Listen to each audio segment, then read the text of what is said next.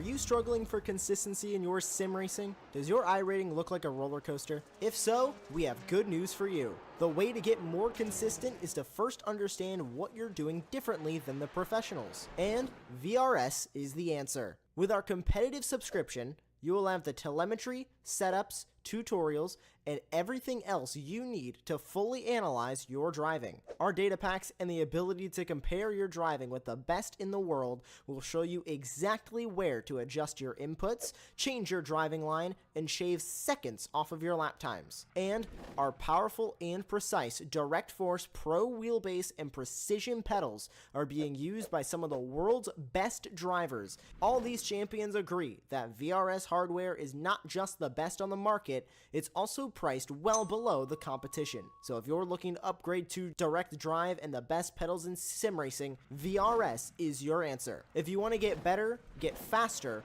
and make it happen sooner rather than later, you owe it to yourself to find out why so many people are switching to VRS. You'll be so glad that you did. Visit www.virtualracingschool.com and learn why the best use VRS.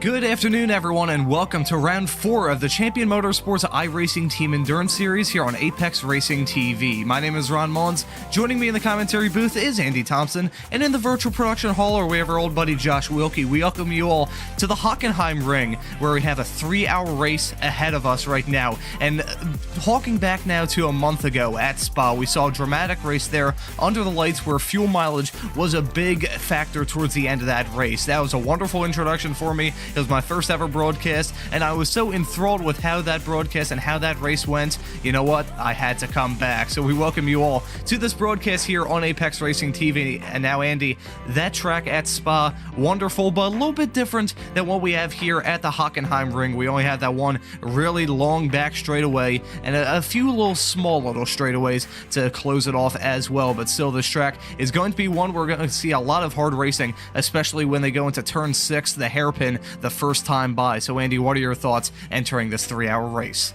Yeah, good afternoon, Ron. Good afternoon, viewers. I mean, we were just entertained last time out at Spa. It was a fantastic 4-hour race, and it literally came down to the last lap.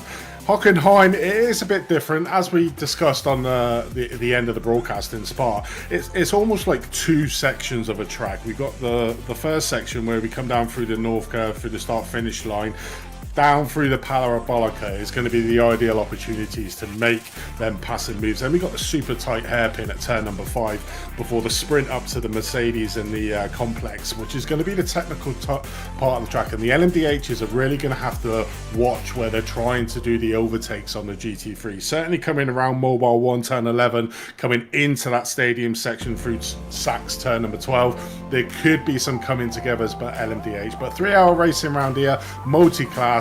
You know, sit back, people. We are going to be entertained for the next 3 hours. Certainly, I agree with that, Andy, wholeheartedly. There's a lot of storylines that we have to touch on here. One of them being the championship. We are now 3 rounds in. This will be the 4th round of the season. So we have a good picture as to what the championship is looking right now. I'll run you through the points right now in the prototypes. And in the pro category, it's just really been the story of dominance for the Satellite Racing Teal team. They have gone undefeated so far this season. They won in Daytona to kick the season off. They won in Jerez, and they won last time out in Spa in fairly convincing fashion. However, their sister car, the Satellite Racing Blue team, did not have the best result in the world in Spa. They're running with their sister car throughout a vast majority of that race, but because of a disappointing result, they're only scoring 23 points. They have actually dropped down behind 100 Force, so they're P3 in the championship standings. 100 Force currently in 2nd. And then looking at the AM category, it's Sim HQ Motorsports Orange, close to undefeated here. They've scored 2 of the 3 victories so far this season, along with a decent result, I believe it was a podium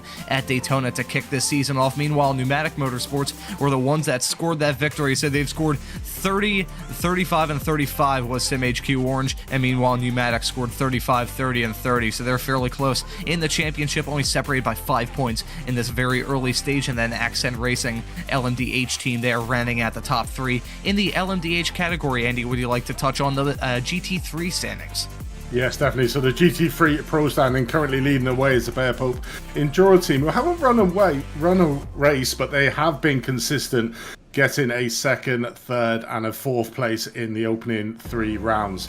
There's been no real winner or real standout team in this pro category, so it's certainly up for grabs, as we can see by the points there. 1 point separating 1st and 2nd between Bear Pope Endurance and D's Porsche Rennfahrer Jug in 2nd place, with Overtake Team White in 3rd place. So it's super close, super tight in the GT3 Pro category overall. Looking further down at the AMs, it's pretty much the same story as the pros. There's been no real standout team, with CMSRacing.com Endurance currently leading the way again, having a more consistent opening 3 rounds, but have not won a race first. Lunatic Racing there in 3rd place have certainly come on strong since round 2 Jerez, getting a win and a 2nd place, and it was just that disappointing opening round at Daytona that has put them down into to third place. So it's super close, super entertaining, and it's going to be a tight win with the GT3s. And as always, the GT3s are battling with themselves as well, Ron, but they're also battling to make sure that, one, they don't get hit by the LMDH cars, and two, they don't lose too much time when the LMDH cars come through the field in around about lap number 3 around this track. So it's going to be super competitive, super tactical of how they did it, and we saw it out last time out in Spa of how tactics really played a part, where that last lap gas, where unfortunately one of the teams just literally pulled up 5 meters before the line for the win and came home in second place. So it's all about the tactics again here. It's a shorter version, an hour less than Spa, but 3 hours is still going to come into play when it comes around to the tactics of the teams, how they're going to play the fuels, how they're going to play the tires, because they only get 2 sets of tires, and this track is quite hard on tires, certainly when you come into that stadium section. So it's going to be interesting to see how the GT3 field manage with the LMDH field. I was just going to mention tire management, Andy, because looking at the track layout here at the Hockenheim ring, even the long straightaway is mainly parabolic. It is not a straightaway in the slightest. It's a very long bend that you're taking flat on basically any race car. I mean, even with the rain coming in iRacing when Season 2 starts in just a couple days' time, even then you'll be going flat out, going through that back not-so-straight straightaway. But really, there's no points of rest for these tires. You're usually always turning at this track, and you also have some very hard corners for these tires. Certainly turn 1, which has such it's a razor thin margin of error coming through turn 1. You don't want to hit that curb too badly on that inside, because then you'll just ping off the track and go through that runoff area and collect a whole lot of dirt on your tires. Turn 2, 3, and 4, that's always quite tricky here. This track, it's a tale of two halves when it comes to its history. Of course, a lot of people know, some history buffs may remember, that this is not the layout. If you look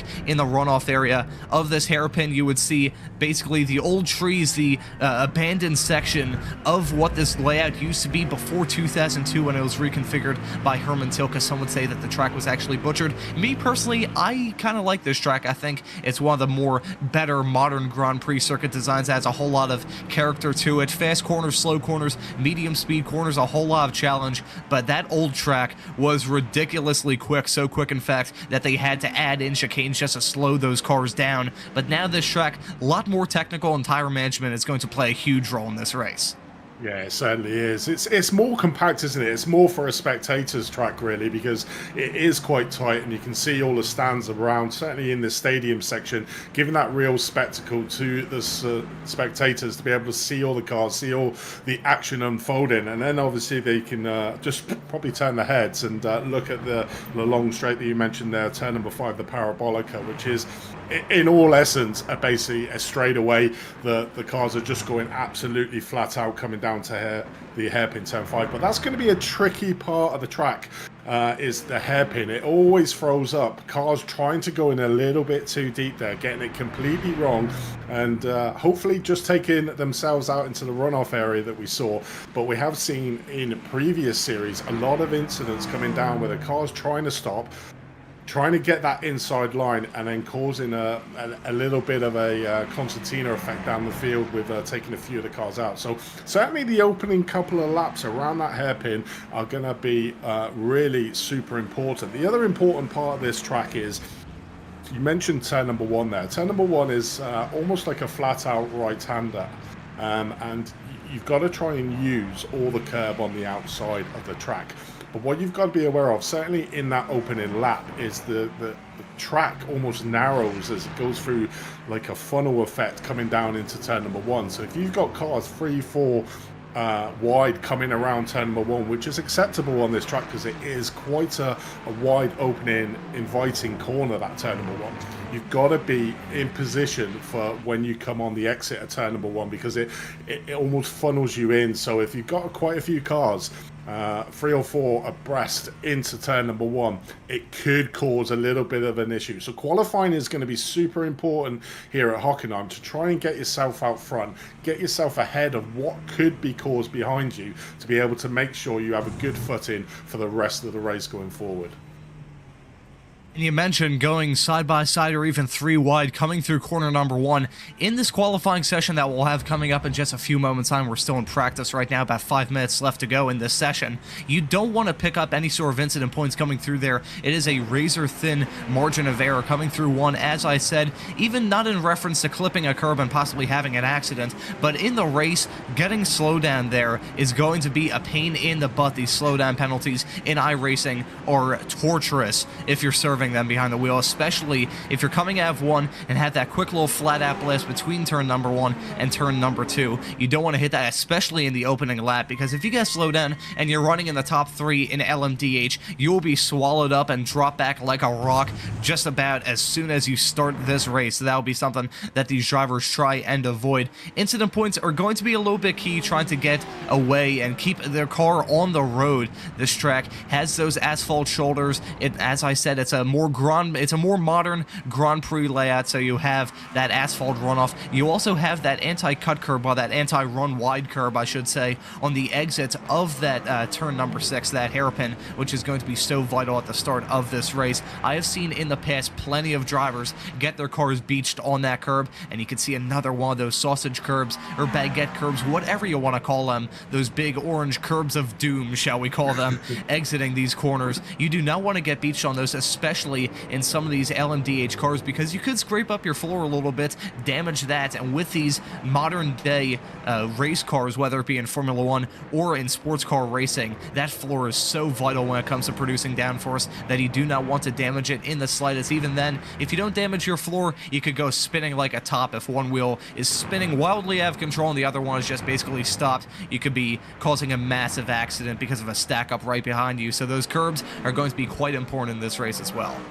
Yeah, 100%. I mean, I think the worst one going around here is the one after turn number 15 before you come out of 16. If you get that wrong, right on the edge of 15 going into 16, you can actually unsettle the car, and you could quite easily lose the positions down the start-finish straight there. So it's important to use it to your advantage as much as you can, but not hit that curb, because the curbs around here are quite severe when you hit them. Certainly when you're coming out of Mercedes as well through turns 9 and 10. If you try to get on the power a little bit too early through 9 and 10, there's a vicious sausage curb on the exit at turn 10 that we're just watching Miguel here come through.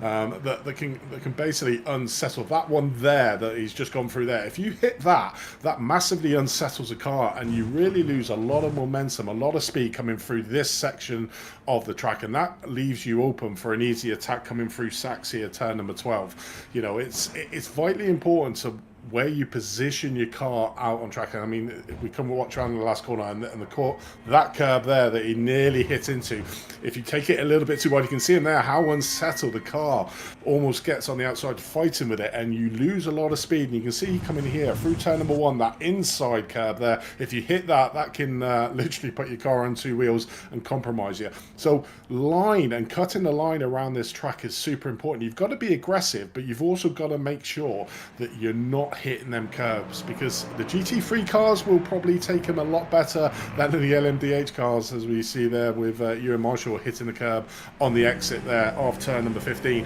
These cars are pretty rigid, and there's not a lot of suspension movement in these LMDH cars, whereas some of the GT3s like the BMW can actually hit them quite hard and manage to get through. So it's going to be interesting how the different teams are going to attack certainly the different sections of the race. So you've got the first section where you're just trying to establish where you are in the field and trying to get the best positions off the starting grid. Then you've got the middle part of the race, which what I call is the sustaining part of the race, to make sure that you're maximizing the fuel that you've got on there, you know, making sure that you hit where you need to go in for that final section where you're coming into the pits for your final stop, and then it's just a race then to the finishing flag. So it's going to be an interesting race here.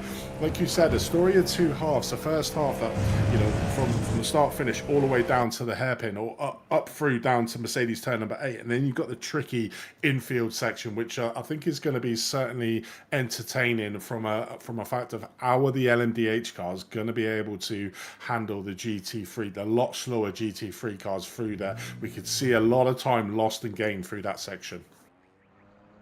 And the practice session has come to a close. We are now in qualifying. It was the Tenodo Delta Simtech team at the front of the running order in that practice session. That's a pretty good lap time from them, a 1 minute 24.6 to round off that session for them in the GTPs. So it's a little bit odd that we're seeing the Satellite Racing Team Teal actually in P3 in that practice session. So we'll see if they can pull out a little bit more pace here in this qualifying session. I will say practice, there's a whole lot of different things that these drivers are trying to do. Well, these teams, I should say, are trying to do. Get different drivers in that race car. Try and do a little bit of race setup work, shall we say. Try not to focus too much on qualifying. Many of these drivers have plenty of laps. Many drivers in that session were clocking 50 plus laps in that hour and 15-minute session. So qualifying is now rocking and rolling and ready to go. 15-minute session where these drivers have 3 attempts to put in a good lap, so it is crunch time for these drivers. Trying not to keep these cars, well, trying to keep them on the track, try not to avoid hitting those curbs too badly, because you don't want to be two-wheeling coming through them, and you don't want to damage your tires too much, especially on that warm-up lap. Trying to get these tires up to temperature is so key, and trying to scrub them in and get all the chemicals and grease on these endurance racing tires is so important here. Trying to get the maximum performance you can add these race cars in such a small little amount of time. Yeah, 100%. And like you said, they've only got 3 laps to do it. And if they don't get that banker lap in for the first lap and waste one from an off track, and like you said, turn number 1 is really synonymous with obviously giving you that pesky off track, is that you're then putting yourself under pressure. You've got to get that banking lap in for the first lap. Then you can just start going on and progress on. So it'll be interesting to see when the times start coming in who has failed to get that opening banking lap, which will then put themselves under pressure. So they've only got 3 laps, even though they've got 15 minutes, they've only got 3 laps to be able to put the time in for where they're going to be positioned on the grid. So it's important straight away getting focused and getting in there to get that first lap time, to then be able to push on to try and improve that lap time for the second and third laps. But it's interesting to see as we watch Josh Stokes here from Centre Racing LMDH coming around into the stadium section. You can sort of see how low to the ground these LMDH cars, and it's going to be super tricky. Like I said, when the GT3 cars are in there, they're going to be going a lot slower than these LMDHs around this part of the section. So it's all going to be about how they can do, as Josh sorts of lines himself up coming through turn number 15 now, coming out of the Sud curve for his fast opening lap, as he lets rip coming down the start finish straight for his first lap. You can see now drivers already putting lap times on the board. That was a good lap there from Josh Stoltz to move into P1 provisionally in the LMDH AM category. We'll see some more drivers setting some lap times as Paul Darling exiting corner number 1. Will he move up towards the front for the Satellite Racing Blue team? No, he does not. You can see both Satellite Racing team drivers currently in P5 and P6, so they'll look to try and get some better results here in the later stages of this qualifying session. It was a Ferrari 1-2 in the GT3 categories, but now it's the Diez Porsche. I will not even attempt to pronounce that German name. I have German ancestors, and I do not want them rolling in their graves. They're currently at the front of the GT3 Pro category in the very early stages of this session. We gotta wonder here what cars are going to be the ones for choice. Currently, it's Porsche leading in both LMDH categories and GT3 Pro, but those Ferraris, you can see them littering the GT3M standings right now. Currently P1, P3, and P5, 6, and 7 there. So the Ferraris seem to be the cars of choice. Certainly, I think they are a very gorgeous looking race car ever since they were introduced a few seasons ago here on the iRacing platform, but it has a little bit of a checkered past. I remember in that first season there were plenty of drivers making mistakes in that car because it was a very fast race car, but also very vulnerable to make a mistake. That's a good lap time there from Brock Kelly to move up to the front of the GT3 AM category for the Fendi Racing White team there at a 1:37.9. That's a pretty good lap time from him. The Pneumatic Motorsports Blue is at the front of the LMDH Pro category. Actually, never mind. The Satellite Racing Teal team moves up to the front in that Cadillac, a 124.1. Meanwhile, Valhalla is currently at the front in LMDH, and that's Overtake Team Black moving up to the front of the GT3 Pro. A lot of moving, a lot of shuffling as these drivers slowly set in their very quick lap times. Yeah, it definitely is. I was watching on timing tower, the Satellite Racing Teal team basically purple sectors every single sector in that last lap there, and you can see by the time 4/10 of a second over a Precision Racing Esports. Just looking down there, a lot of greens on the timing tower, so a lot of improvements on the laps coming in thick and fast. Like we said, we've got that first banking lap in now, and now they're starting to progress on, moving further forward to try and get the faster laps, and this is where we're starting to see the second and the third, and hopefully by the third lap we'll be able to sort of see the fast times. So looking at Max Muir in the Racing Satellite team, he put another black sections there, so it's not quite as fast as his second lap here in his third and final lap. So I think his time is going to be the one to try and beat at the moment, as we see Tentu Denta Simtech there move up into sixth place. I mean, you can just see the times, how close they are in these LMDH Pro categories. Going further down, you look at the LMDH AMS, a little bit of a time to gain there, half a second between SimHQ Motorsport Orange and Valhalla Motorsports there in the LMDH. Then we look further back at the GT3 Pro cars, 2/10 of a second between Overtake Team White and Tentu Delta Sim 144 there, but it's super close, super competitive. I mean, probably the biggest gap is in that GT3 AM Fendit Racing White team there, 137.9, fantastic, like near enough 7/10 of a second ahead of the field at the moment, with Valhalla Motorsports there in second place on a 138.651. So a little bit of a time. So Fendit Racing team really putting out its stall here early on in that GT3 AM, with around about 7/10 of a second gap over the rest, as we see Pneumatic Motorsport Blue moving up into third place on the LMDH Pro. It'll be interesting to see Satellite Racing Blue there in fifth place at the moment, so only around about 0.02 of a second slower than the Tentu Delta Simtech 377 team. So it's going to be interesting to see that Satellite Racing Blue. You were mentioning them earlier on. They had a bit of a disaster out in Spa. They got taken out early on in the race, then had a drive-through penalty later on, but still managed to secure fourth place overall. It'd be interesting to see what that team can do if they manage to have a clean race. I mean, we've seen the Satellite Racing Teal team completely dominate that LMDH class, 3 wins out of 3, and they normally sprint away from the rest of the field. So I think that second place in the LMDH Pro category is the one where we're going to be watching intently to see who can take that position by the scruff of its neck and really take command in position, because you can't really see past that Satellite Racing Teal team at the moment in the LMDH Pro category. They are absolutely annihilating the field when it comes to them LMDH Pros. But the rest of the field, GT3s, super competitive. Fendit Racing still managing to keep that lead. Lunatic Racing have closed that gap now to 0.3 of a second. I did mention them earlier on, you know, having an excellent race 2 and 3. Unfortunately, didn't have the best of races out in Daytona. So certainly is a team on the charge at the moment in the GT3 AM field.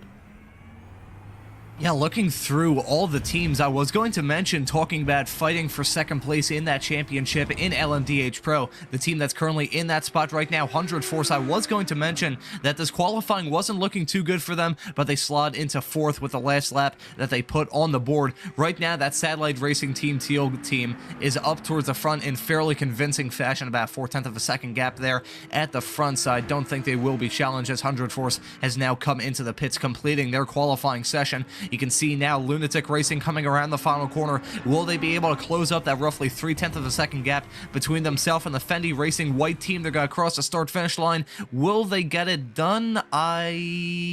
Ooh, there we go. They move up to the front there. About 0.2 of a second that they leaped there. So that was a 0.5 of a second gain, a half a second gain in that Audi. That was a great lap there for Nick McLaughlin to take the provisional pole position in the GT3 AM category. And you can see him going slow. He finished all of his allotted laps. So that is a fantastic way for him to end his qualifying session. Looking currently that Lunatic Racing is going to be at the front of the GT3 AM category. We have only a few more teams left to set a qualifying time. There's a Penguin RC Simulation GT3 team, driven currently by Nate Stewart, running in P9 in this session right now. I believe this is his last lap, if I'm not mistaken, so he'll have to have a good lap here in this Audi if he wants to claw his way up through the field. Currently in that top 10, as I said, but I'm sure he'll be looking for any way in the book to try and claw up some time. He has about a half a second gap to move into P6 with really slow motion racing, putting in a pretty decent lap time, currently P6 in this session in that Porsche. So we're riding on board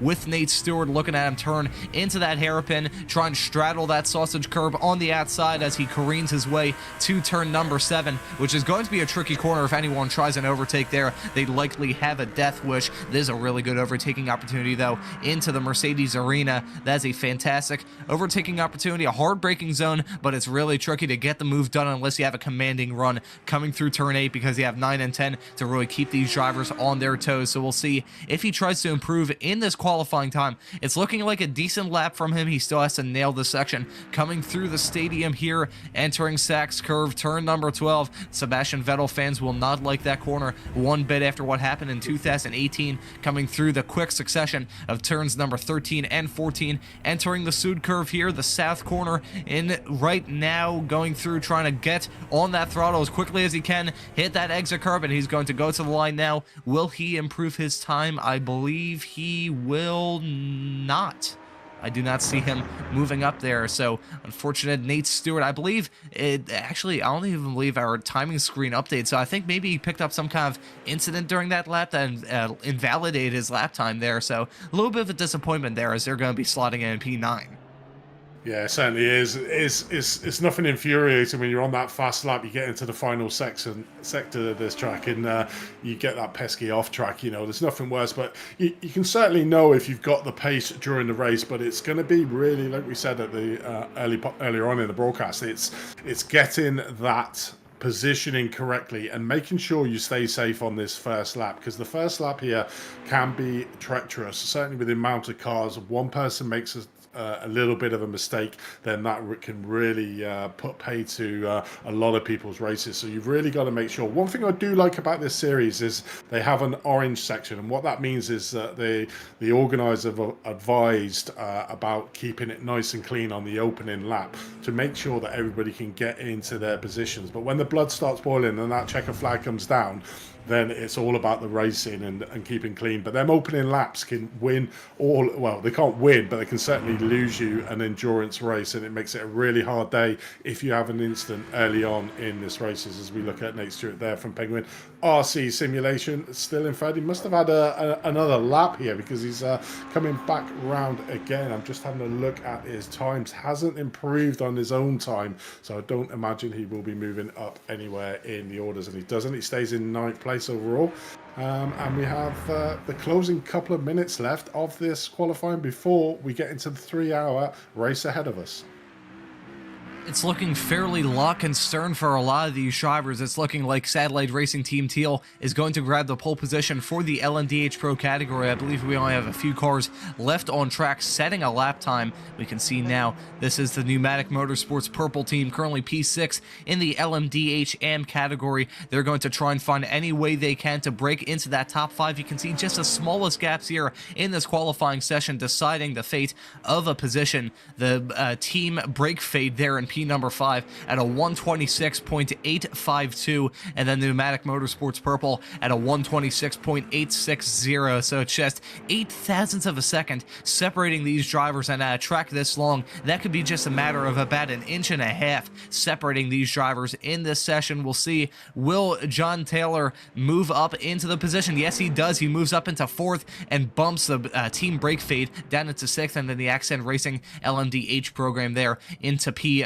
number 5. That was a pretty good lap time from them, picked up a few tenths of a second, so pretty good lap, all things considered. I believe the qualifying session has now come to an end, and I'm not sure what in the world that noise was from you there, Andy. I think I may need to find some sort of medical attention for you. I'm not sure if I can call 911 here in the States for you in the UK, but this qualifying session has now come to a close. We're just waiting for the time to run out. I believe everyone has completed their lap times, if I'm not mistaken. We may have, actually, no, there are no cars on track right now, so we have a small little, this is a calm before the storm right now, folks. We'll just wait a small little bit before we, oh, that was actually our producer, Josh, that had the very bizarre noise there. So, Josh, I think, I'm not sure how to contact some sort of medical attention to you in Canada, but my thoughts go out to you, my friend. I'm not sure what in the world that noise. That was very disturbing. I thought one of us had been like, I don't know, like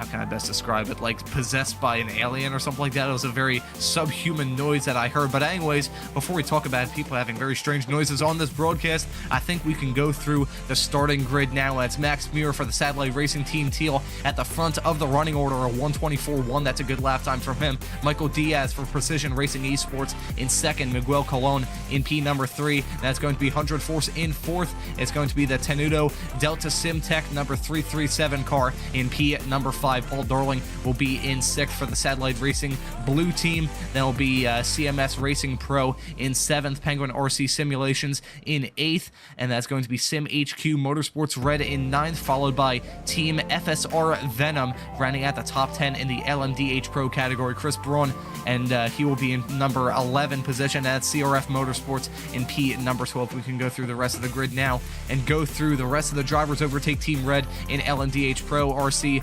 Simulations in 14th, and you can see Mecha overtake, and that's going to be Obsidian Racing Future rounding at the field in the LMDH Pro category. Going quickly through the LMDH AM Sim HQ, and that's going to be Dog Bear Bark in P1 and P2 in that class. Valhalla Motorsports Tie, I believe it's tie-dye if I'm not mistaken, in P number 3. That's going to be John Taylor Tammy with Pneumatic Motorsports Purple in P number 4. You can go through the rest of the grid in LMDHM. We're waiting for these drivers to go and start this lap. I believe we actually have a short and pace lap here, so we might have to go through and touch on some of the GT3 drivers right now. You can see Stoltz and Balanchi there running at some of the field. Only 8 cars in LMDH. I'll pass this off to you, Andy, for the GT3s.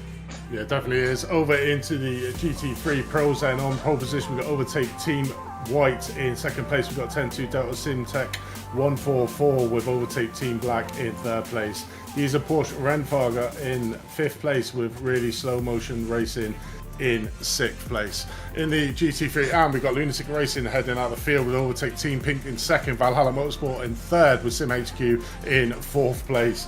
In fifth place, we've got Bear Pope Zero with sixth place being the Back Pain and Eye Strain Racing team there. So we're just coming around exactly into the opening, a real short opening lap for these drivers to get themselves ready into this race before we actually start this 3 hour. And it's all down again to the Satellite Racing Teal team of Max Beer to start this race off.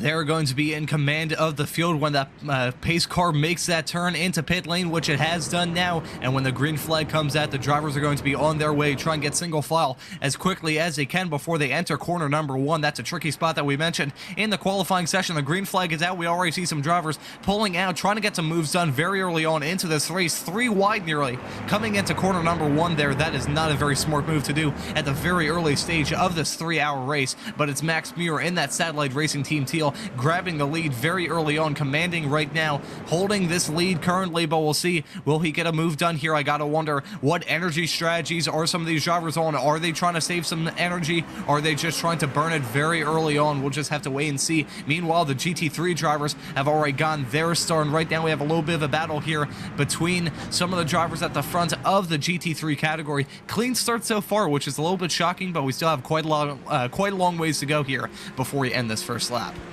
Yeah, certainly do. As the cars just jostle, as we see 3 wide here coming through the parabolic for the first time, coming down into the hairpin, and this is where the issues can be caused with 3 wide, and really got to give each other space coming through as we just watch the drivers coming through. A little bit of jostling, and one of the cars spin there. Unfortunately, that is I believe that is Bear Pope Zero that may have Enduro that spun there at the end. We'll have a look to see who's lost a lot of position. It looks like Last 10th Race Team as well has lost a lot of positions, down 12 from where they started with Chris Braun at the wheel. But it's this opening lap issues in it. All the cars are literally stacked on top of each other, so you really got to make sure that you give each other space on this opening couple of laps. But you can see there already Racing Teal Blue, and it comes like almost normal of this. The top 3 cars managed to get away from the rest of the field, and we're seeing this early on in this race with Satellite Racing Teal Team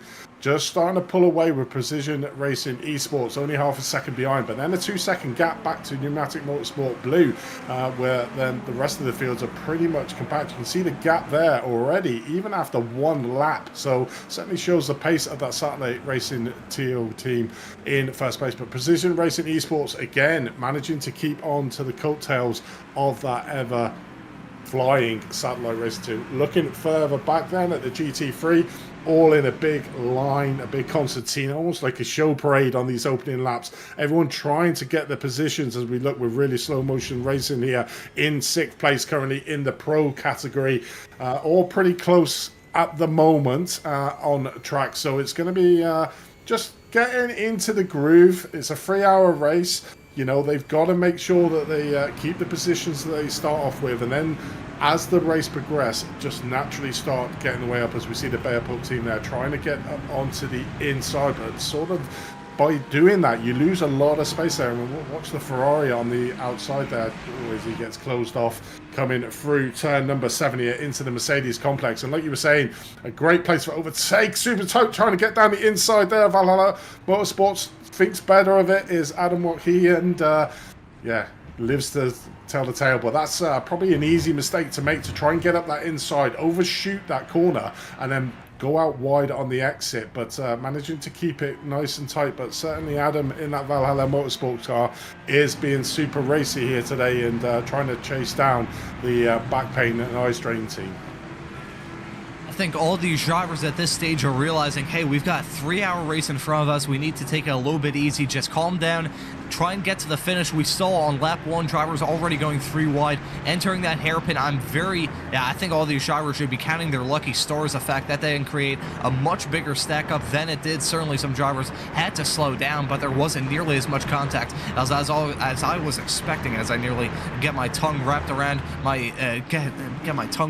itself about 17 times as I said that there's a half spin coming through that hairpin on the first time by. We may need to take a look at a replay if we can of that, because I think that was just very hard racing of all those drivers going 3 wide in a corner, which, as we mentioned towards this broadcast, there's very few sections of this racetrack where you can go 3 wide successfully. Certainly overtakes entering that corner, the heaviest braking zone on this entire racetrack. It is expected that we'll see some drivers go for moves here, as we may see some this time by. Now these drivers actually taking it a little bit careful here. They're realizing again, hey, 3 hours in, we need to take it a little bit easy and be there towards the finish of this race. This is Miguel Colon, currently P3, the Pneumatic Motorsports blue driver, currently running P3 in the LMDH Pro category. He has actually lost track of Precision Racing Esports and Satellite Racing Teal right ahead of him. The gap is about 3.3 seconds, currently only about 5 minutes into this race right now. So he's acting as a little bit of a rolling roadblock, shall we say. You've got 100 Force,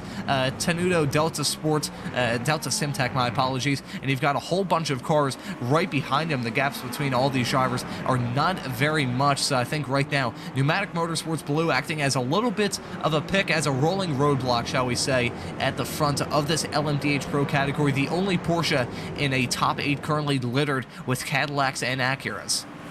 Certainly is. I mean, just look at the pace of that Satellite Racing Teal team. 1.1 seconds ahead of the Precision Racing Esports team, and 4.8 seconds against the battle that we're currently watching with Pneumatic Motorsport Blue. And then it's super close between 100 Force, 10-2 Delta Simtech, and CMS Racing Pro. They're all really closely compact here, from third all the way down to 8th on field. But certainly the front 2 at the moment, as we come to see in the series, starting to sprint away a little bit between the rest of the field, and that's the telling bit for me, really, with that Satellite Racing Teal. They really do manage to get out of the stalls super quick and then just basically put the hammer down from the off in that field. But looking further back as well, the LMDH Ham, SimHQ Motorsport Orange taking a commanding role here. Let's have a look at the replay here.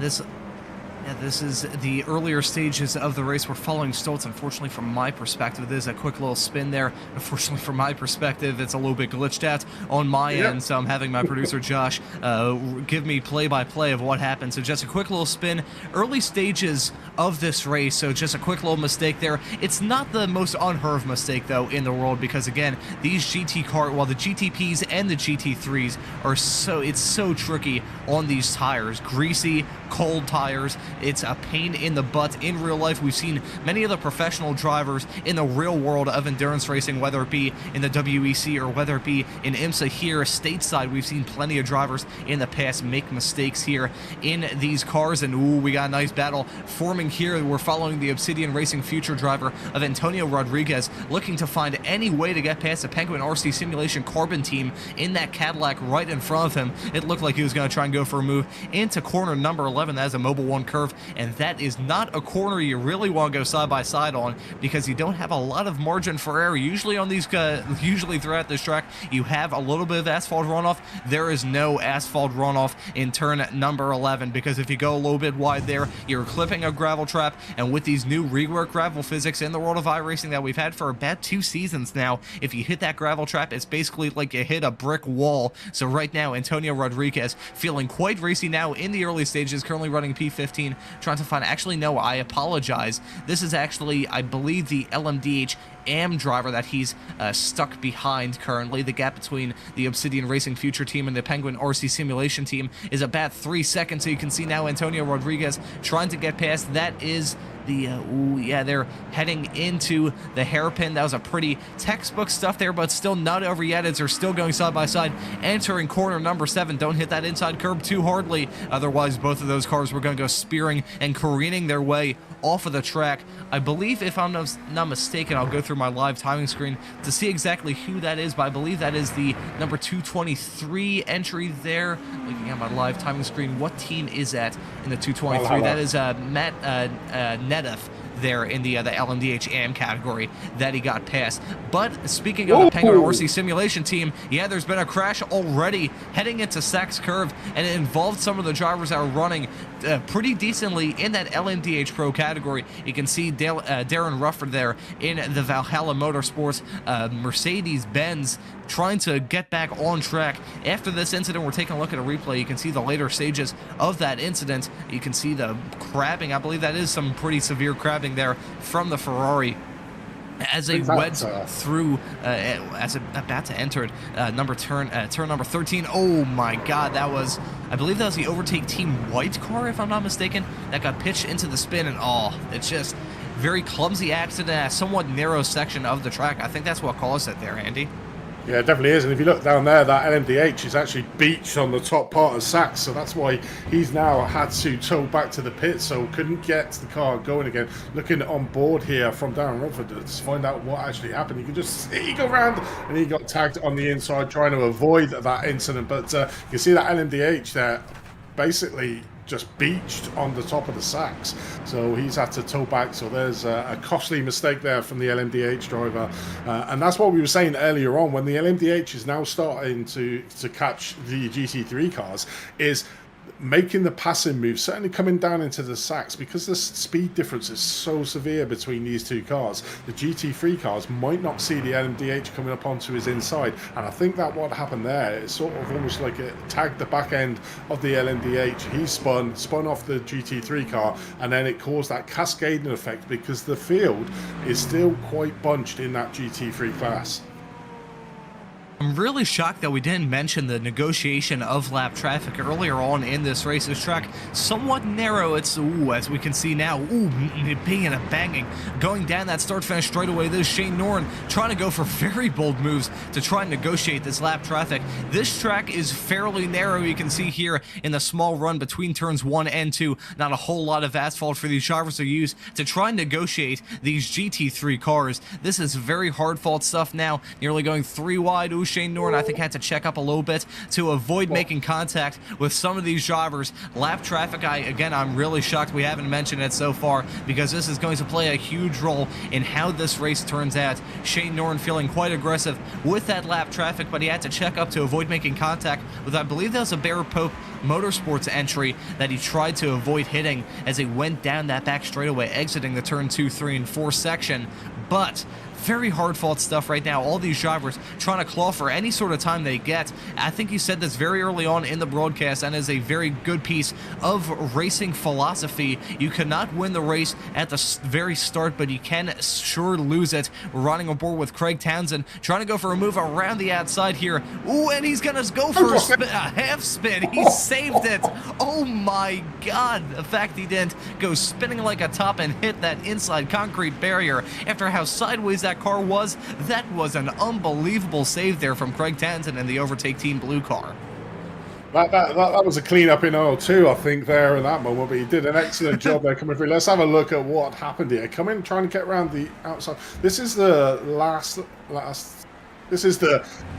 Yeah, this is a start-finish straight. Look at that, trying to take the GT3 cars. If we carry on with this, actually, you'll see a really good move here for Craig Townsend, because this, when he was coming down here, as we mentioned, coming into turns 1 and 2, super tight type in there. So he's now trying to chase down, but what we'll see in a minute is the 2 GT3 cars block the LMDH car, and you almost see Craig Townsend. I saw it in the rear view mirror when we were driving on top of going into the back. Look how much he has to hold on the brakes to try and make sure, because obviously the GT3 cars that we'll see in there, the Team Bear Pulp and the Lunatic Racing Team, I think that is, basically literally boxed in the LMDH car there in front, and Craig had to do some extreme manoeuvring and braking to make it do. But we'll carry on with this, just watching him going around here, because we'll see his moment in a minute coming around turn number 11, Mobile Run, coming down into the Mercedes. But you can just see the closing speed of these LMDHs against the GT3 cars, and this is going to be a super tricky part of the track, you know, really trying to push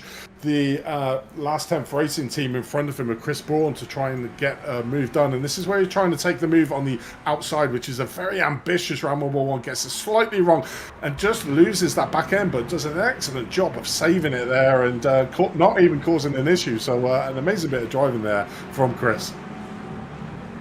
I echo the thoughts from our producer Josh. How in the world did he do that? I'll tell you how. He turned those front tires into rectangles with how big of a lockup he had to try and keep that thing going in a straight line. I see a big puff of smoke there. Driver still going sideways and locking up. I think that might have been a GTP farther up the road, having to check up to avoid any sort of contact with a GT3 driver. We were riding on board with Craig Townsend, still following him as he's trying to negotiate here, nearly going 3 wide as they exit turn number 4 and go down that back straightaway. There's going to be some hard fought stuff here. You can see, ooh, that's the Overtake Team Red Team of Scott Lawrence missing a rear wing. What in the world happened to him? We'll take a look at a replay to see what the heck happened here. Heading through corner number 1, this may explain the puff of smoke that we saw. This isn't lap traffic involved. No, it was that curb, the killer curb on the inside of corner number 1, catching out Scott Lawrence, and he just got checked up from behind, lost that rear wing. I think there may be a little bit of suspension damage. That, ooh, and you can see another spin there. Ooh, be very careful here. Oh my God, there's going to be a massive moment. Hopefully stay on those brakes. He may want to tow. Okay, he's backing up and trying to find any sort of way to avoid making contact with anyone. Be very careful on the rejoin. I am getting extremely nervous here. I was feeling my the race steward in me, seeing that and being like completely puckered. I'm like, oh no. I was expecting a GT3 car to T-bone him and to have a bunch of carbon fiber just flying all around the air like $1 million confetti. Thankfully, Scott Lawrence going very slowly. There is definitely suspension damage. You can see him crabbing going down that small little stretch between turns 10 and 11. And this is, we're running on board with Daniel, actually we're following Daniel Ash. I believe this was him. Yeah, you can see this was him going off the track to avoid, and oh my God. We've seen so many Code Brown moments, and we're about 15 minutes into this race.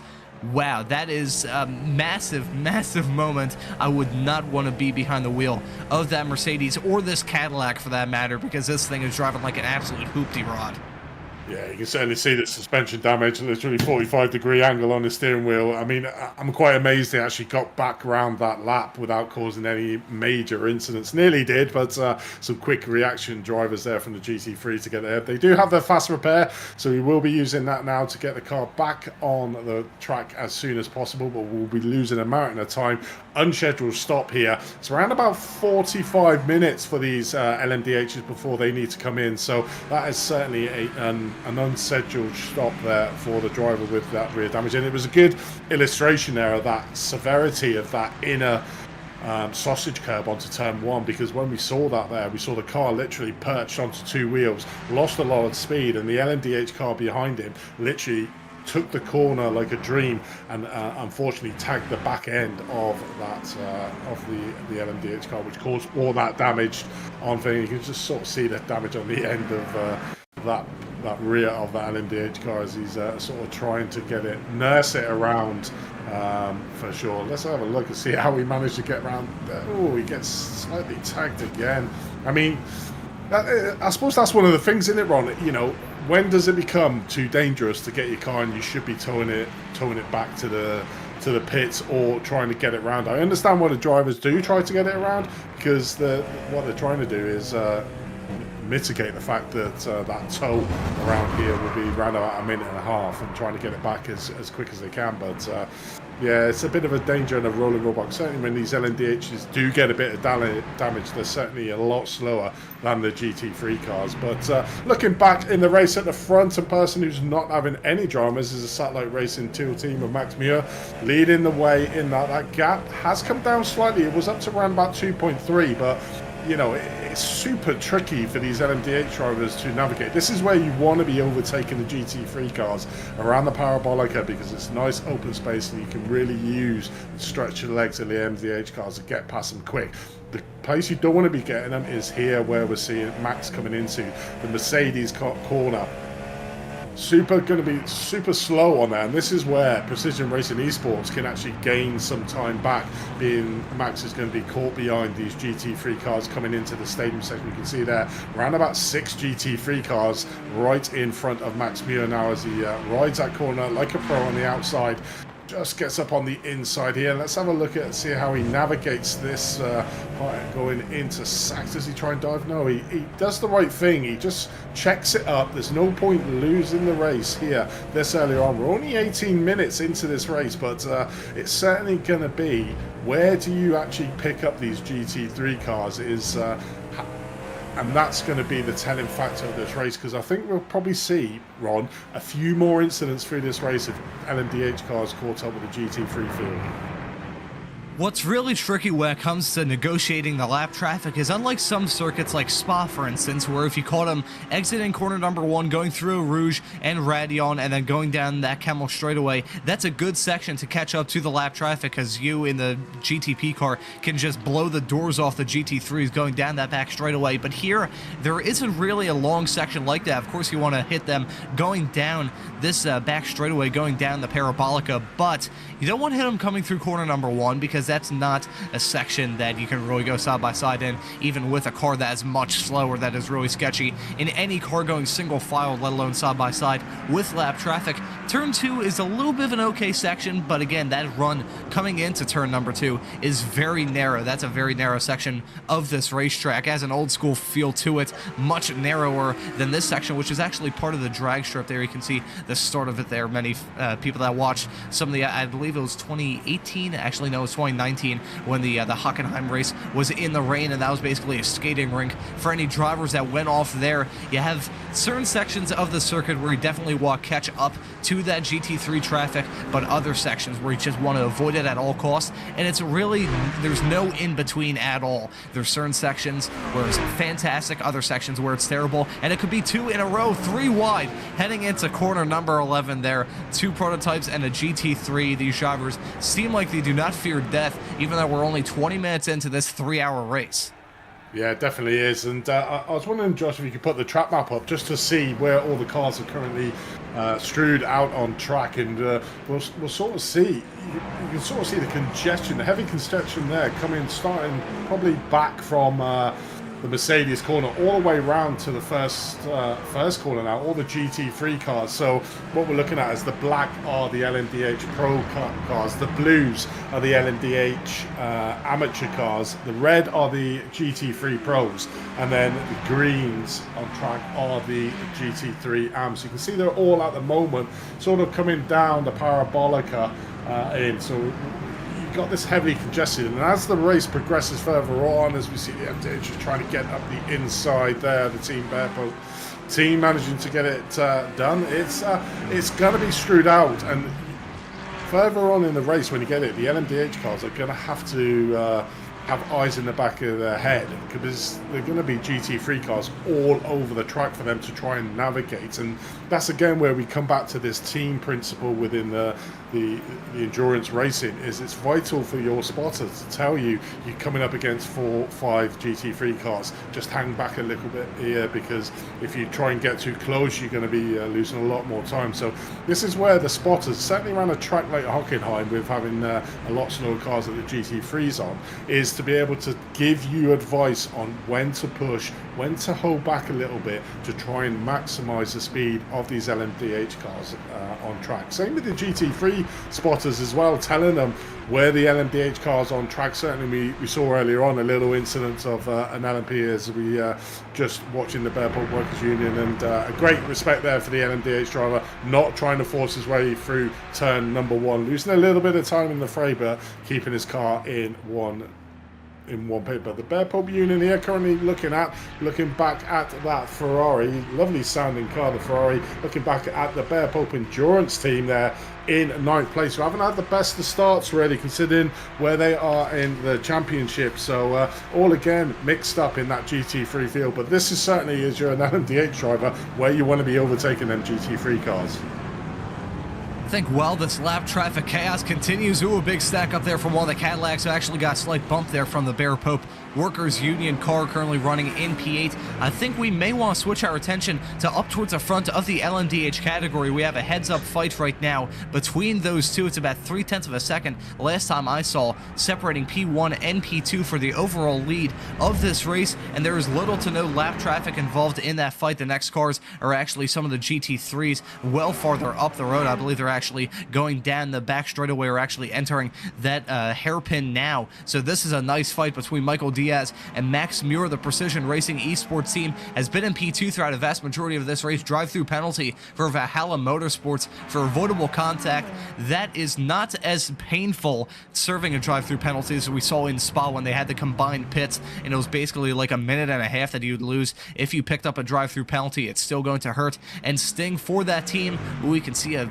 Ferrari off the track. That is the number 17, if I'm not mistaken. Not sure what in the world happened to them coming through corner number 6. They're going through the hairpin. Once they hit that curb, maybe spun there very slow there. Not sure what in the world happened there, but still, the gap between the front two overall is quite close right now. They are now catching up to that lap traffic. I was wondering, it's going to be a heads-up fight between these two, because after they negotiate some of this lap traffic, they still have a pretty big margin before they catch up to the next round. Pretty much the rest of the field, ooh, very close. Side by side, Michael Diaz is going with that Mercedes at 213, going through Sachs curve. That is a very bold move, but he got it done cleanly. I think he may have lost a little bit of time, though, there in that lap traffic conundrum. We're following Maurice Thanusen exiting the hairpin, and quick little spin there. The Sim HQ Motorsports white team going for a quick little spin around and trying to keep it off track to not check up the LMDH leaders at this stage of the race.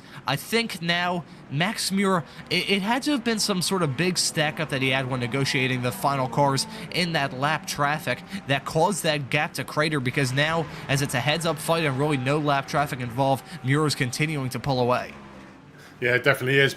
But it's good to see that the Satellite Racing Teal team does have a little bit of competition here with the Precision Racing Esports. We heard with the guys when they come into the booth. This is an exactly reenactment of Spa with these two out in front. You can see the gap between Precision Esports and back to CMSRacing.com Pro. 15 seconds, 15.5 seconds to the lead. So, you know, they are a mile off the track, and CMS Racing Pro does have a nice 4-second gap over the Satellite Racing Blue team there back in fourth. But, you know, hopefully Precision Racing Esports, I think, I'm trying to recollect what happened to them. I think they were involved in an incident, if I remember, coming down after the Kemmel Straight with the GT3 car that really took them out of the race. So it's going to be interesting to see what Precision Racing Esports can actually do if they manage to keep hold of the coattails, because at the moment they are losing a little bit of time, but I suppose that's the beauty of having these cars with the GT3s on this track, is that it's almost a neutralizer. When you hit the GT3s,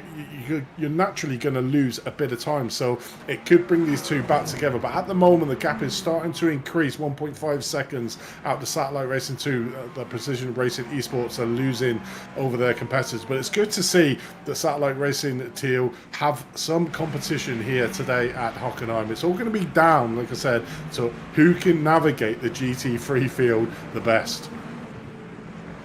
And right now we switch our attention to the lead in the LMDH AM category. There's Nolan Kinslow in the Sim HQ Motorsports orange number 16 car trying to negotiate some of the lap traffic here. You can see very hard fought stuff right now. He has a decent lead between himself and the Pneumatic Motorsports purple team, about around 11 seconds actually separating those two teams right now. That's one of the bigger gaps, the biggest gap that we have right now. He's currently holding off some of the LMDH Pro drivers. This is the team FFS Venom driver of Thomas Sengelboof. I probably butchered that pronunciation. He's currently running just in the top 10 right now, about a 5-second gap between himself and the Penguin RC Simulation Carbon team, who are knocking on the door of that right there. Fairly spread out the LMDH Pros are currently, and I was going to mention this earlier. It's a little bit fascinating, the fact that the LMDH AM category is currently dominated by the Porsche. Meanwhile, you have to go back to Mecha Esport and then Team FSR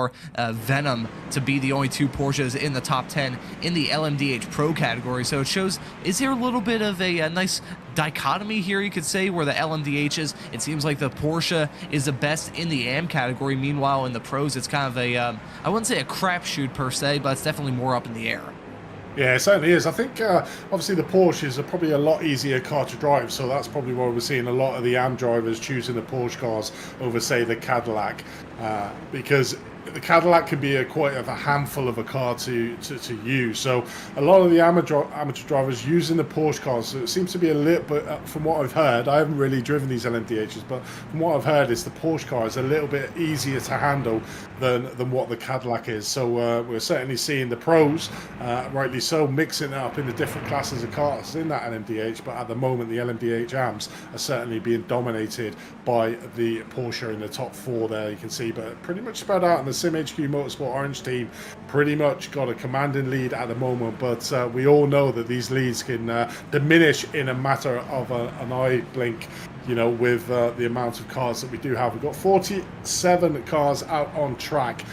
Quite a tight track with 47 cars of a mixed class is a lot of cars to try and navigate lap after lap after lap. I mean, we're currently 29 minutes into this race, already done 20 laps of this track, so there's going to be a mountain of laps to actually navigate around to the end of this race. So anything can happen, and we have seen it certainly out in Spa last time out, you know, right at the death. The race was won in many classes. But looking further back down, the GT3 is a bit of a fight between overtake Team White and overtake Team Black, so 3 seconds between them two at the moment, and again, it's all about just trying to keep and maintain your line to be able to make sure you optimize the speed. As we watch the Bear Pulp Endurance team there currently in 8th place, our current leaders in that GT3 Pro. But like I said at the start, there's not really one team in that GT3 Pro and GT3 AM that have really taken it by the scruff of the neck. We've had different winners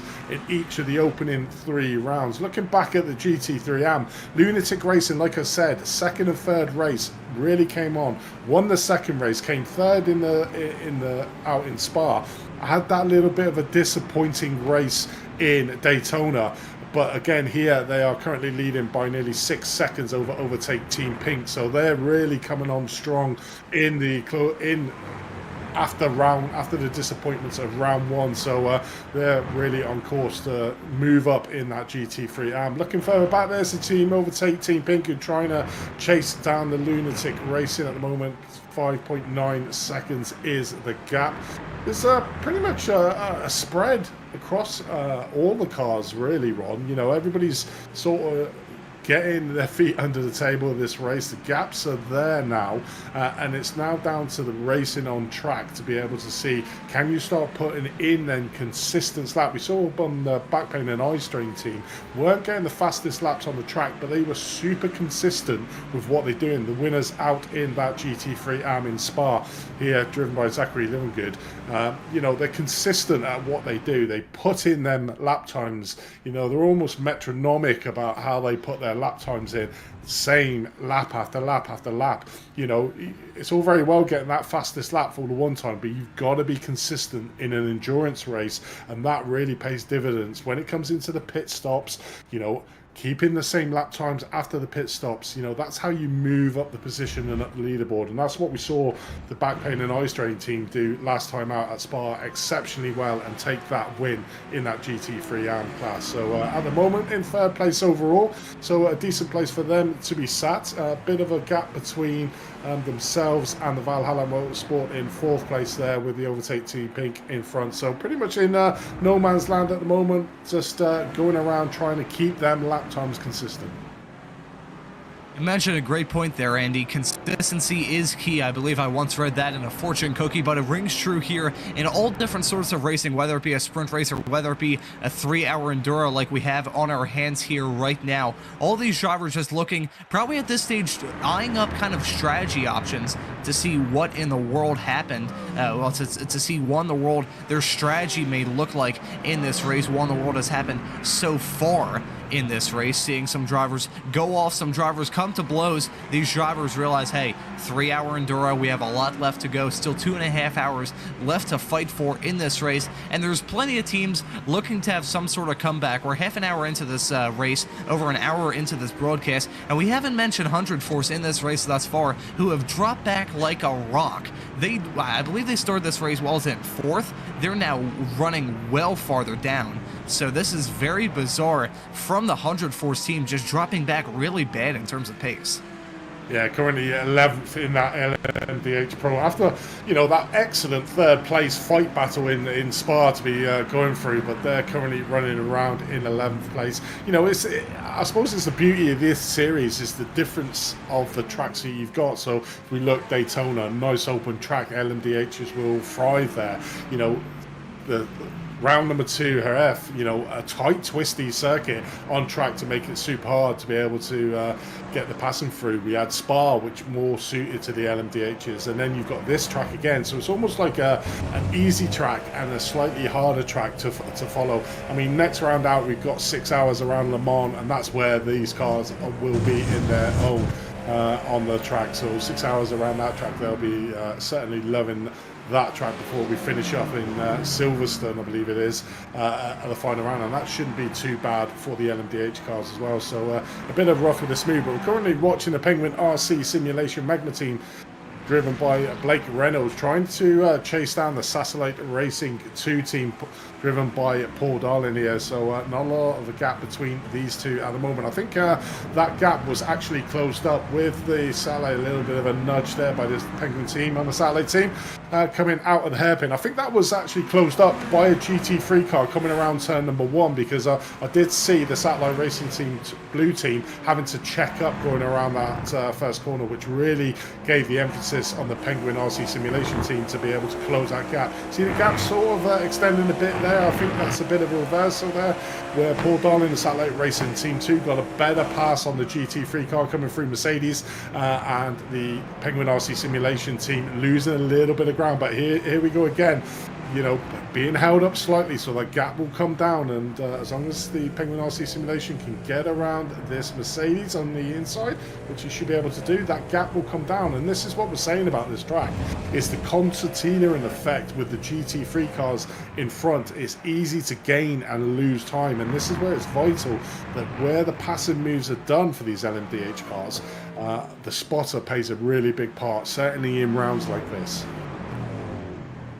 There is a lot that these drivers have to keep their eyes on. Lap traffic is one of them, fuel management is one of them, tire management as well in the GT3 cars. We harped on this a lot during the Spa broadcast about how the drivers were only allowed, I believe it was one tire change throughout that entire 4-hour race. And here at Hockenheim, tire management, we mentioned that at the start, this track not a whole lot of retrieval on these tires at all. This is really the first big straightaway on the lap, and it's just a quick low blast, especially in these GTP cars. It's basically over in the span of less than 10 seconds, but those GT3 cars really like it. The tires love it, just because, hey, I can finally take a rest. I don't have to worry about I don't have to worry about having a force on me, having to turn, and then they go into turn number 7 and the tires are just screaming in pain. So tire management is going to be super key in this race. There's just so much strategy involved that can decide these races, but there's also a lot of chaos that may play its hand in deciding how these drivers finish this race. If I remember correctly, at Spa, it was the overtake team that was really in command of that race from start to finish. Then we got into the midsection of the race when drivers were thinking on strategy, and incidents started piling up as these drivers began to get a little bit tired and fatigued, and then the whole complexion of the race, 4 wide coming out of turn number 10, good lord, and going side by side into corner number 11. This is Antonio Rodriguez, who we were following earlier, going side by side here and nearly beating wheels with the BMW that he was going side by side with. I believe, if I'm not mistaken, that was the overtake team, blue team, if I'm not mistaken. We'll take a look at a replay here of Antonio Rodriguez going side by side and racing very hard. Yeah, certainly was. Sort of almost got boxed in there, didn't they? Coming out of that corner, they got a really good run. Just pushes slightly out of the car 21 there. The overtake team blue loses out and loses a position due to be pushed out through Mobile 1 and Obsidian Racing Future. You know, a great couple of positions made there, and good respect from the rest of the field to basically get out of his way. But Antonio Rodriguez up to P15th at the moment in that BMW, coming out onto the Parabolica again, and you can just see a massive string of GT3 cars. Every single shot, an LMDH is actually trying to overtake a GT3 car. I think this is the point of the race now where they're going to be strewn all over the track, the GT3 cars, and you're not going to have one not in a picture or fighting a battle with an LMDH car trying to overtake. And this is where the GT3s have really got to give the respect, and the LMDHs as well have got to give the respect to GT3s, because they're almost like pushing their way through on certain corners. We're coming down here into Mobile 1, you know, and this is a part where I'm like, imagine the LMDH drivers will be getting a little bit frustrated with the lack of speed. I mean, we can see here they're closing up the gap. You can see the GT3 cars just at the front of this pack that we're watching now, holding up this big train of LMDH cars coming out through turn number 15, coming through the Sudcurd 16, and then they'll fire past them up this start-finish straight. But you really don't want to be caught here coming into turn number 1, which I think the driver we just watched might just be looking on the inside but thinking better of it, just tucks in behind the GT3 car there. I think that's a lunatic flashing his lights saying, you know, give me a bit of respect here, as the big stream of the LMDH cars just comes firing through. But quick shout out on the YouTube chat to Dave Williams, who's shouting out for his satellite racing boys there. He's unfortunately not able to race today, but certainly watching and spectating on there. At the moment, your guys are currently in P1. I think the leader has actually just gone into the pits as well. You can see he's gone into the pits there, yeah, for his scheduled first stop. So that's 39 minutes. So yeah, that sounds about right, around about 40. You can see him there taking some tyres. Looks like the car, I think, to maybe, changing the driver. So Jesse Lyons is getting into that car. So we should see all the LMDH cars coming in. Satellite Racing Team 2, driven by Paul Darling. They've just come into the pits. They're running around in 4th place at the moment. And Fendit Racing saying hello to everyone as well on the YouTube chat. If you want to get any shout outs, guys, just put it into the YouTube chat and I'll endeavour to get your messages out on the broadcast. But first round of pit stops here for the LMDH Pro categories, and the LMDH coming in as well. So it's first round of pit stops and first stint over and done with for Max, and Jesse Lyons is now in the seat, currently down in 4th place. Jesse Line right now is being thrown into a shark tank because we saw the graphic, as you can see, a driver backing up into their pit box after overshooting it just a tiny bit, but they're getting thrown into the shark tank. We had the track map graphic, and there was probably about 1,000 feet of no-lap traffic. Other than that, the entire track is completely jammed with cars throughout the entirety of this circuit. So the fact that Jesse Line is now trying to get grips with the way that car is driving in this race, it's driving like a dream considering they've been dominating all throughout this race, have led every single lap besides this one ever since that pit stop. It's now actually the Penguin RC Simulation Magna team at the front of the running order right now.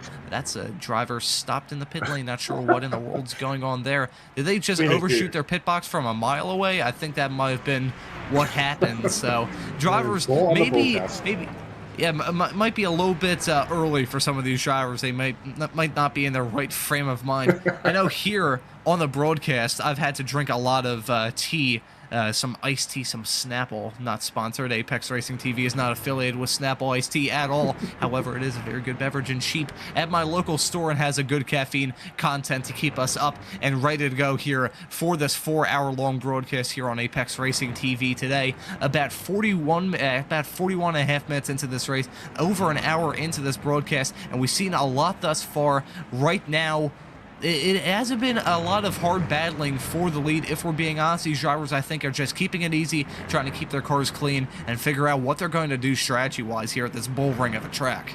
Yeah, I just want to give you a bit of an update here. I'm just looking at the timing tower. So Precision Racing Esports have leapfrogged Satellite Racing team in the pit lane. So the pit stops 27.62 for the Precision Racing Esports and 41.38. So a bit of a differences in tactics there between the two teams, and that is why we're now seeing Precision Racing Esports, once the 10-2 Delta Syntec 377 team come in for their pit stop, that we will see Precision Racing Esports take the lead of this race by a considerable margin over the Satellite Racing Teal team, and that is all down to the pit stop strategies that the Precision Racing Esports teams have adopted on the track. You can see there the Jesse Line there, the Satellite Racing Teal team, around about 3 turns behind the Precision Racing Esports, getting caught up there behind one of the, I think that's a Valhalla Ferrari there, as he loses a little bit more time coming around the last corner. But as you can see there, now the 10-2 Delta Syntec team come in, so it's around about 12 seconds, which is the gap from the pit stops, as we see a drive-through penalty for CMSRacing.com Pro for avoidable contact. They are in 4th place at the moment, so they will be losing a little bit of time. Like you said, it's not as drastic as it was using the endurance pits in Spa, which was a minute and a half going through that pits. It's a relatively short pit, but even so, in the LMDH class, it's probably a sizable amount of position lost on track for a drive-through. One thing we haven't talked about, Ron, is obviously the drive-through penalties for incidents. So I think it's 24 incident level points. The drivers will have a drive-through penalty, and I imagine a track like this, certainly with the amount of manoeuvring, should we say, we've seen thus far between the LMDHs and the GT3s, I'd imagine we'll have a few cars coming through for drive-through penalties as well. Think of all the tracks, though, to pick up a drive-through penalty. This may be the best one, as we see Peter Lowe overshooting the final, well, not the final corner, the hairpin by a country mile. Speaking of the drive-throughs, this, I believe, if I'm not mistaken, just giving a rough guess, this may be the shortest pit lane that we have on this entire season. Certainly Spa, last time out on February the 4th, that was absolute torture. Seeing the drivers trundle down the pit lane. I think we had one time where we were just riding on board with the driver completely silent and just waiting for about a minute and 30 seconds as he trundled down the pit lane. You could hear the tears from the driver, even through the sim. You could hear them feeling the total pain. Michael Diaz at the front now, but looking through the entire schedule that we've had between Daytona, Jerez, and Spa that we've already had, Hockenheim here today, Le Mans coming up on April the 7th, and then Silverstone, the season finale, on April the 28th. This, I think, is the shortest pit lane because Silverstone, a little bit long. Le Mans, probably the second longest of the tracks that we'll be visiting this season. Daytona, pretty long as well. So obviously these drivers want to avoid any sort of drive-through penalty like the plague, but of all the tracks, I think this may be the one that hurts them the least. Yeah, it definitely is, but it's still going to hurt them nevertheless. You know, it's a relatively short track. We're seeing that the top drivers there coming around doing about a 125. So as we see a little bit of a come-to between one of the Porsches and an LMDH coming around turn number 15 now. I'm not sure who that was. Let's have a look to see. I'm sure we'll get a replay of it, but again, a congestion of LMDH cars and GT3 cars, and unfortunately two of them come into blows there on the South Coast. But we're looking at the SimHQ Motorsport orange team at the front. His lead's been cut. It's only 8.2 seconds now to the Pneumatic Motorsport purple team in second place. They had a lead of over 15 seconds earlier on in this race. So again, that time coming down, and again we keep saying it, but it's a vital importance of this track is the management of the GT3 cars is pretty. So I think it was Nate Stewart that was involved in that incident that we just caught the tail end of an LMDH car coming into the pits there. He's probably coming into the pits, and the LMDH car was trying to probably get up onto his inside, and then unfortunately coming together. Let's have a look here of the replay of Nate coming around the last corner. Oh yeah, that LMDH super squeezed in. Didn't really give him a lot of space coming in there. I think he was coming into the pits, and there was an unfortunate coming together there of the GT3, but certainly Nate was trying to get into the pit lane, and that LMDH car was trying to thread the needle a little bit there into that final corner around here, and it caused that little bit of an incident.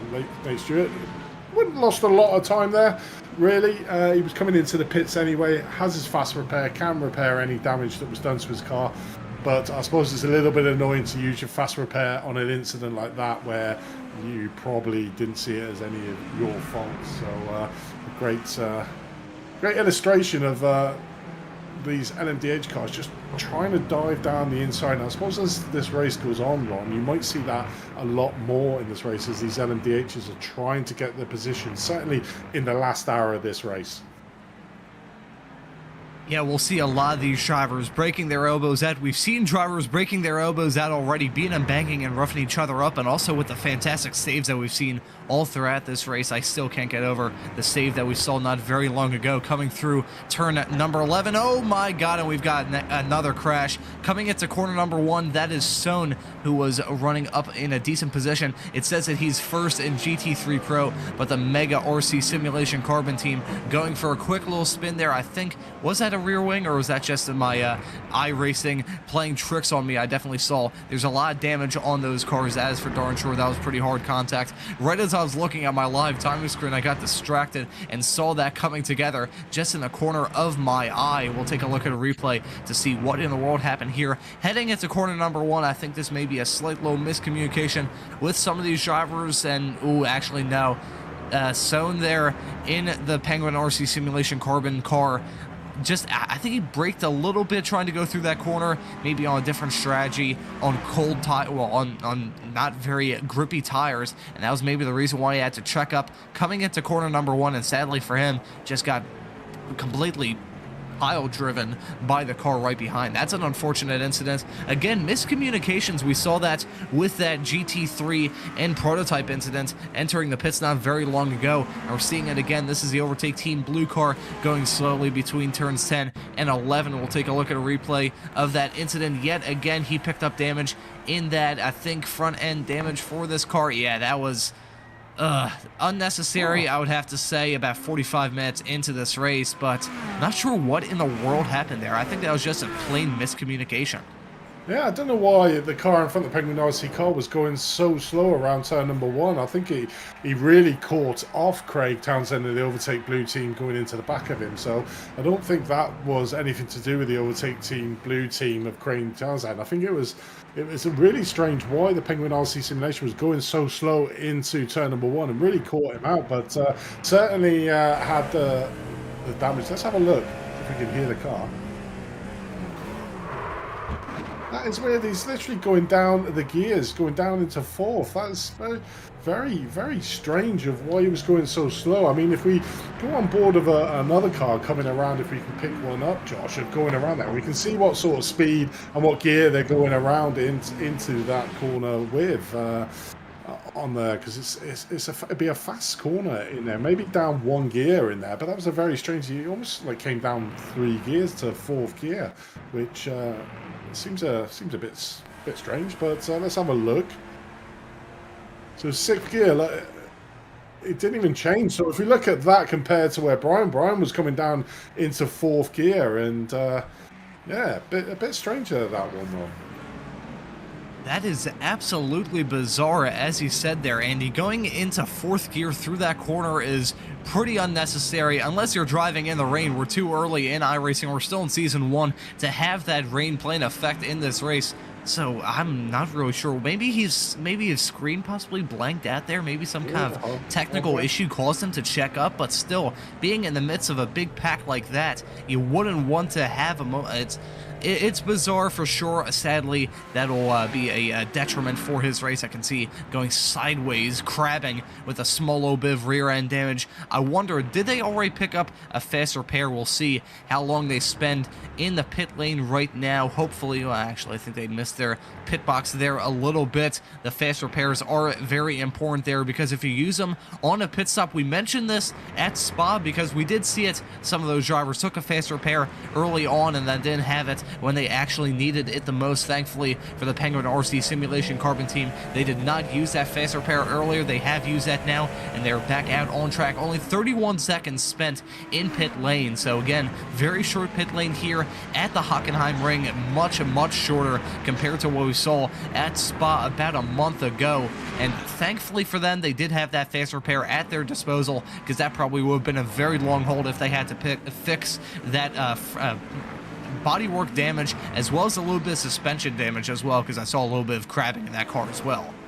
Yeah, VCDM on the YouTube channel says it's about 15 seconds to get through this Hockenheim, so I believe that is probably the shortest one we've got. So one of the things I'm thinking of is Brian might have got a slowdown off that last corner. If he went a little bit too wide on the outside, he probably got a slowdown off it and was trying to bleed it off going through the first corner. But unfortunately, that's a super fast corner, and that could have been what happened there with Brian sort of almost coming down the gears to 4th gear on what is normally a super fast corner. I wonder if we can just ride on board with Antonio. He's coming around. Where's he going? Coming around to the section just to see what sort of, under normal circumstances, what is the speed and what gear these cars go around that first corner. I'd imagine it's probably 5th gear, pretty high revs, and the only thing I can think of there in that incident is probably it was a slowdown penalty going too wide around this part of the sectional, cutting some track to be able to. Are we going to be able to see full speed? Wow! Oh, okay, he comes down to 4th. He went down for, but I suppose he was caught up a lot of track, but that was threading the needle. Yeah, that was very hard racing. With that lap traffic involved, they're going 3 wide going down that start-finish straightaway.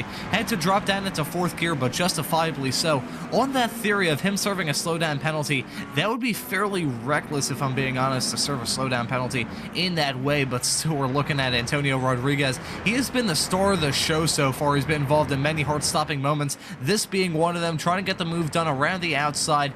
Does it beautifully there. I don't think he picked up a slowdown or even an off-track incident point there, so beautifully well done there from Antonio Rodriguez, coming through one to get that move done to move into P12 in class. That was a big stack up there. We're following Michael Parker, who is now behind that fight, just exited the pits with the Pneumatic Motorsports blue team currently running P15, down 12 positions from where they started. So we haven't touched on this team. I believe that's the first time we've looked at them all throughout this broadcast. So not a very good race from them thus far. Not a good run from Chris Braun coming through the Mobile 1 curve, as he's lost out on that spot.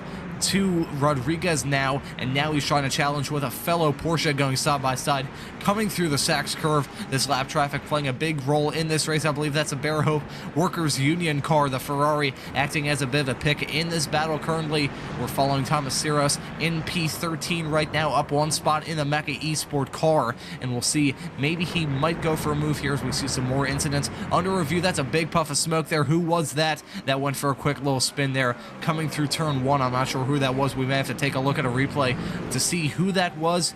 Maybe it was Rodriguez having a big snap like he had earlier on in the race. I could see it was a pack of cars swarming around like a pack of hornets with GT3 cars. Small little defenseless children trying to hoard off those hornets as they went through turns 2 and 3 and 4. I saw that in the back of the shot. It was about 7 cars. Still, you could see a big pack of prototypes right behind Antonio Rodriguez as he goes through the hairpin this time by. This is absolute chaos here in this race. We're not even an hour in. I mean, granted, an hour is a third of the way into this race, but still, we have about 2 hours, over 2 hours left to go, and all these drivers are still driving so aggressive. I mean, it's great to see here in the commentary booth because we love to see aggressive driving, but I'm sure some of these drivers may be getting a little bit annoyed with their competitors. Yeah, it definitely is. But just looking further down the field then at the GT3 Pro class, the overtake team there got Team White and Black in first and second. I'm not sure why a LMDH Pro is currently topping it and 2 laps ahead, which is probably about right for the LMDH, but currently the overtake Team White team with the overtake sister team, Team Black, in second place. You can see there, Scott, your D's Porsche Rennfahrer Jug team, the Porsche, top Porsche in 5th place at the moment.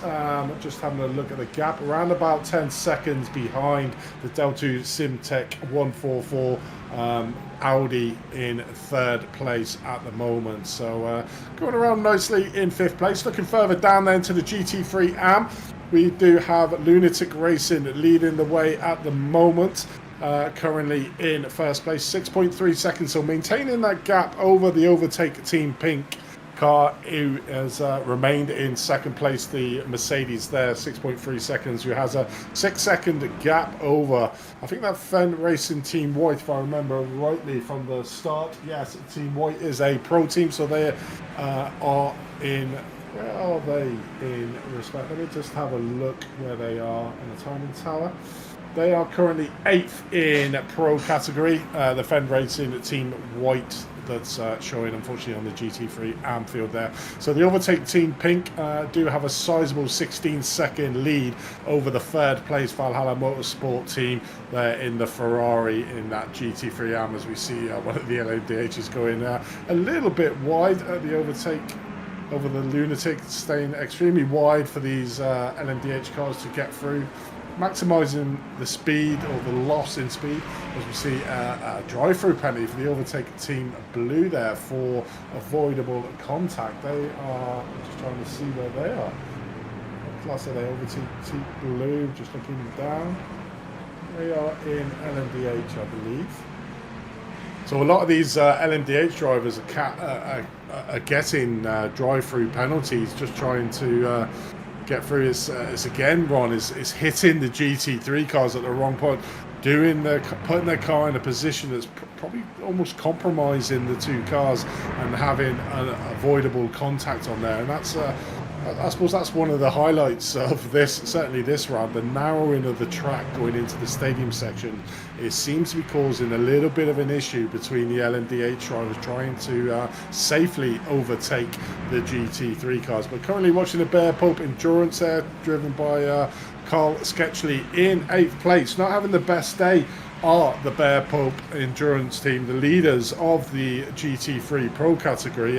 Again, I suppose it's good for the points there, Ron, is that you've got a lot of teams like the Overtake Team White and Overtake Team Black currently at the head of the GT3 Pro field that will be gaining valuable points, which makes that class even more competitive going into the final 2 rounds.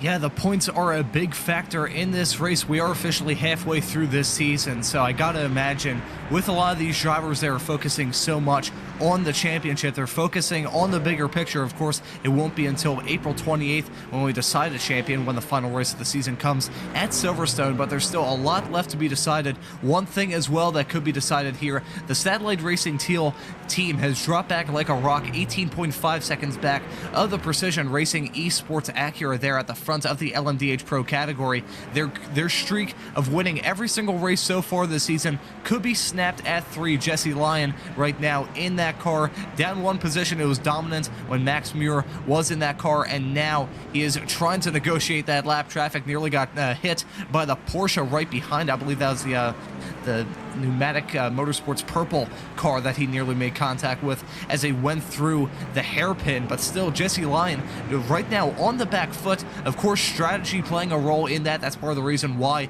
the Precision Racing Esports team got in front of them in the first place. But I wonder, will Jesse Lyon start to risk it a little bit more as Michael Diaz is in a hornet's nest of his own trying to go through all of this lap traffic? Will Jesse Lyon and that Satellite Racing Team Teal team try and risk it a little bit more? Will they be a bit more aggressive? They have a decent gap in that championship, so I think they can afford to risk it. If they're going for all-out glory and trying to go for that win, I think they may have to push a lot more when it comes to dealing with that lap traffic to try and reel in that gap. Yeah, it definitely is. I'm just having a look down at the points for the GT3 Pro at the moment. So obviously, Bear Pope Enduro currently in 8th place. They're leading the way on 90 points. The D's Porsche Ren 500 team in 2nd place on 89 points. They're currently going around in 5th place. Then you got Overtake Team White and Team Black, who are 3rd and 4th in the championship at the moment. 4 points behind the D's Porsche team and 5 points behind the Bear Pope Endurance team. So this will be some vital points that could possibly move Overtake Team White and Team Black up the standings to sort of overtake the D's Porsche Ren 500 team in 2nd, and the Bear Pope Enduro, who seem to be struggling at the moment. They're down in 8th or 7th place, because that Penguin RC Simulation carbon car is still there, in 7th place overall. So our current leaders of the GT3 class are struggling a little bit here in Hockenheim. You wouldn't have thought so, being the Mercedes, because the Mercedes is normally quite good around this track, so, but certainly struggling here today, as you can see them just behind the Overtake Team Grey team, who will probably try and hold them up as much as they can to do their little bit for the Overtake team overall. Looking further back in the GT3 AMS then, so currently Lunatic Racing currently sitting 3rd in the championship on 82 points, 5 points behind the CMS.com Endurance team. Just looking to see where they are. They are currently 7th in that GT3 AM class, so they've possibly losing a little bit of points there overall. And Long Haul Racing Team 2, who's in 2nd, they're currently behind the CMS Racing.com Endurance team in P8th overall. So this could be a good day for Lunatic Racing to sort of mitigate that earlier first round disappointment probably for them in Daytona, finishing 16th overall in their class. But since then they've gone on strides, winning the 2nd race, come in 2nd in Spa last time out, and currently winning this one at the moment. But like we said, it's only an hour. We've literally just tipped over the hour. They've got 2 hours left of racing in here, so it's still, anything can happen. We've seen how tight it is on track, and we've seen how sort of hard it is for these LMDHs and GT3s to get their positioning on track, so they don't try and lose too much time. But at the moment, Lunatic Racing, you can see there, have lost a mountain of time. They had a 6.3 second lead. That is evaporated in about 2 laps to overtake Team Pink there.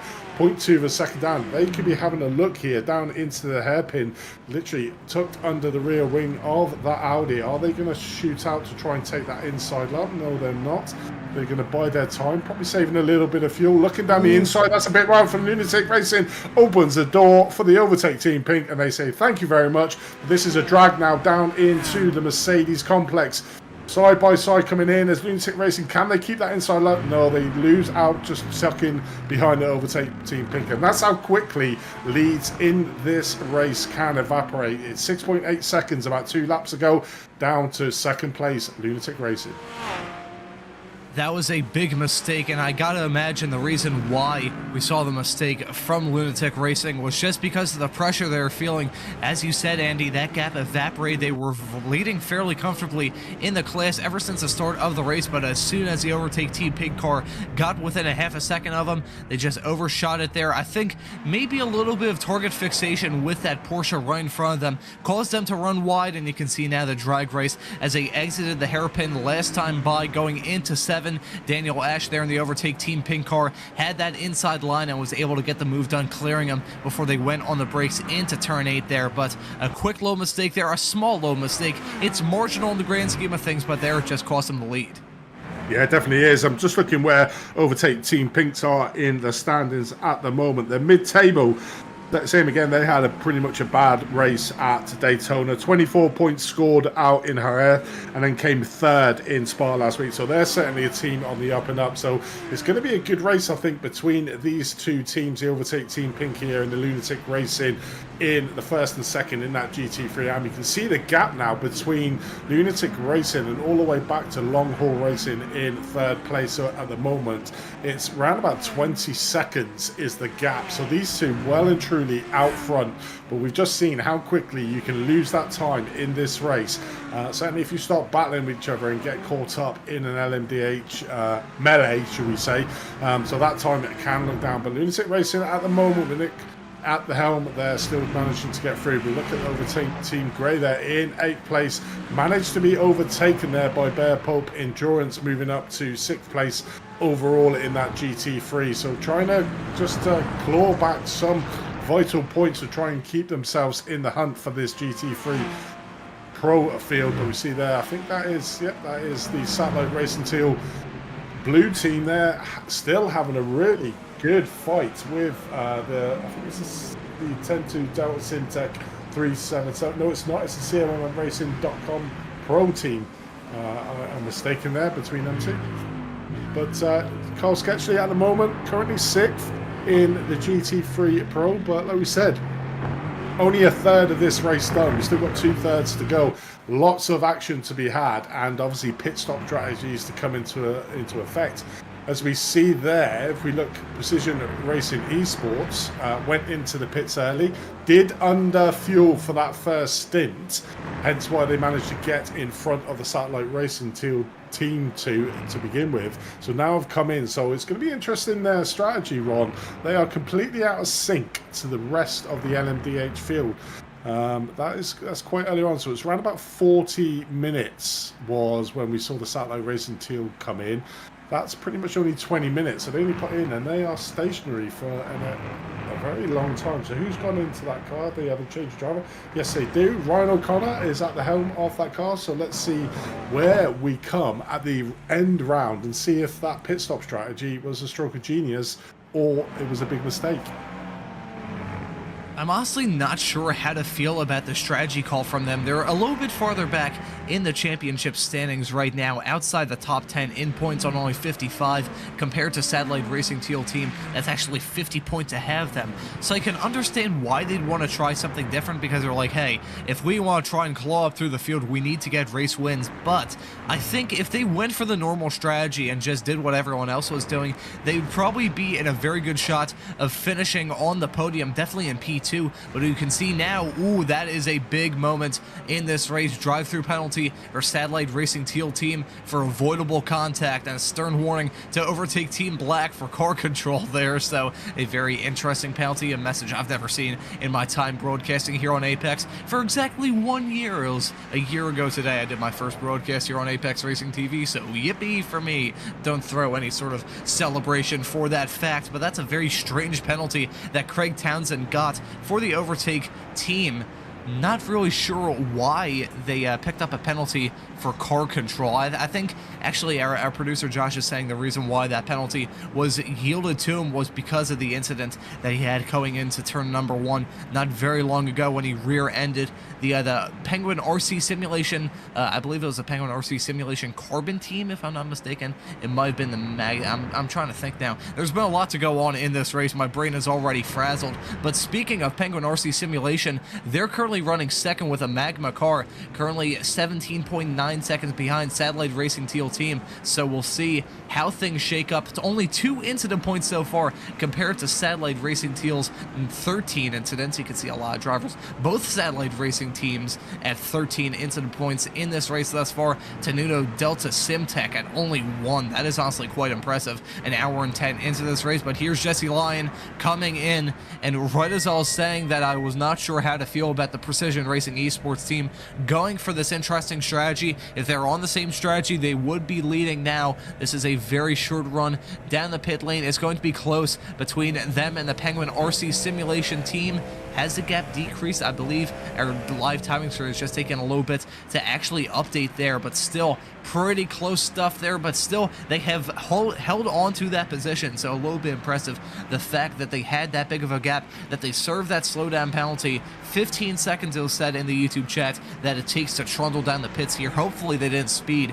That would be just the worst kind of icing on top of the worst kind of cake you can ever have. Blake Reynolds, though, in that Penguin RC Simulation Magma team, up 6 positions from where they started. Quite impressive thus far, but will he be trying to size up any sort of way to close that gap? This is the smallest gap we've seen at the front of the LMDH Pro category for quite some time, so maybe at this stage Blake Reynolds is like, hey, this is our big shot, let's push, and let's try and push these guys into some sort of mistake. Meanwhile, in the GT3 Pros, we're seeing some hard battling here.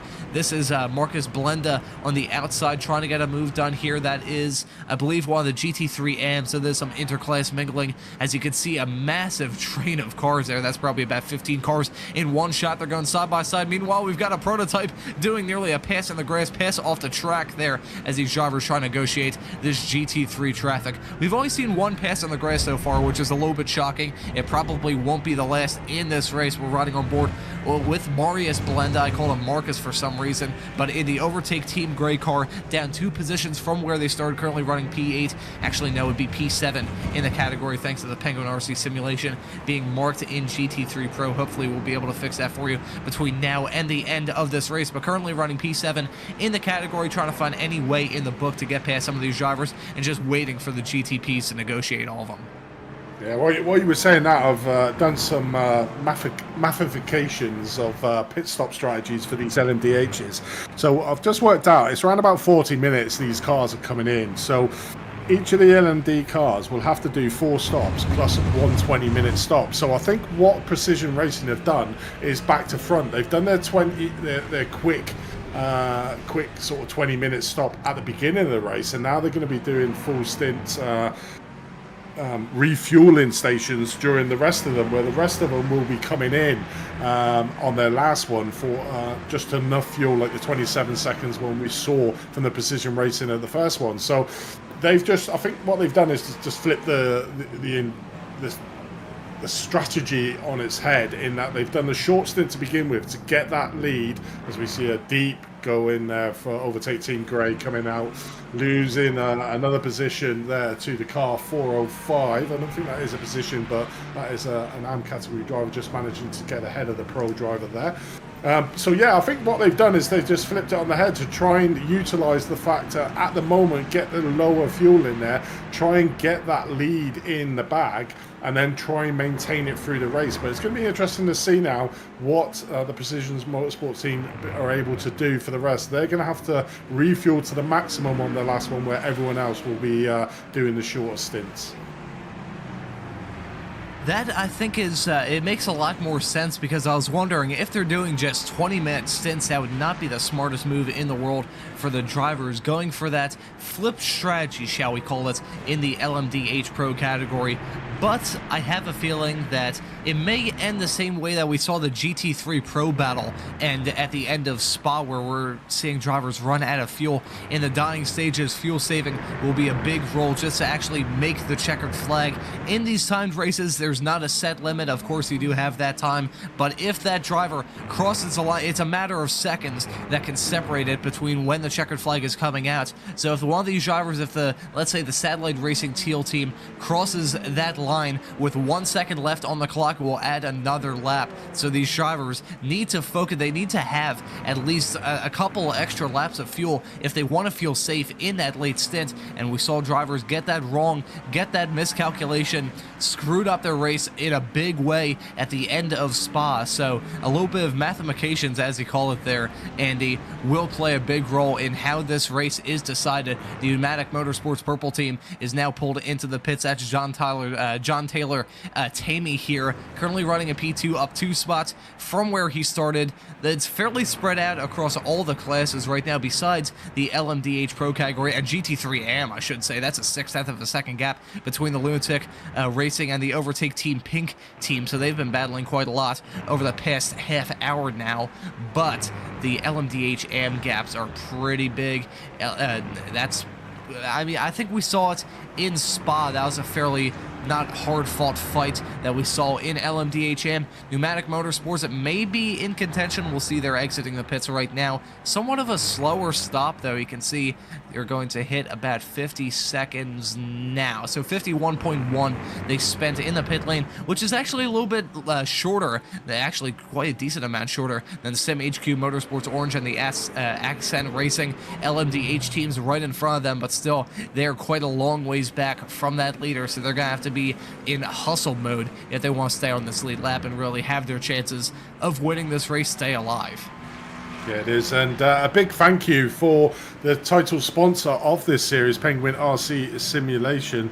They create high-performance driving accessories at reasonable cost at Penguin RC Simulation. They produce wheel and button boxes along with specialized equipment such as e-stops for direct drive hardware and iFlag systems. Go and have a look over at www.penguinrc.com for what they can give to you to enhance your driving experience, as we are currently riding around with Blake Reynolds of Penguin RC Simulation Magna there in second place at the moment.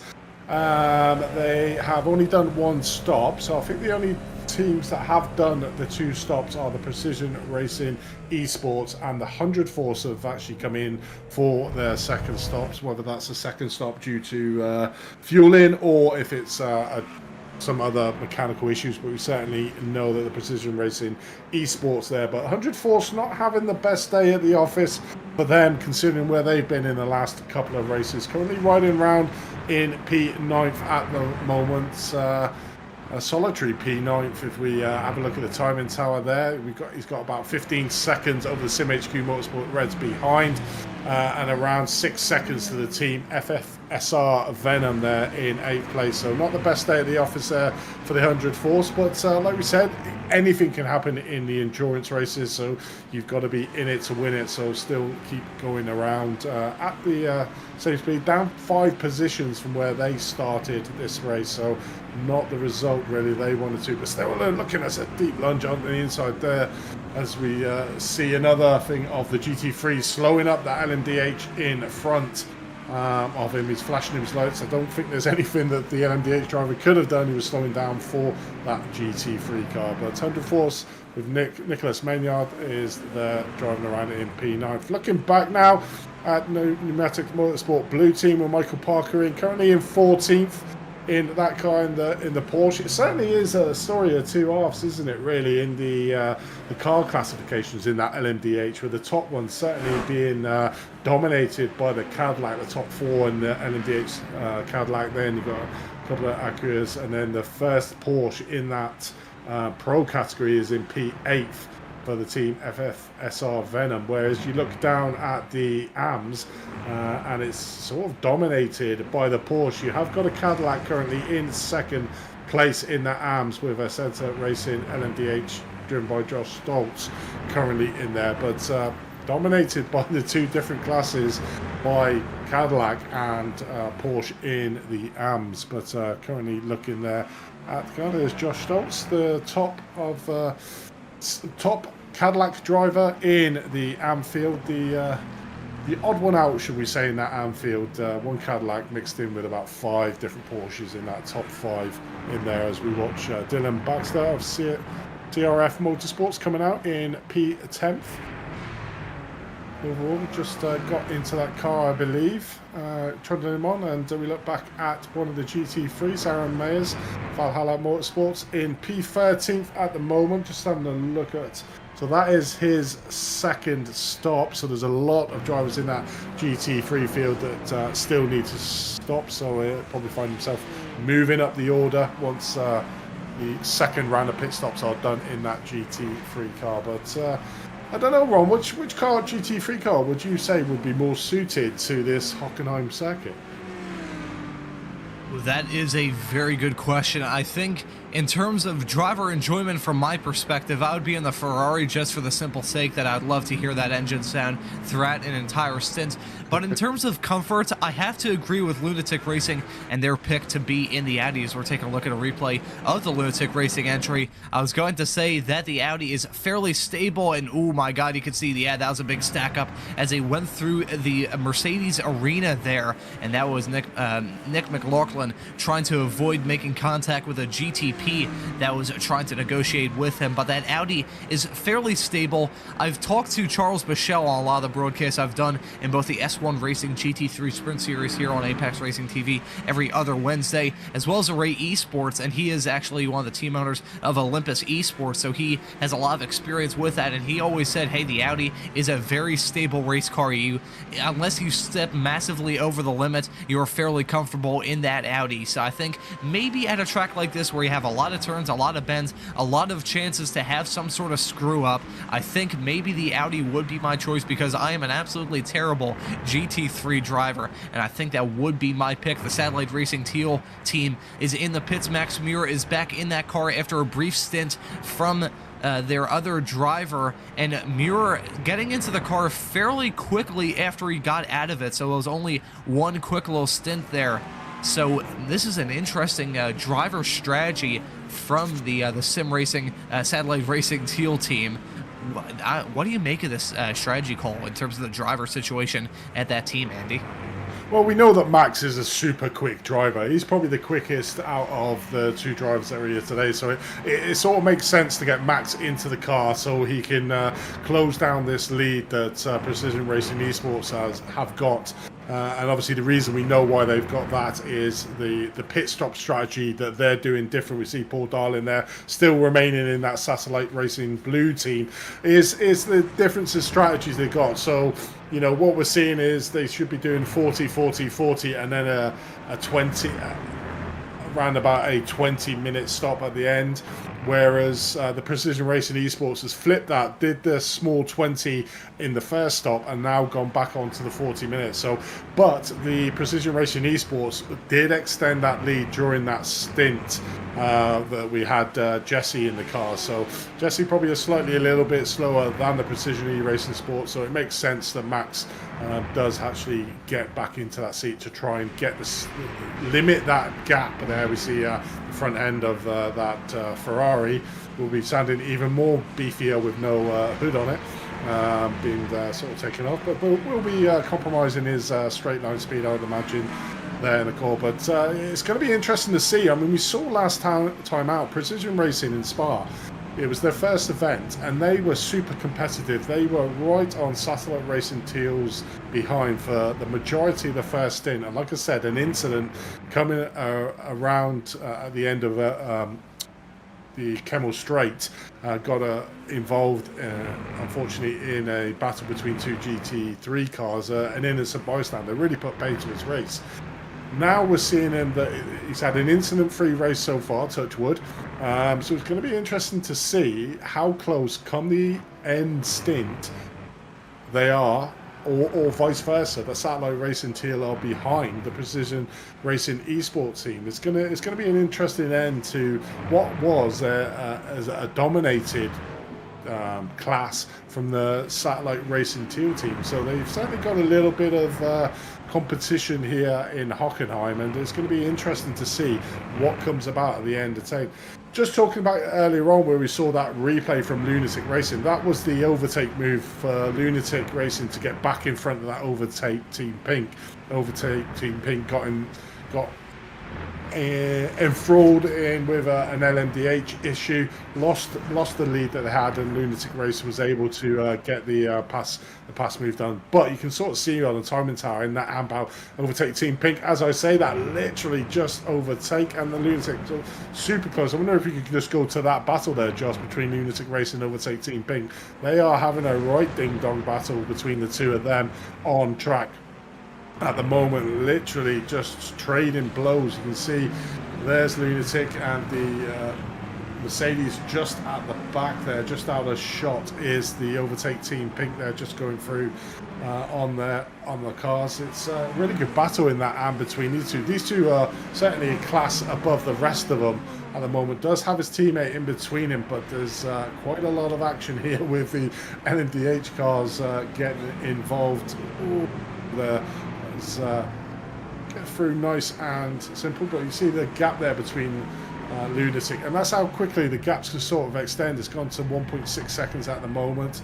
I'm sure I'll get Constantina back in place once the field adjusts itself, and obviously the LMDH is trying to get past Lunatic Racing, maybe compromising his lines a few bits, but certainly a big battle, and these two cars are the class above in that GT3 AM at the moment. Lunatic Racing leading out at the moment, but only by 1.5 seconds. That was a massive moment there as they went through the stadium section for the overtake Team Pink driver. Daniel Ash cut in front of an Acura. I'm not sure who that was in the GTP Acura, as they had the GTP traffic all around them last lap, well, towards the end of last lap. That was very close there for Daniel Ash. If he broke just a little bit earlier, that Acura GTP right behind him would have hit him right in his ash. That is for darn sure. So he's up one position right now, still involved in that fight, but because of that lap traffic, he has actually dropped back just a tiny bit, 1.4 seconds, separating those drivers currently, and they have a massive gap between themselves and the Longhorn Racing team in P number 3 right now, 20 seconds back. So they are in a fight of their own currently, trying to find any way they can. Sorry, I'm choking on my drink here as they're trying to find any sort of way to pull up that gap, and overtake Team Pink is trying to find some sort of chance to overtake their teammate. The overtake Team White car is acting like a little bit of a roadblock right now, although I say that they're not in the position to just let the team car by, because they don't have a big gap between themselves and the really slow motion racing entry currently running P4 in the GT3 Pro category. That's not a big gap separating those two teams. So I think the overtake Team White car is kind of stuck between a rock and a hard place. You can see right at the tail end of that shot, being overtaken by one of the GTPs is a really slow motion racing team car, the Porsche, at the tail end of the shot now. So overtake Team White, they're stuck in a rock and a hard place because they don't want to let their teammate by, but they don't want to hold them up, because if they let their teammate by, they're going to lose out on spots. But if they hold their teammate up, they're going to let their teammates, a main rival in this race, just drive off into the distance. I really feel bad for the strategy team at overtake Team White right now, because they're really, again, I said about 5 times in the span of about 30 seconds, they are stuck between a rock and a hard place. Yeah, it definitely is. But I suppose the other side of it is that they're getting a good, decent amount of slipstream off their pro team, Team White, the Team Pink behind the drivers. So, you know, we've seen the gap is not massive. It's only 1.5 seconds. They had a lead, Lunatic Racing, of 6.5. Obviously made a mistake there. A little bit of a lunge for the LMDH there at the back on the Porsche. Ferrari on track. So basically, yeah, it's not an insurmountable gap. The gap is going up to 1.7, but it's manageable. But Nick at the moment is in the right place, back out in front. A little bit of a wiggle there going through Sachs for Nick on that there, but at the moment in a good position. But I think he certainly feels like he's in a battle. We saw the slight error he made going down into the hairpin, which lost him that first place overall. But certainly the Overtake Team Pink at the moment, certainly racy in there and giving the Lunatic Racing guys something to play for in this round. But just looking a little bit further down, looking at the Bear Pulp Endurance team, currently in 6th place overall. Oh, we've got a replay here. Let's have a look at what this Accent Racing LMDH. They are coming around here, the final corner, losing the back end. Saves it quite well, no damage, just a little bit of pride dent there for the El-Sac there in 3rd place in that LMDH, losing a bit of time there. 5 seconds now is the gap between them and Team Break Fade in 4th place. Lost a lot of time. I don't think, to be honest, they can probably catch the Pneumatic Motorsport Purple team out in front of the Sim HQ Orange team. So, you know, overall, not too much of an issue having that, but would have done some wear on that tyre by losing the back end there. But yeah, so that's where we are on that. Let's have a look further back. So Team Bear Pulp Endurance are currently leaders in the GT3 Pro, trying to get their way back through the field. Currently in 6th place, chasing down the D's Porsche Renfire Jug team in third. We see a drive-through penalty for the Overtake Team Pink for avoidable contact. So that is big news in that GT3 battle with the Overtake Team Pink there, getting a drive-through penalty. That could have been the incident that we saw earlier on coming through the Mercedes complex, but they've now got a drive-through penalty that they'll be kicking in themselves. They serve it straight away, but that lets Lunatic Racing off the hook. Let's have a look at the gap where when they come out to see how much time it is for losing. So they were 1.7 seconds behind the Lunatic Racing team. It's going to be round about, I reckon, round about 20 seconds is going to be the gap between themselves. Let's have a look. So it's 13, so around about 12 seconds. So the prediction from VCDM of 15 seconds is bang on there. So big day at the office now for Overtake Team Pink to try and claw back that. That's exactly what they didn't want, but it's exactly what Lunatic Racing needed. That is going to take a big amount of pressure off the back of Lunatic Racing's shoulders. That is for darn sure. Now he is locked tight in a big pack. We're seeing Nick McLaughlin now with no cars around him. He only has one of the other GT3 pros right behind him, but he's pulling away from that car slowly but surely. He's now got a GTP who nearly made contact with the driver right behind. That was very close between those two cars. Interclass mingling. I'm surprised we haven't seen a big accident involving some of these GTPs overtaking some of the GT3s. Meanwhile, Daniel Ash in a much more uncomfortable position right now. He's got one of the Bear Hope racing cars. I believe that's a Bear Hope Enduro team stuck behind him in the Mercedes. May try and size up a move here. And then he also has a Porsche right in front of him as well. So Car Sketchy, who we're riding on board with, is right behind the Overtake Team Pink Team Mercedes. At this stage, they are really struggling. It's a 15.5 second gap, and Lunatic Racing has come into the pits, so that's a little bit of, is this an early pit stop from them? This is a little bit bizarre. I wasn't expecting them to come into the pits, but they are now trundling down pit road. They're all coming in now, so you can see Overtake Team Pink involved. We'll see if there's a little bit of time clawed up in this strategy. You can see Lunatic Racing, I believe, is already in their box, about to pull away here in just a few moments time. We're following Carl Sketchy right behind that Overtake Team Pink car, which just barely retook the lead before the Longhorn Racing Ferrari overtook the both of them. Now they're stopped in the box. You can see, is that a little bit of damage there on one of the Ferraris stopped in the box there? I think I see a missing hood on that car a few boxes away. This is now, it's a lead, it's a driver change here for the Lunatic Racing team. Colin McKenzie is now in that car, currently second in class. They're getting at well ahead of Overtake Team Pink. They're still in their box, still in pit lane. That is Antal Biro in the really slow motion racing team, so they have done a driver swap as well. The Overtake Team Pink car is still in their box. This is quite a long way for them. They're still in their box, so this is a disastrously long pit stop. They're now exiting. I think that was that a 40-second long pit stop? That was a very long pit stop. 1 minute spent in pit lane. That is disastrous there, and rubbing salt into into the wound, really, for the Overtake Team Pink team. Yes, 11 seconds longer than the Lunatic team there was the Overtake Team Pink.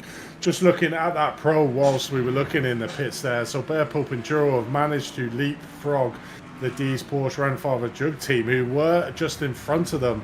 And they've had a disastrous pit stop as well. 48.8 seconds for the D's Porsche Rennfahrer Jug team. Currently puts them back down into 10th place. So I'm just looking at the teams around them that have done. It's around about 40 seconds, 32 to 40 seconds, and they turned 48.8. So really fueled up their car there during this second stint to maybe make their last stint a splash and dash effort to be able to do. So a little bit of a change in strategies between the teams. So the D's Porsche Rennfahrer currently was running around in 5th, finds himself down in 10th place at the moment. You can always tell that car with its brightly coloured front end, and I was led to believe that they are the front end, and there is another D's Porsche team that has the colourful bit on the rear end. So I don't think we've got them here today, the sister team, but that's how you can tell them apart. But looking back at the pits, Longhorn Racing currently second in that GT3 AM in the pits.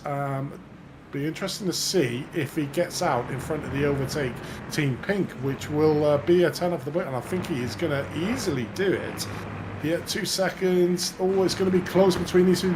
There is the Mercedes of the Team Racing Pink. They have lost another position on that round of pit stop and having to do that drive-through penalty. So from fighting for that first place overall, they now find themselves in 3rd place, fighting for that 2nd place with Longhorn Racing. So their day has gone from bad to worse, the Overtake Team Pink. But they, again, could be doing a different strategy in the fact that they've taken more fuel on in this second stint to do less fuel in the 3rd stint. But at the moment finds themselves down in 3rd place, trying to chase down Longhorn Racing, who are just in front of them in 2nd.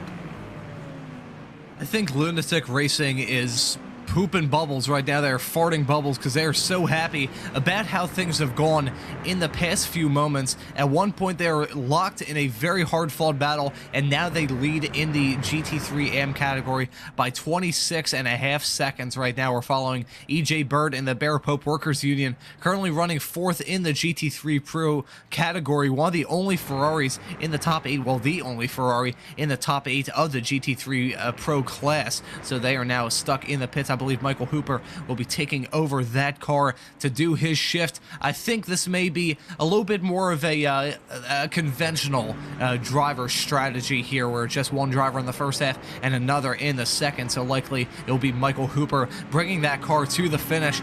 That was a big moment right in front of the Penguin RC Simulation GT3 car, Rudy Valentine, as I saw the GTP narrowly miss a GT3 trying to pull it into the pit lane. Michael Hooper will now be right in front of that GTP car in question as they go into turn number 2. Now it's the Valhalla Motorsports driver exiting the pits, currently running 6th in the LMDH category. That class is spread out quite a decent amount right now.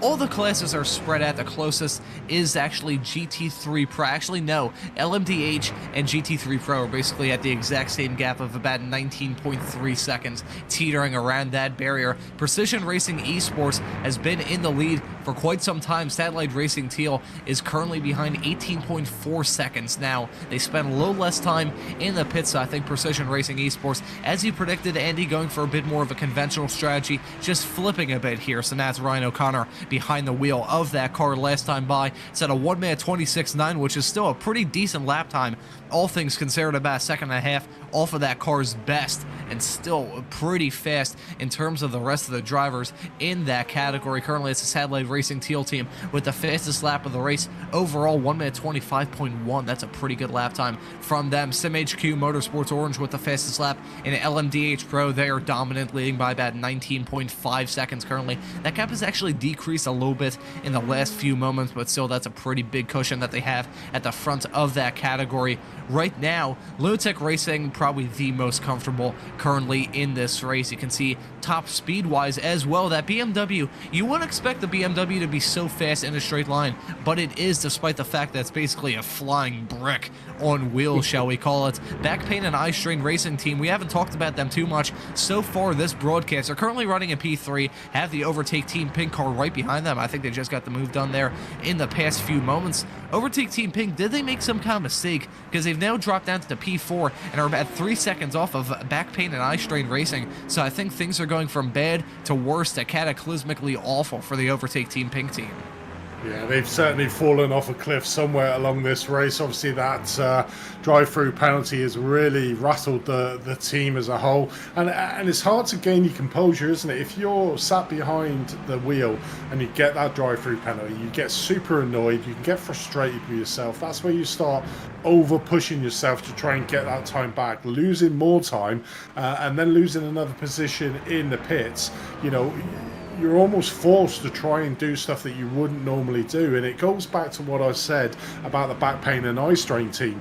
We never really talk about them during the main part of the race. They're like the grey men of that GT3 Anfield, but what they're really good at is consistently doing the same lap time speed. So they're constantly doing it, so they're keeping and maintaining that high tempo speed, which basically puts them up there. And at the moment, they're currently in third place. They are round about 8 seconds behind the long haul racing team, and they're just merrily going on their way, doing their lap times, metronomically putting in the same give or take a tenth of a second on the lap times. And the team is so well knit, and we spoke to them last week on the broadcast after their fantastic win at Spa, you know. And the two guys that are driving today, that Vincent Marchia, I think that's a different driver, I believe, than what they had out at Spa. They're all doing around about the same time, so they haven't got a super fast driver and they haven't got a super slow driver.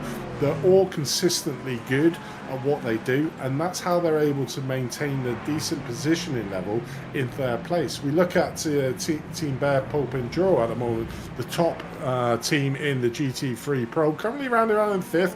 They did struggle at the start of the race. They found themselves down in 8th place, but they now got themselves back up. There's about a 12-second gap now between themselves and really slow motion racing in 4th. So got a little bit of a gap to try to overcome to be able to get the team up. But one of the teams I really want to sort of look at is Michael Hooper, Bear Pulp Workers Union. They're currently in 7th place. Michael Hooper is an extremely quick driver. We saw it out in Spa. He was the one that basically brought that car to the end of Spa. Extremely quick driver, and I'm expecting to get some decent lap times out of him. So maybe watch out for the Bear Pulp Workers Union team in that Ferrari starting to move up the field, because I know that Michael is an extremely quick driver in that Ferrari, and I'd imagine he will be starting to top the tables in the times in that GT3 Pro field.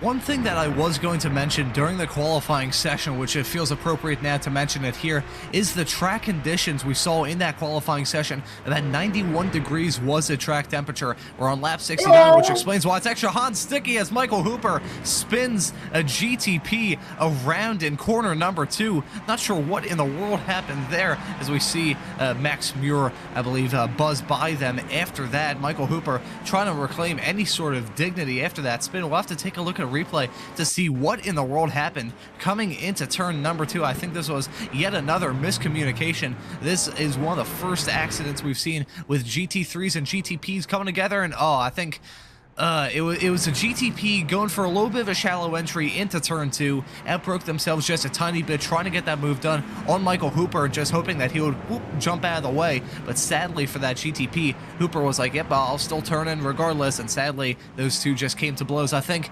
maybe there may be a steward's inquiry about that, as we see Soto exiting the pits. Alfonso Soto in the CMS Racing.com Pro entry, currently running P6 in the LMDH category. Ooh, he has a massive slide coming through turn 2. That was borderline, I think, exiting the pits in terms of picking up a penalty. I think I saw 2 wheels over that white line from my perspective. Maybe my perspective is a little bit different than what people are seeing on this broadcast here on Apex Racing TV, but that was borderline a penalty for the CMS Racing.com Pro team.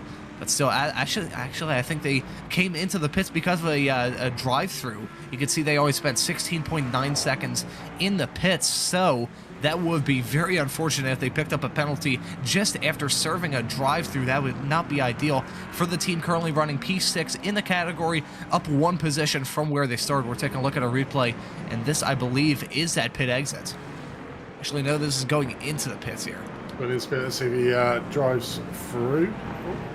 Oh, you nearly lost it there on the entry. This is almost as almost reminiscent of the Le Mans entry. You know, I think that's a pig of an entry coming into there because you've got a real slow, and if you hit the gravel, so yeah, coming through. Let's have a look from the outside if we can, Josh, just to see coming out of the exit. Oh.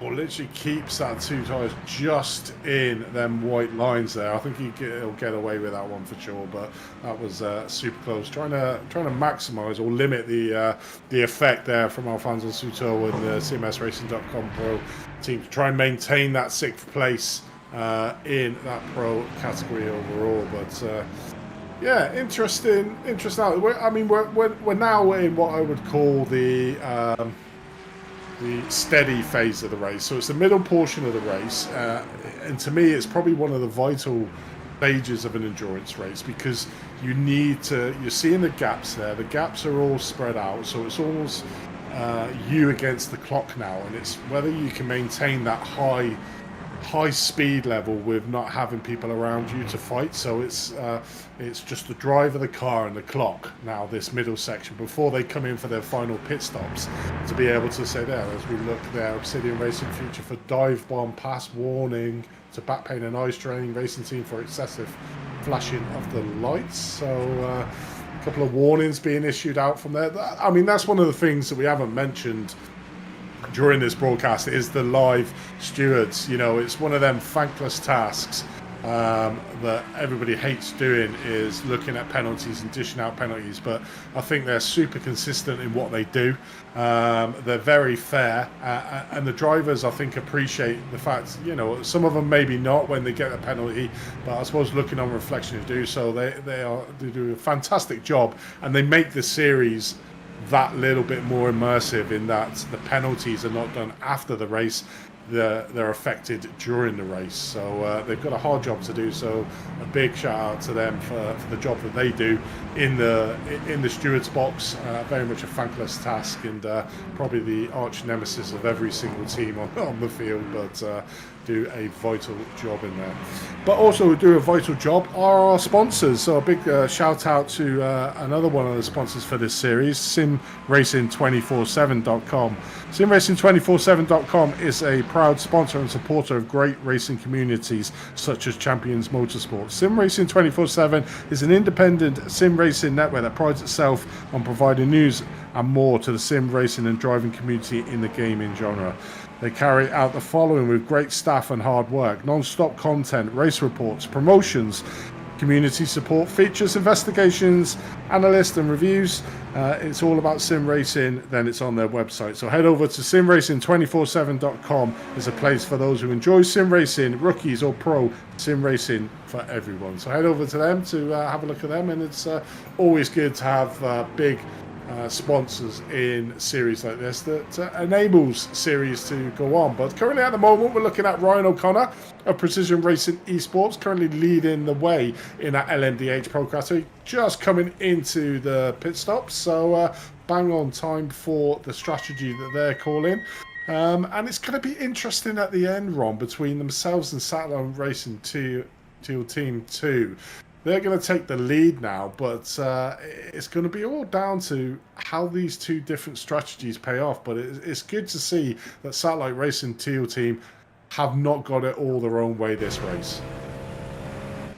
I'll tell you what, I appreciate having a lot of strategy content to talk about in this race. It adds a little bit of an added tier to the broadcast here. Hopefully everyone's enjoying the stream here on Apex Racing TV.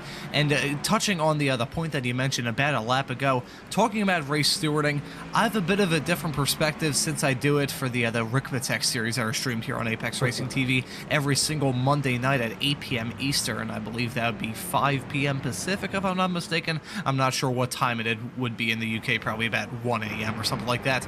But I can assure you that it is a very thankless job. We had an issue a few weeks ago where we threw a full course yellow at Long Beach, and iRacing went rogue on us and essentially penalized half the GT3 grid. So we spent about half an hour trying to sort it all out and let these drivers reassume their regular positions. And after that, and the fact that I was ripping out half of my hair during that moment, and I was just there as a little bit of an assistant, I can assure you that all these drivers, all the stewards in this race and across sim racing as a whole are really working hard. And the drivers, while they may not appreciate some of the calls, they do have a lot of respect. Hopefully they have a lot of respect for the job that they do. As you said, Andy, a pretty thankless job. I'm definitely not saying that to pat myself on the back. We have a lot of storylines still in this race. As you said, Andy, we're in a little bit of a lull in the race. We're about to hit the 2-hour mark here in about 12 minutes, so I think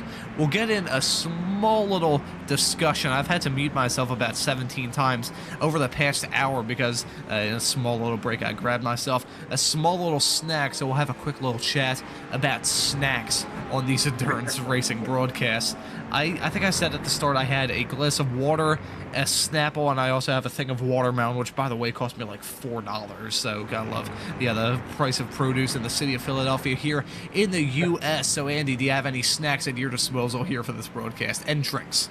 To be honest, I don't. I do have a drink. I've got a certain Coke beverage of cherry variety that I sort of I'm slapping on. I don't think I need to on a 3-hour broadcast. I think when it's like 4, I mean certainly for the next one for Le Mans, I think I'm gonna have like some jelly sweets next to me for a bit of a sugar, plenty of soft drinks to be able to get me through there. Not too many that I have to keep going to the toilet, because that wouldn't be fair on you when you come and join me for the Le Mans one. Just going to shout you out there to get you in.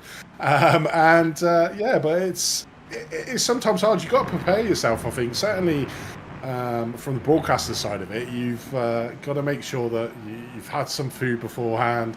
You try to go to the loo beforehand, so you're not going during the broadcast, because you want to make it as seamless as possible when you're on the stream. You don't want to have periods of long silences where you're just following a car, so you've got to be a bit professional about it. But certainly on the longer ones, you need to have your snacks readily available to hand to munch on during to keep you going, as you say.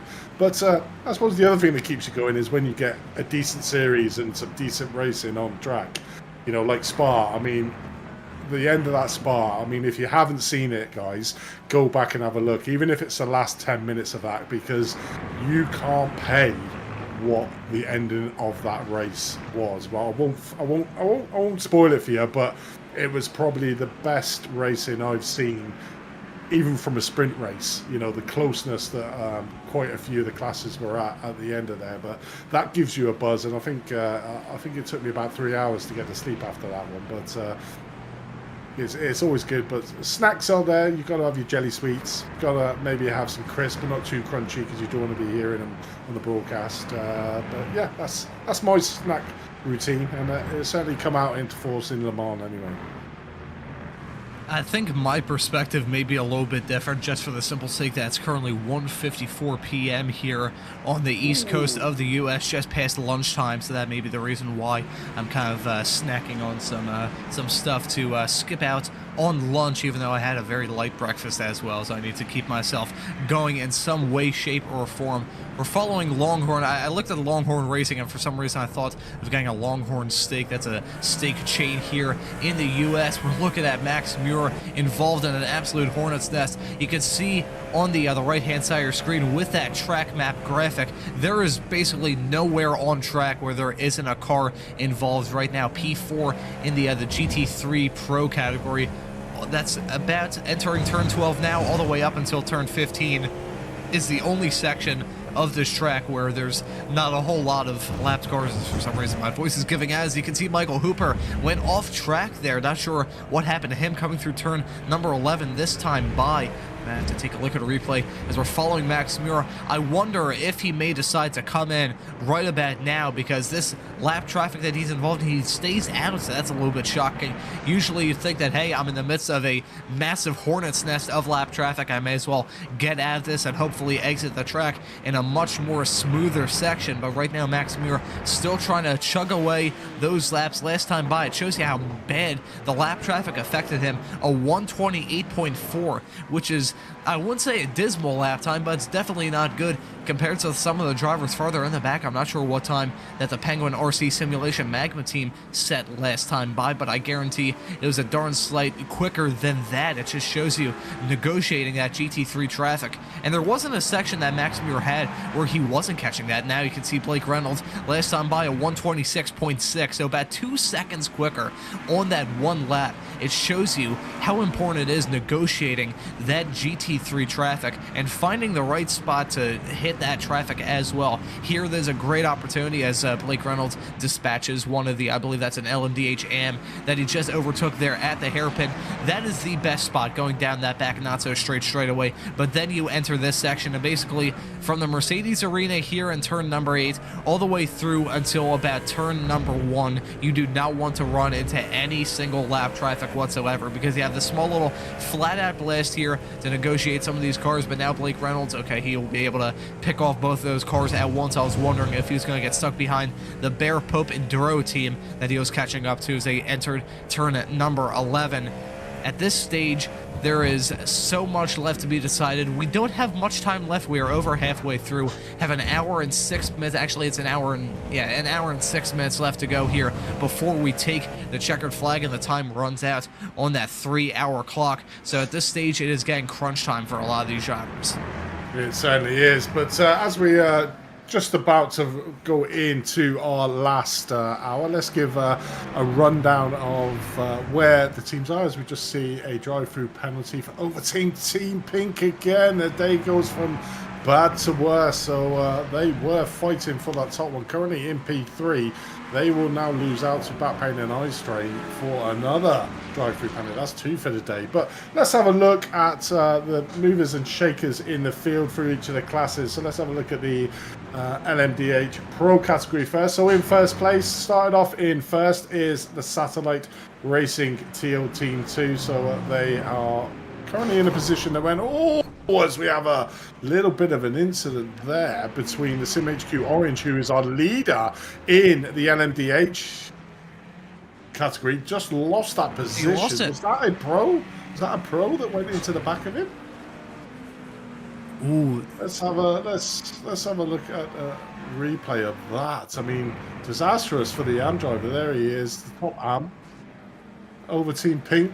No, that wasn't over Team Pink, is it? That's one of the over Team tails. Literally ran right into the back of him, into losing him the first place of that AM category. So disastrous there, and that's how quickly it can store the champion. Who is that? That is one of the overtake team in the LMDH. Can read that. We'll have a look. But let's have a look at a rundown of the positions anyway. So in first position, Max Muir, as I said, they started in first. They currently still find themselves in first place. In second place in the LMDH Pro category, we got Penguin RC Simulation Magma, who are up 6 places from where they currently started. So they're having a fantastic race, currently on a 2-second stop of their strategy. Overall, third place we got Ryan O'Connor in the Precision Racing Esports. They are down 1 position from where they started in third place.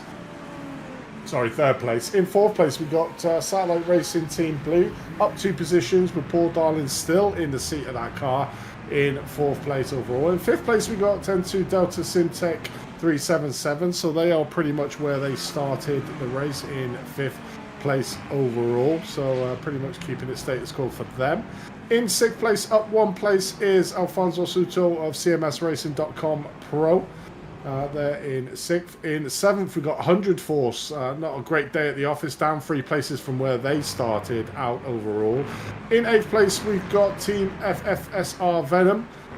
They are up 2 places, and then currently watching the CRF Motorsports. They're up 4 places in P9th. In P10th in the Pro category, we have got SimHQ Motorsport Red. They're down 1 position from where they started, and in P11th, we've got Mika Esports up 5 places from where they started in P11th. Then we got a bit of a gap between 11th and 12th, where we've got Last 10th Racing currently down in 12 places, 3 places down from where they started this race. And then probably the biggest loser in that pro category is the Pneumatics Motorsport Blue Team, down 12 places from where they started in the grid in P13th. In 14th in the Pro, we got Obsidian Racing Future. They are up 7 places from where they started. And in 15th place, we got Overtake Team Red. Further down the field, we got Overtake Team Blue in P16th, 1 position down from where they started. And Penguin RC Simulation Carbon rounds out your top 17 of the Pro LMDH class. Do you want to go through the amateur class there, Ron? Yeah, sure thing. I was just going to add one little thing as we see some side-by-side action here. Heading into the hairpin, the car that was involved in spinning this man, Darren Mowbray, out was actually the Overtake Team Blue Team. So that was the other driver that made contact. That was the 392 driver there that caused all of that chaos that has given SimHQ a little bit of a tough challenge. They came into the pits and served that, well, they didn't serve a penalty, but they picked up that faster pair. So they are still in the lead of the race right now, leading by 51 seconds. So Pneumatic Motorsports Purple, who briefly retook the lead, were definitely on some sort of adverse strategy because they're currently 52 seconds back as we're taking a look at a replay now of some of the drama. This was what caused all that drama in the first place. Riding on board with the Overtake Team Blue car, and it's very, it's, you can understand why these drivers would race as hard as they are, but still, the fact that they are beating and banging and roughing each other up, heading into turn 2 with about an hour left, shows how high the nerves are at this stage of the race. Yeah, I think he just lost his braking point there and went right into the back of the SimHQ Motorsport Orange team. It wasn't ideal considering he was the leader of the 2 different classes. It's a bit unfortunate when that happens, but I suppose that's racing, isn't it? You get fixated, lose your braking point. Certainly, you know, in these endurance races, you do lose. You lose a little bit of concentration the further you get into it. The 3-hour races shouldn't be too bad, but certainly we might see it a bit more when we go into Le Mans, because that is a 6-hour race. We may see 3 driver lineups for that one anyway. We see Max Muir now in the pits for the Satellite Racing Team Teal Team. He's currently running P2 in the class, was at the front. Now it's a Penguin RC Simulation Magma team in that Cadillac leading. They spent their last pit stop at 40.8, which is exactly the same as a Precision Racing Esports team currently running in third. We'll see. They may overtake Max Muir here. Yes, they are. Overtake, actually, no, that's a SimHQ Motorsports Red team. Here's 100 Force exiting the pits. They have had I wouldn't say, I think catastrophic would be the best way to do it. It has not been the best race in the world for them, so at this point, they are in damage control. Ooh, as I see a spin there, Max Muir having to try and take avoiding action. Who was that spinning exiting corner number 1? Was that the Satellite Racing Blue team, if I'm not mistaken? I see them dropping back down the running order. I'm not sure who that was going for a spin, exiting 1, but thankfully Max Muir did not T-bone them. We're following Paul Darling, going into 1 here, gets a move done on a GTP, hits that curb, and oh yeah, that curb on the outside is just as treacherous as a 1 on the inside. It's a little bit of one of those 2-stage curbs, so very, very tricky. Max Muir just threading the needle, having to go for a little bit of rally action to avoid making contact. We're going to follow Max Muir as he exits out of the pits. One thing that he did not want to see is this, seeing a car spin in front of him, and ooh, I think he barely lifted out of the throttle. I think that shows you the dedication of Max Muir. He was like, hey, look, I can't stop. I cannot afford to stop in this race, otherwise I will not be able to contend for the win. So Max Muir, he didn't keep it full throttle, but he definitely did not lift entirely out of the gas there until the very last moment. So you got to respect Max Muir for having the stones to avoid that spinning car right in front of him. Yeah, it would have been bad for his own teammate to take him out of the getting his perfect race. Oh, There's no! another car right on the exit there around turn 15. That is twice in one lap. But Max is well and truly needs a spare pair of underpants going there. Let's have a look. Let's have a look at this. What happened? So we've got the Obsidian Racing Future coming around the second to the last corner, makes contact with the GT3 car, straddles the course. That is right on the racing line, and luckily Max just misses him. Luckily that Joan basically stayed still. He could have moved either forward or back, and that could have been disastrous, but kept his foot on the brake to be able to do. But that's 2 for 2 for Max Muir in this. Let's have a look under. At least he gets to see it late enough that he can react to it, but that won't be helping him for trying to close down that precision racing esports there. Let's have a look at your LMDH and category. So currently leading the way, miraculously, is the SimHQ Motorsport Orange team in first place after that earlier instance we saw with a rear end shunt from one of the overtake teams going into turn number 2. In second place we got Pneumatic Motorsport Purple, driven by James Stacey. In third place we got Wayne Hutchinson with Dog Bear Bark. In fourth place we got Elsac with Accent Racing LMDH class, and then in fifth place we got Valhalla Motorsport in sixth, we got James Foster driving Team Brake Fade, we haven't really talked about much at all during this race, so having a very quiet race for their expectations. And Dog Bear Growl currently in P7th. Way down the field out there in P8th is the Fend Racing Team White, driven by Brandon Goodut in 46th place. So having a bit, oh, that's not an LMDH. It's another one that's crept into the LMDH. That's a new looking LMDH car there on track. But looking at the GT3 Pros, currently leading the way is the Overtake Team Black, with second place is the 10-2 Delta Simtech 144. In third place we've got the Overtake Team White, driven by Victor Lind in third place. In fourth we've got Really Slow Motion Racing, and in fifth place we got Overtake Team Grey. In sixth place, we've got Michael Hooper in the Bear Pope Workers Union. With seventh place is the Penguin RC Simulation Team. P8th, we got Bear Pope Enduro. Seem to have gone backwards instead of up. They were making a steady progress going up the field, but find themselves back in P8th overall. So they are our current leaders in the GT3 Pro field. In P9th, we got D's Porsche Runfather Jug, so they've gone the wrong way down the field as well, currently in P9th.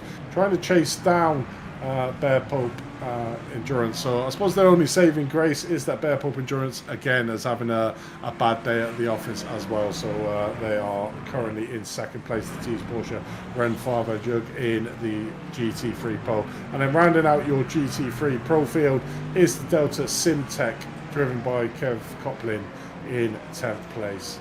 In the GT3 Anfield then, we've got in first place, we've got Lunatic Racing. Has ran about 8 cars between him and the second place of Long Haul Racing, but they are up 8 places from where they started, so a great comeback for the Long Haul Racing team there. In third place we got Back Pain and Eye Strain team. Again, another one we've talked about a little bit, being metronomic about the way that they go about their laps. Currently running around in third place, so some good points for them to bring back to the team. The team that's probably had the worst luck in the field is the Overtake Team Pink. 2 drive-through penalties so far served in this race. They were fighting for that first place with Lunatic Racing, but currently find themselves down in 4th place. In 5th place, we got CMSRacing.com. Endurance, driven by Dave Nelson, up 2 places from where they started. And then in 6th place, we got Bear Pope Zero. Started in 6th and currently running round in 6th place. In 7th place, we got Larry Ford, Long Haul Racing 2, and in 8th place, we got Valhalla Motorsports. In 9th, we got Direct Drive Motorsports. 10th place, we've got Can-Am Racing. Another one, Drew Ledecker, we haven't talked about a lot really.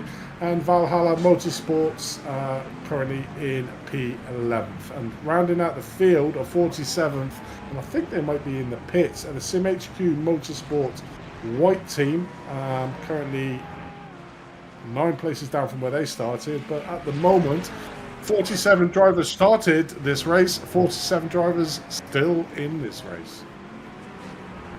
Sim HQ Motorsports Orange is back in the pits. So right now the Pneumatic Motorsports Purple team are licking their lips. The only other team that's still on the lead lap in that LMDH AM category. So I wonder, is this a scheduled pit stop from the Sim HQ Motorsports team? Are they did they have some sort of accident? Is there some sort of penalty that they're serving? No, they are still in the pits. They're just taking some tires right now. You can see them up on jacks in that Porsche. They will see the Pneumatic Motorsports Purple team buzz by them on that left-hand side, the right-hand side from your perspective, looking down the pit lane. And we're going to see the Pneumatic Motorsports Purple team buzz by them right about now. So still up on jacks is the Sim HQ Motorsports Orange team. Now they're finally leaving their box. So they're pitting a little bit. It was about 8 laps. Not 8 laps, my apologies. It was about 6 laps separating those two teams, I should say, from coming in. And actually, the Sim HQ Motorsports Orange team took a little bit less gas there, so you can see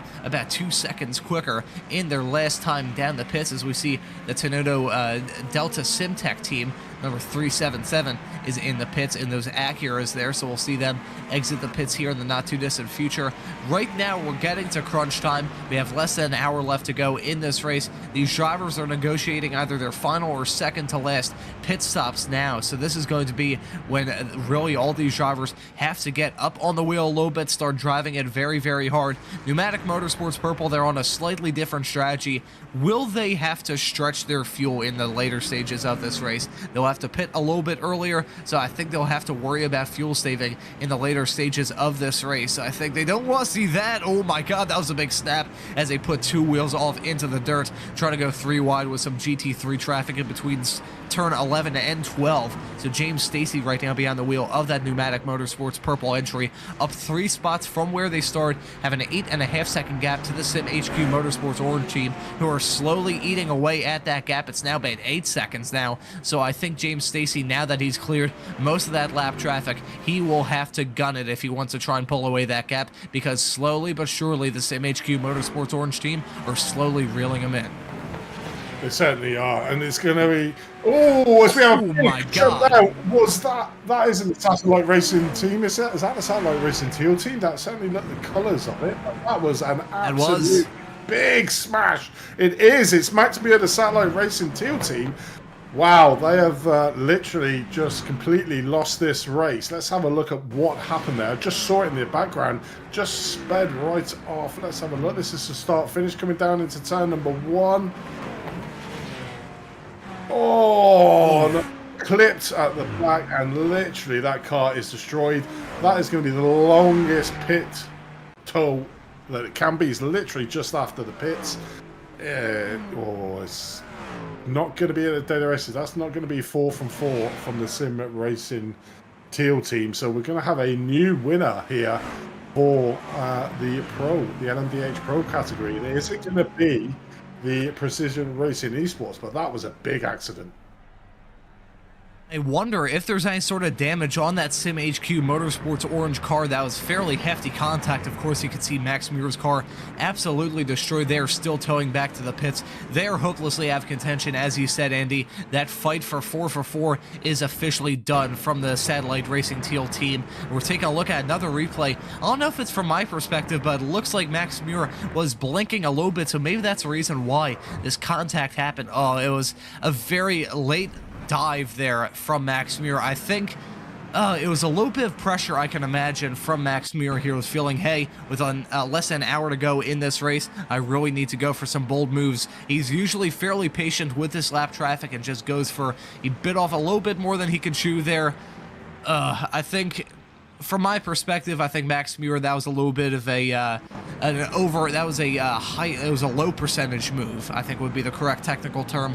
He did not have to risk it, even though he was trying to fight for the lead and was actually on the back foot in that fight, but now he is completely avid. You can see the tires back on that car. I wonder, have they already used a fast repair? I don't believe they have. So if they haven't, that's still good. I mean, they're still got to be hopelessly out of contention. They're now currently P15 in class, currently the only team to have them is the Overtake Team Blue and also the Penguin RC Simulations car right behind them. It's looking very good for Precision Racing Esports to try and claw up massively in this championship fight.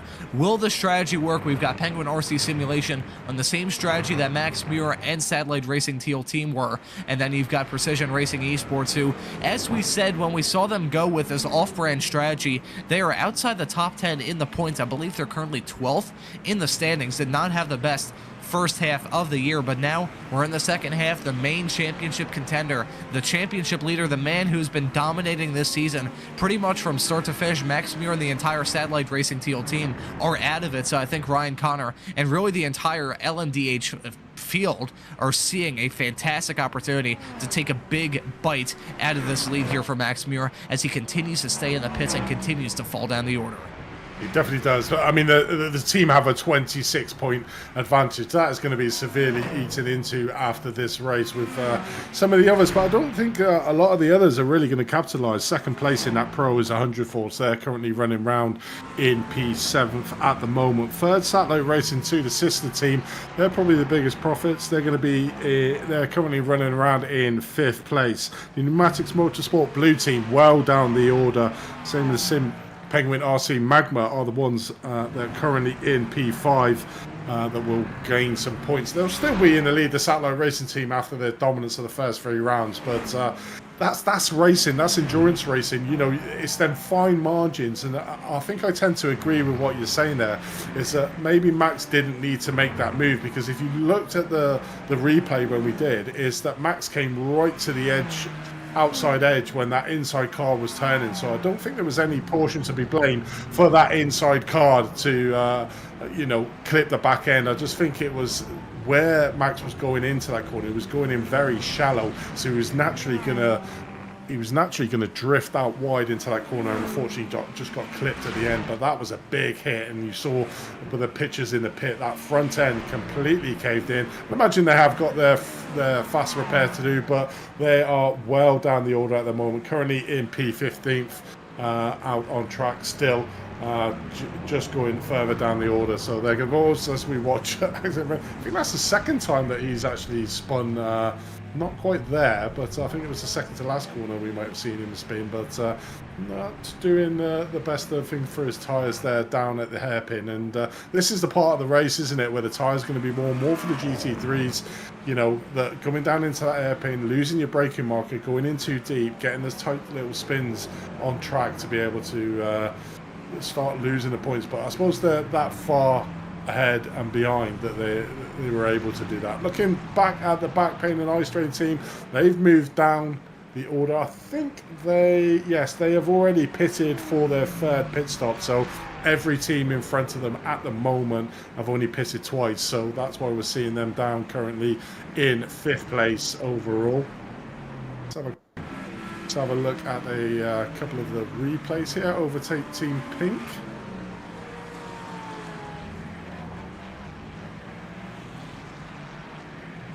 Just looking down there.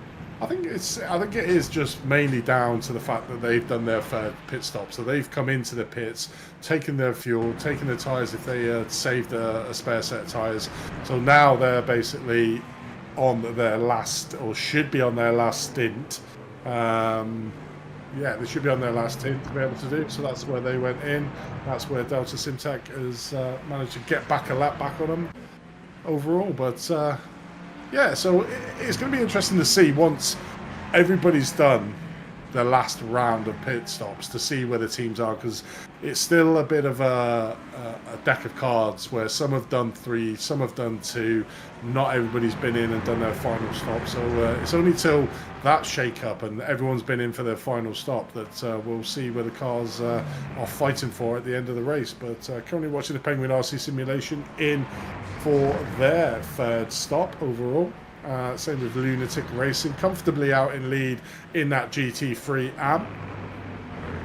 Just coming out, you can see the Overtake Team Pink there, just coming in to stop. So they've had 2 drive-through penalties.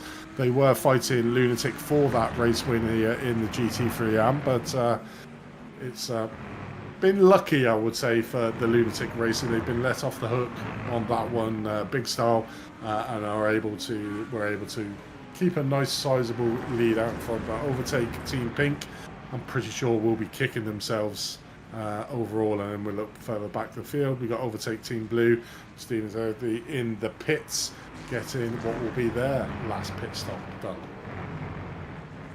I think the main story that we have to follow once all these drivers get their final pit stops done, out of the way, and could just straight up drive until the checkered flag is a lot of these drivers, especially when it comes to battling for the lead, it's going to be a matter of catch up. Currently, the Precision Racing Esports team has a 50-second gap in LMDH, a 10-second gap in LMDHM there, separating Pneumatic Motorsports Purple and Sim HQ Orange. We can see now overtake Team Blue, who are involved in that incident, the first of the prototype incidents that we saw not very long ago when he pitched Michael Hooper into a small, actually no, that was the made contact with the Sim HQ Motorsports Orange team not very long ago. They were the dominant force throughout a vast majority of this race in the LMDHM category, but things, I wouldn't say have fallen apart, because they still have a 9-second gap to the drivers in front, which is one of the smaller gaps here throughout this entire field for the lead positions. We still have a decent amount of time left to go in this race, 2 hours and 18 minutes into this 3-hour affair here, but Sim HQ Motorsports Orange have really not, they haven't bitten back when it comes to that fight with Pneumatic Motorsports Purple. I said it when I saw that incident, and I'll say it again, it's another drive-through for Valhalla Motorsports for avoidable contact. They'll be serving that here in the next few moments, but I wonder, does Sim HQ Motorsports Orange have damage on that car? Because they have found no way, just no chance of catching up to Pneumatic Motorsports Purple. The gap has been about the same ever since those two exited the pits last time by. So I think Sim HQ Motorsports Orange has to have some sort of damage on that car. That could be the reason why they're struggling a little bit here. Yeah, I mean, it's a bit unfortunate, isn't it, where you lose your position by somebody in a different class hitting you, but that's racing. They've got to get on with it. They've been super fast all day, but there's got to be some sort of problem in that car, or it might be the driver that's in the car, but the pneumatic one is actually being able to match the speeds that they're going around the track. I'm just having a look at the last lap. So the Pneumatic Motorsport Purple did a 127.94. And the Sim HQ Motorsport Orange team done a 130, so they lost 3 seconds in that last lap. But again, it's the trepidation of getting that GT3 cars into the mix. I'm just looking at the chat there, and Nick McLaughlin say definitely got lucky. It's our green patties inspired paint that must be bringing out. So yeah, I'll go with you there, Lunatic. But you were certainly racing strong. I think overtake Team Pink were just unlucky to get the 2 drive-through penalties that they got through, but it was a great race overall over there, as we currently watching there. Michael Hooper coming in for his pit stop. Copeland Syntec there in P8 overall, in for their final part, and there's the D's Porsche Renfather Jug driven by Robbie Prescott just coming out the pits. They are currently in 5th place overall. It's amazing, isn't it? You know, in endurance races, how quickly you can sort of gain positions, lose positions by looking at just the pure strategy of where the drivers are. Some taking more fuel early on, some taking less. It's really at this point, once all the cars have come out, which I believe they have all now done, is where you actually see the cars in their true positions going into the last stint. So, you know, you look at that GT3 Pro, overtake Team Black and White have been at the front consistently throughout. We're looking further back, Team Bear Pope Endurance, our current leaders in that GT3 class, struggled a little bit today out there. Nicholas Holden in the car in there in P8 overall, so that will certainly tighten up that GT3 Pro. But it's probably a story of this season, is that nobody in that GT3 Pro, same with the GT3 AM, nobody has won 2 races in the last 4 races. There's been different winners on every single race, and it's looking like it's going to be the same here again today with Lunatic Racing in the GT3 AM. They have won it, so they'll buck the trend in that AM field if they can maintain that. They won out in Jerez overall, but that GT3 Pro, looking at the overtake Team Black, you know, they've come on leaps and bounds. I'm just looking further down where they are in the standings. I don't even think they're on the stands in the overtake team. Oh, yes, they are. So they haven't even finished in the top 3 in any of the opening 3 rounds. So it's a good result here for the overtake team black overall. In fact, tell a lie, they actually came second in Spa last time out. So this is a back up there, a first with a second from last time. So a great 2 rounds for the overtake team black overall. But looking at the front of the thing, I think the story of the day is the Satellite Racing Team 2 crashing out here, which has given an opportunity for the rest of the field to close that 26-point gap ahead of the LMDH Pro field, which will make it interesting coming into Le Mans, the 6-hour race that we've got coming up next month here on Apex Racing TV. So that's going to add a little bit of spice to that LMDH Pro category. I think that Le Mans race coming up in 1 month's time is a good enough reason for anyone watching this stream here on Apex to subscribe, hit the notification bell as well. We've also got one heck of a Weekend Warriors runoffs coming up next time at the Weekend Warriors broadcasts are actually going on right now. I believe, in fact, they might be over for the day, but still, next week for the Formula Fords, they're going to be running in the rain at Okayama as we're riding aboard with Ryan Connor. That's a race that I'm really looking forward to. Ryan Connor was following a Porsche GTP who had a bit of a long shot there entering corner number 8. O'Connor at this stage, he just needs to keep it clean. He has a 55.3 second gap between himself and the Penguin RC Simulation Magma team there, and only 3 cars currently in LMDH Pro are on the lead lap, so I really don't know of any sort of way that Ryan Connor and the Precision Racing Esports team can screw this up. This would be a massive result for them. They're currently 12th in the standings, so that'd be great for them. They're still risking it going 3 wide, going down that start-finish straightaway. Very close to making contact with that Porsche there. But right now, 55-second gap. Let's say they lose... Gotta wonder, they will not lose that gap because Penguin RC Simulation has to pit as well, if I'm not mistaken. Will they have to pit again? I believe they will. But if Penguin RC Simulation doesn't have to pit, which I doubt very highly, I'm very much confident that they will be pitting between now and the checkered flag. Precision Racing Esports just needs to avoid hitting anyone else or hitting a wall, and they'll basically be in the clear to the checkered flag. Yeah, 100%. I think they all do have to stop again. Especially because when was the last time they pit? 72. Yeah, 100% that they will all have to stop again. Varying amounts. Obviously, we saw Precision Racing Esports flip around their tactic at the start, so they're probably on a bit of a fuel-saving tactic as well to mitigate the fact that they might have to take a little bit more fuel. And they got the opportunity to do that. You know, they got 55 seconds lead over the current team we're watching, the Penguin RC Simulation Magma team. But likewise, they've got a decent, sizable 20-second gap over the 10-2 Delta Syntec 377 team. So the top sort of 3, which are the only ones that are currently on the lead laps, have got an easy run in, I would say, to the checkered flag. You know, they know what they've got to do. They've just got to avoid the traffic and keep it nice and clean, and they should end up in the positions that they currently are.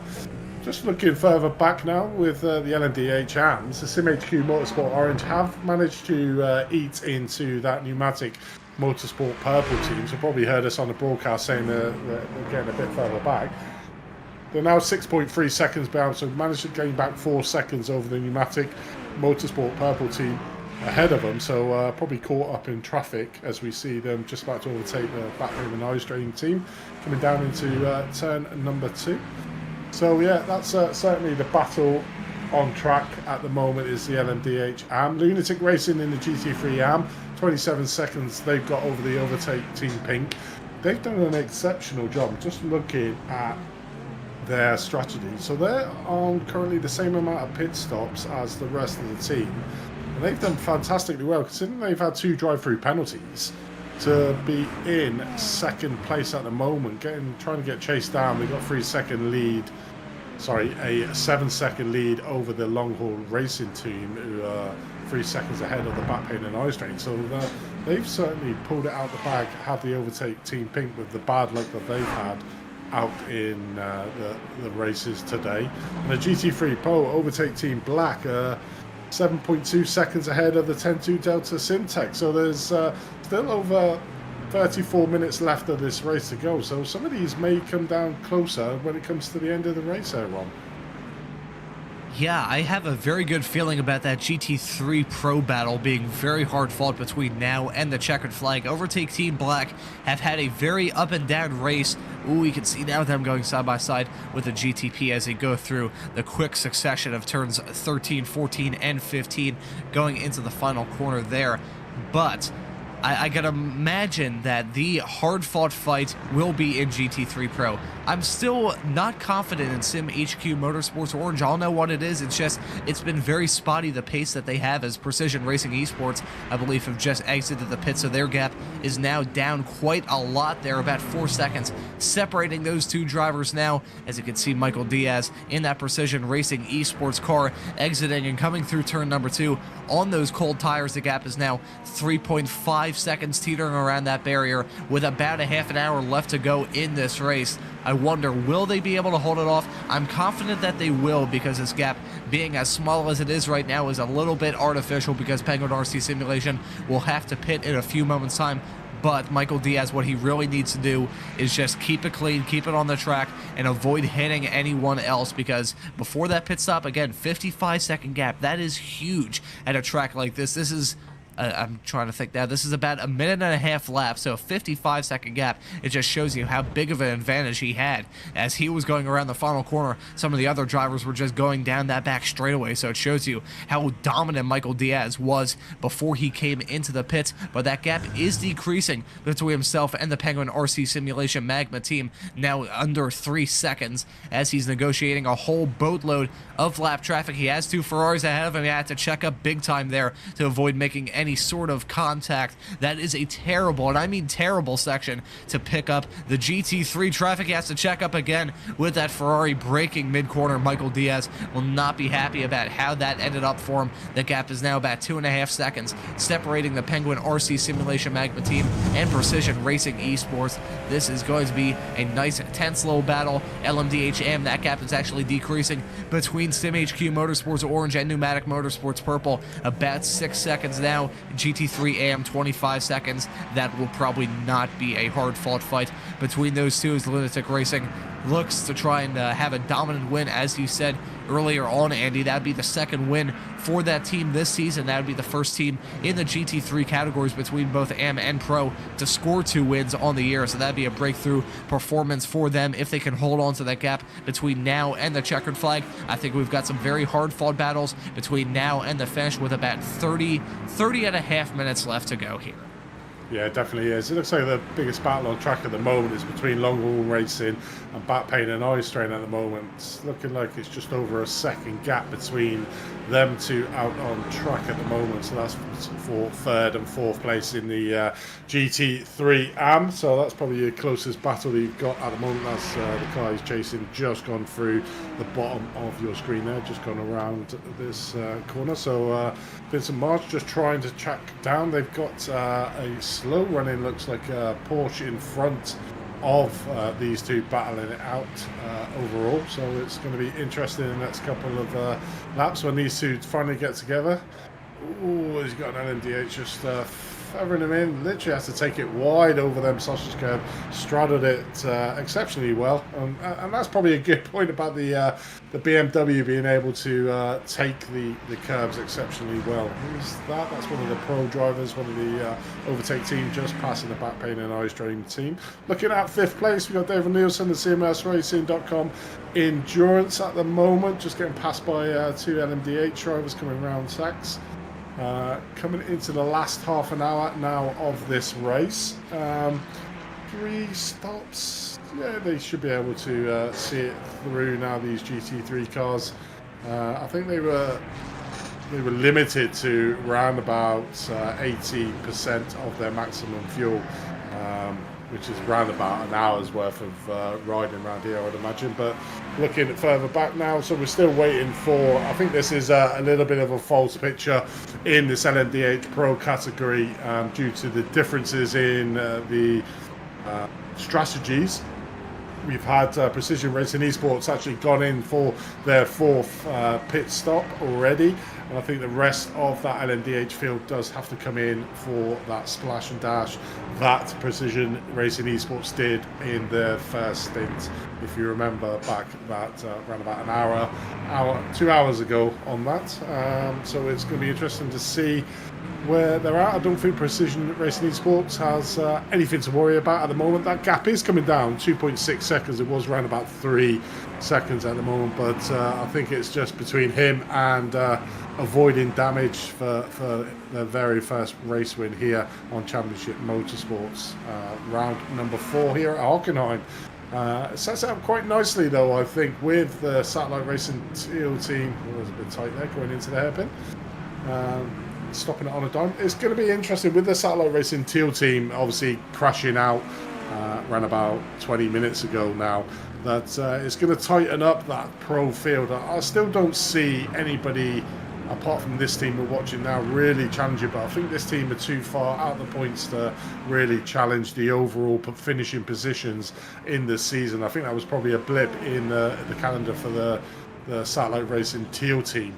They are still the #1 team in that LMDH class, but it certainly makes it interesting, a little bit more pressure on the Satellite Racing. Always a big issue here down at the hairpin. Overtake Team Black, who were the current leaders of the GT3. They have now lost out. They're currently in 3rd place overall. So the Tempu Delta Simtech 144 team take the lead with the Overtake Team White taking that 2nd place, and the Overtake Team Black, you can see there, 2nd, 3rd and 4th. Are all the Overtake Team White, Black and Grey, but that was a big incident at the end. Let's have a look to see what happened. Coming down, we're on board with Alex Peterson, Overtake Team Black here, coming down. Oh, got mixed up with one of his own teammates. And then the Ferrari hits the back of him, spins him off, and wow. That's got to be the worst thing, isn't it, when you hit your teammates and take both yourself and your teammates off. Well, that's rule number 1 of racing. Do not crash into your teammate. We're seeing it again from a different angle. Oh, it is such a shame there. Overtake Team Black and Overtake Team White. The entire Overtake team has had a dramatic Hockenheim round from start to finish. You can see multiple cars involved in that. If that was a bit more, if the field was a bit more packed up, that would have been a massive crash involving many cars. It would have been a pile-up, which is something you don't usually see at a purpose-built racetrack, but still, hard stuff. Ending in tears for the Overtake Team Black team. They are still in a decent spot, 3 seconds back of the Overtake Team White car, so it's an overtake 1-2 currently with the Tenuto Delta Simtech team about 6 seconds back, so that isn't going to hurt them too badly. However, there may be damage and also some penalties coming for some of those drivers as well. I think maybe it's just from my perspective, Overtake Team Black looks like it has a missing front bumper on the front of that Mercedes-Benz there, so I think a bit more ventilation, you must say, but that's not going to help them going down those long straightaways. So I think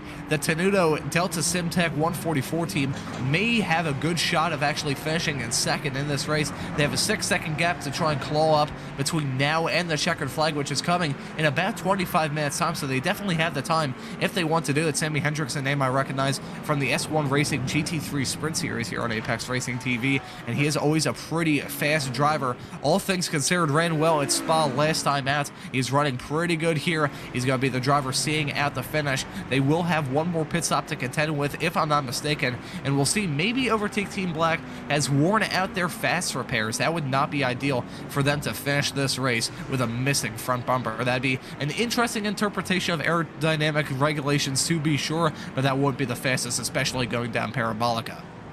Yeah, who Josh in the YouTube said that P2 in the LMDH got spun by a GT3 AM. I think that was the team we're looking at the moment, so Tentu Delta Simtech 144, because they were leading that GT3 Pro field, and all of a sudden they were in 3rd place. And if we look at the Penguin RC Simulation Magma team, they were like 2 seconds behind. They're now 12. I don't know if you can find that incident and let's see if we can see what happened between the two, but it certainly looks like the Tentu Delta Simtech 144 had come into an incident because they were leading that GT3 after the overtake team Black took it very deep into the hairpin. So let's see if Josh can do it. Let's have a look and see if this is the incident.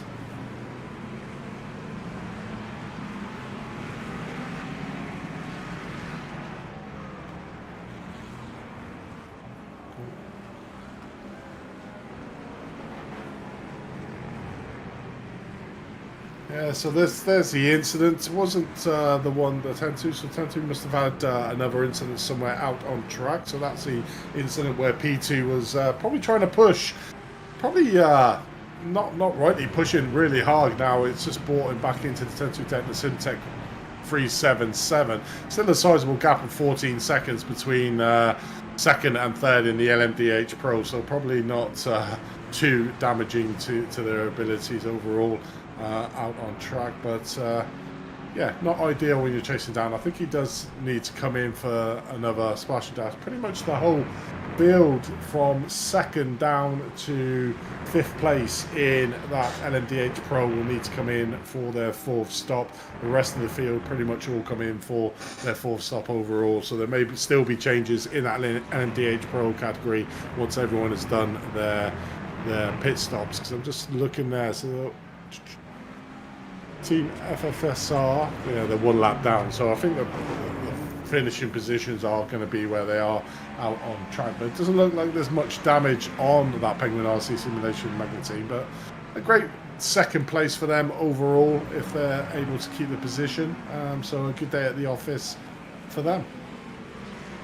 CMSRacing.com Pro Team is now pitting from the 4th position in that LMDH Pro category for their final splash and dash here. It's a 10-second gap separating two of these cars now, but the Satellite Racing Blue and the 100 Force cars are right by each other on similar strategies as well, only pitting about 2 laps apart there, one on lap 82, the other on lap 80. So there's about 10 seconds separating those two drivers, but after the incident that the Satellite Racing Teal team had earlier on in this race that they actually picked up a time penalty for as well, so just rubbing salt into the wounds for that team that has multiple laps down. That fight between Satellite Racing Blue and 100 Force may be a lot more than it's worth. If that Satellite Racing Teal team was still in this race, it wouldn't really mean too much, but now with that incident, that may mean a lot more than we were expecting it to.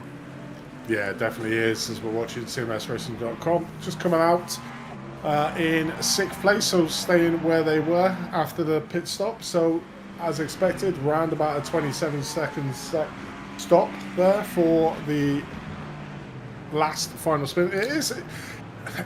It's a bit of a shame, really. I think obviously we look at Spa, Precision Racing Esports unfortunately got taken out. This one, Satellite Racing Teal team got taken out. We've not seen a completed race between this Precision Racing Esports and the Satellite Racing Teal team to be able to see who would come out on top with a zero incident race to go on. Hopefully in Le Mans, which is obviously made for these LMDH cars, will be the race where we finally see them two go in toe to toe on track to be able to see who takes the top spots. But certainly both of the teams are showing exceptional pace on both races, and we've seen it here today where they were fighting quite hard at the start of the race.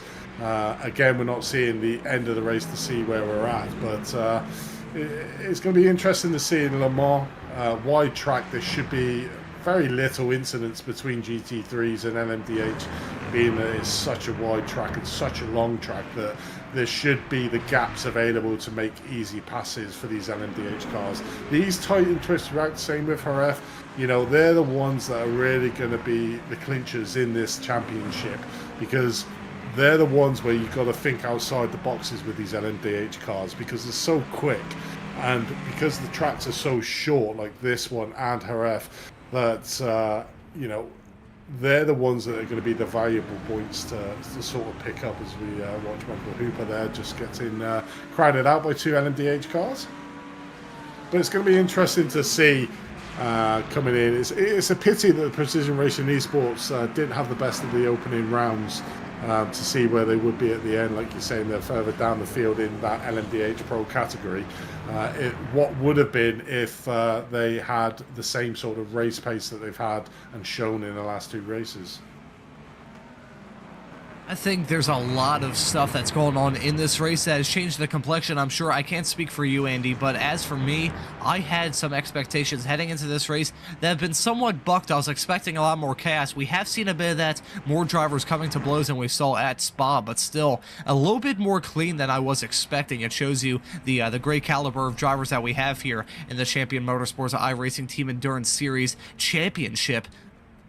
But I was expecting a lot more of that. We did get some incidents here and there, some that have been given penalties. The team that has won all 3 races so far this season will not go 4 for 4. I was expecting them to be the dominant force. They were, but they were involved in one of those incidents that they picked up a penalty for. So I think it's been feast or famine for many of these drivers. So the ones that we were expecting to struggle, well, I wouldn't say expecting to struggle, but ones we were expecting to do well have done poorly. Look at 100 Force, for instance, who've just exited the pits, currently running in P6. The first of the drivers that are a lap down right now, running P6 in the LMDH Pro category.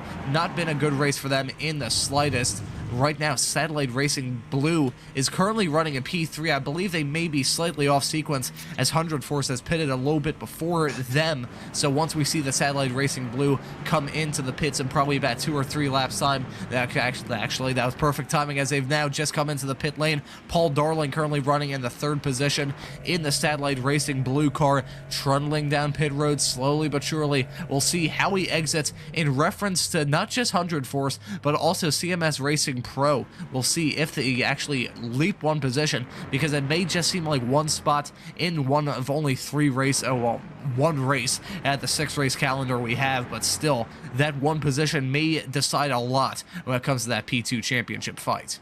It does. I think it's more for a day of the underdogs, the people that are normally the mid-pack races with a couple of the big names going out, and people in the mid-pack currently in the standings picking up some valuable points in the championship, which will reinvigorate them going into the final 2 rounds of the season, thinking, you know, we can pick up a few more positions here. You know, it's never over to the final flag, and you know, there's nothing more permanent than endurance racing. You know, even the top drivers can have a bad day at the office and bring it out. So you know, it's good for like the CMSRacing.com Pro team, the 10-2 Tower Simtech 377 team, the Penguin Simulation Magna team to get up there, to get some valuable points on the cards. The Precision Racing Esports team to finally get the first win in the series, to give them the vital boost. You know, and it'll make for a lot more entertaining race when it comes to the final 2 rounds of the season. Certainly the next one out at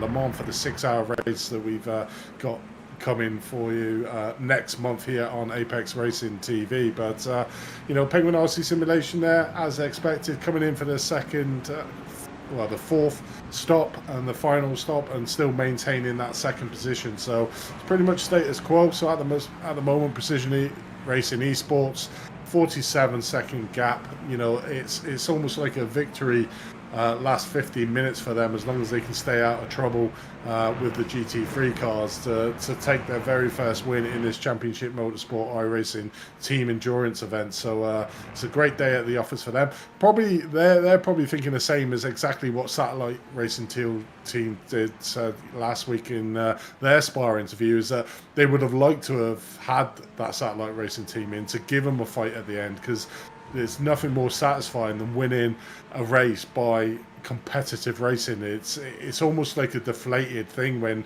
you win by default because your competitor that you were racing hard with crashed out from an incident. So, but a win's a win and wins points. So it's going to be.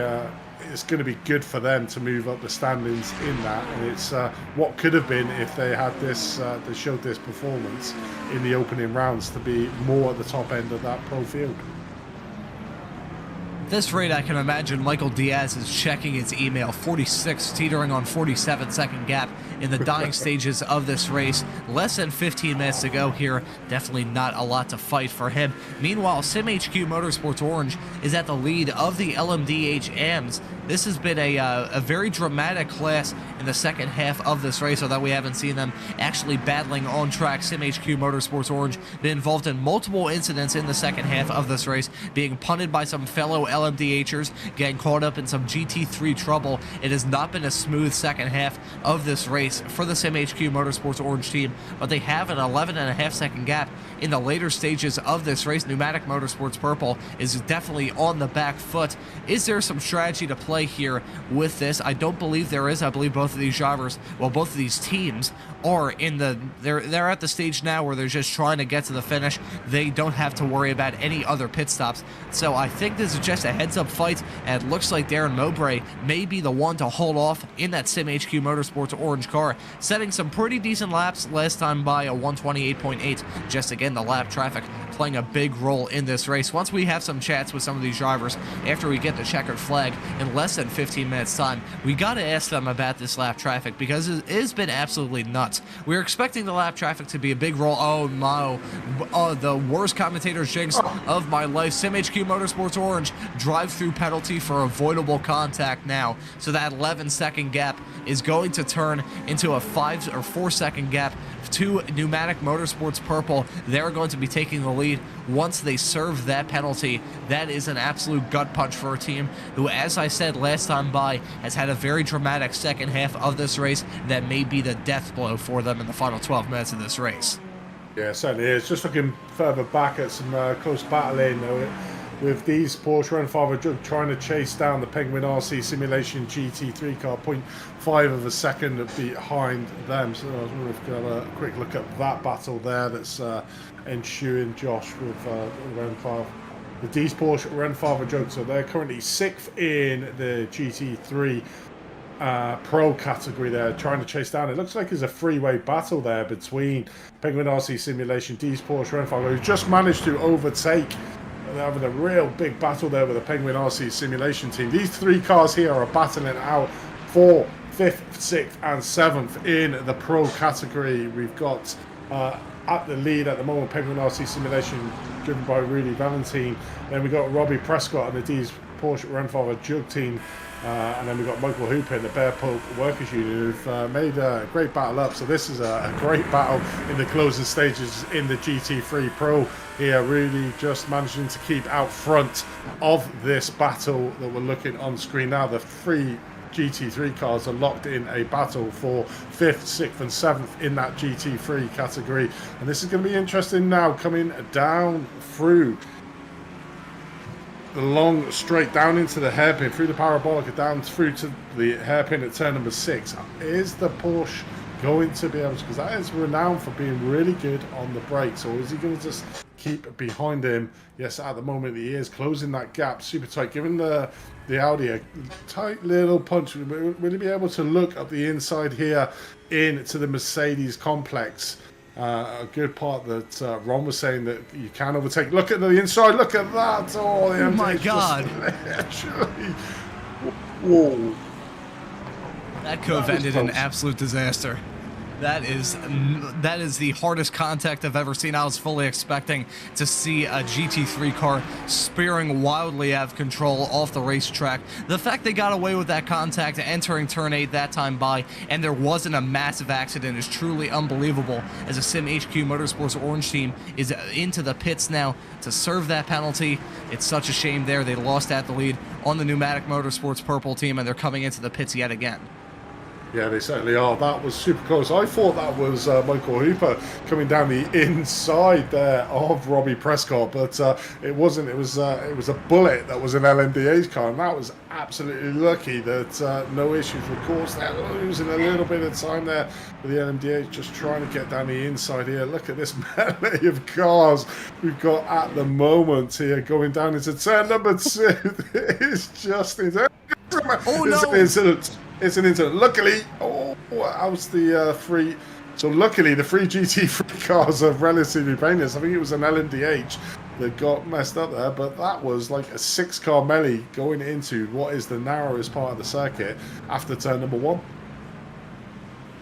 Yeah, there's a lot of drivers going off there in turn 2. We may have to take a look at a replay to see what created all of that. We were riding on board with Michael Hooper as he went into that corner, and I was expecting a driver right in front of him to get an involuntary prostate exam with how deep he went onto the brakes there. We're taking a look at a replay. Antonio Rodriguez, who is the star of the show all throughout this broadcast, is at the center of another one here. You can see Michael Hooper nearly creating a contact, and oh, that's... I'm not sure who that was that made contact. It was a GT3 and a GTP making contact coming through turn 2, creating a spin. Thankfully, all the drivers that have arrived on that accident managed to scatter quite decently. This was actually the Penguin RC Simulation Carbon team. We're following Paul going into turn number 2, and it's a little bit of desperation there. He saw the pack of GTP cars right in his rearview mirror and realized, hey, I need to go for a move here unless I'm going to lose out on about 15 seconds and a lot of positions. So he tried to go for the move, lost a lot more time, and sadly for him, he is going to be out of that fight for now. We'll see if any sort of accidents happen between now and the checkered flag. We're in the last 10 minutes now, so I gotta imagine these drivers are going to be turning up the wick all the way now. They certainly will be. It'll be putting pedal to the metal in this final stages. 8 minutes left of this race, so around about 6 laps left remaining of this race to do, and that was a lucky escape for all 3 of them cars in the GT3 that were fighting out between the Rennfahrer Jug, the Workers Union. I'm just looking there, Penguin RC Simulation, where have they gone to? Because they were leading this battle. They have been caught up in some sort of incident because they are now well off the pace of these Porsche Rennfahrer Jug team in 5th and the Bear Punk Worker units in 6th. So it did go into the pit I think lane. I know what might have happened here.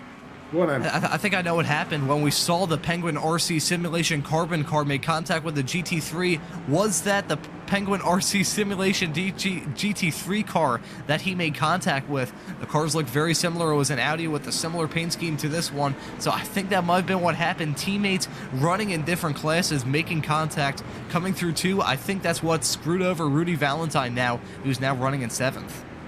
Either that, or he had a drive-through penalty because he actually hit the incident level. Let's have a look, see what happened. It may be because of that incident he got 4 incident points, which means he had to do a drive-through penalty, which is worse luck if that is the case.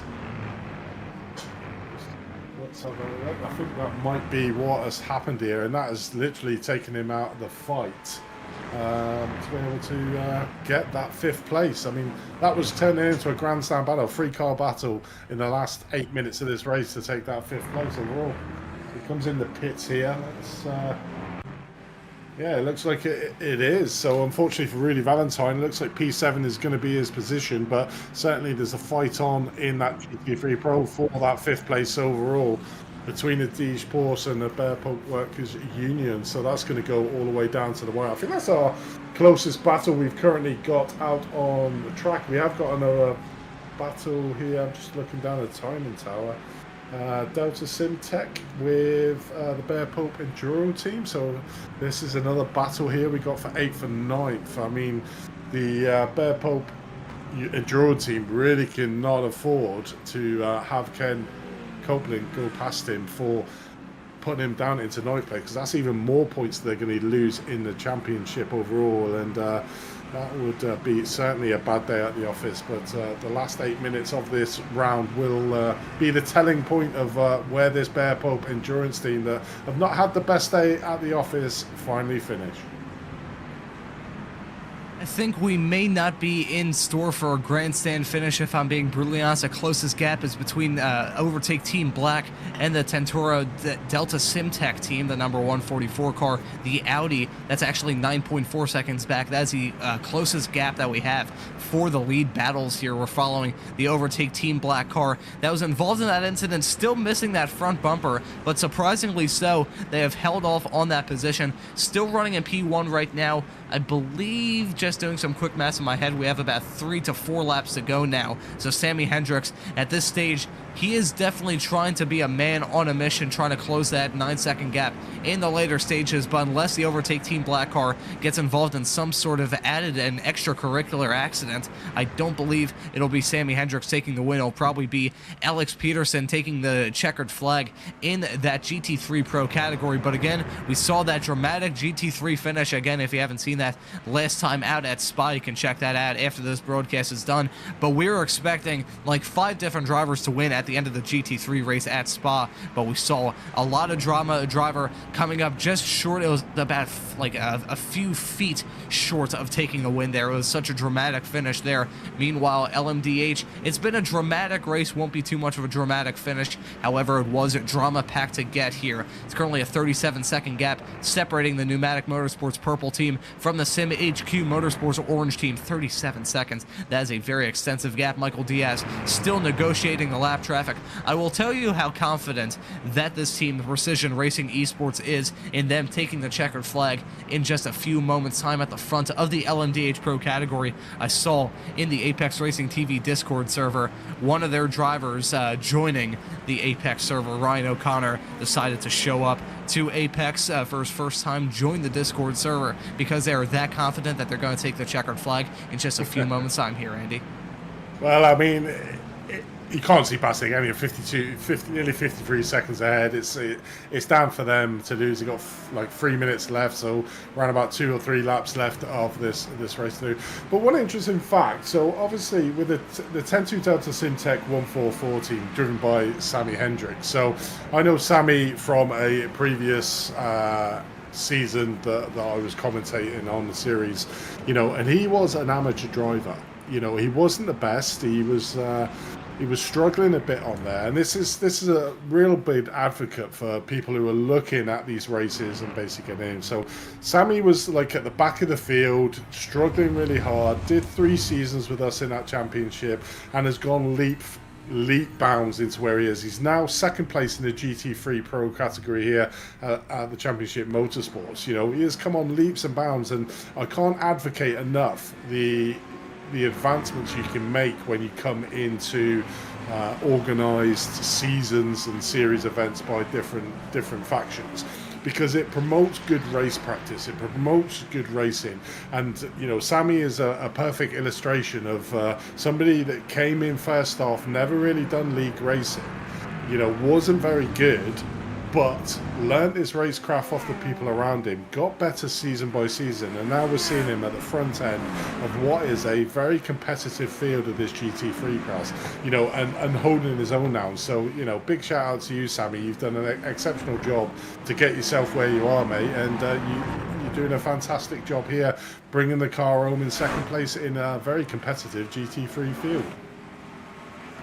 Ooh, Accent Racing LMDH has had some kind of off there in the pit lane. I think a very quick splash and dash, not confident in their ability to get to the checkered flag, which is coming in the not too distant future. We are 2 hours 58 minutes, coming up to 2 hours and 59 minutes in, so we're going to have 1 minute left to go on the clock. These drivers will be taking the white flag this time by, one of them being Paul Darling in that Satellite Racing blue, the only Satellite Racing car still left on the lead lap, just barely. He is the last car left on the lead lap in that LMDH Pro category right now, ahead of 100 Force, which is a good result for them, trying to maintain that gap in P2 in the championship. I believe even with the drama that happened for the sister team, I believe we'll still leave this round with the Satellite Racing teal and blue 1-2 in that LMDH championship.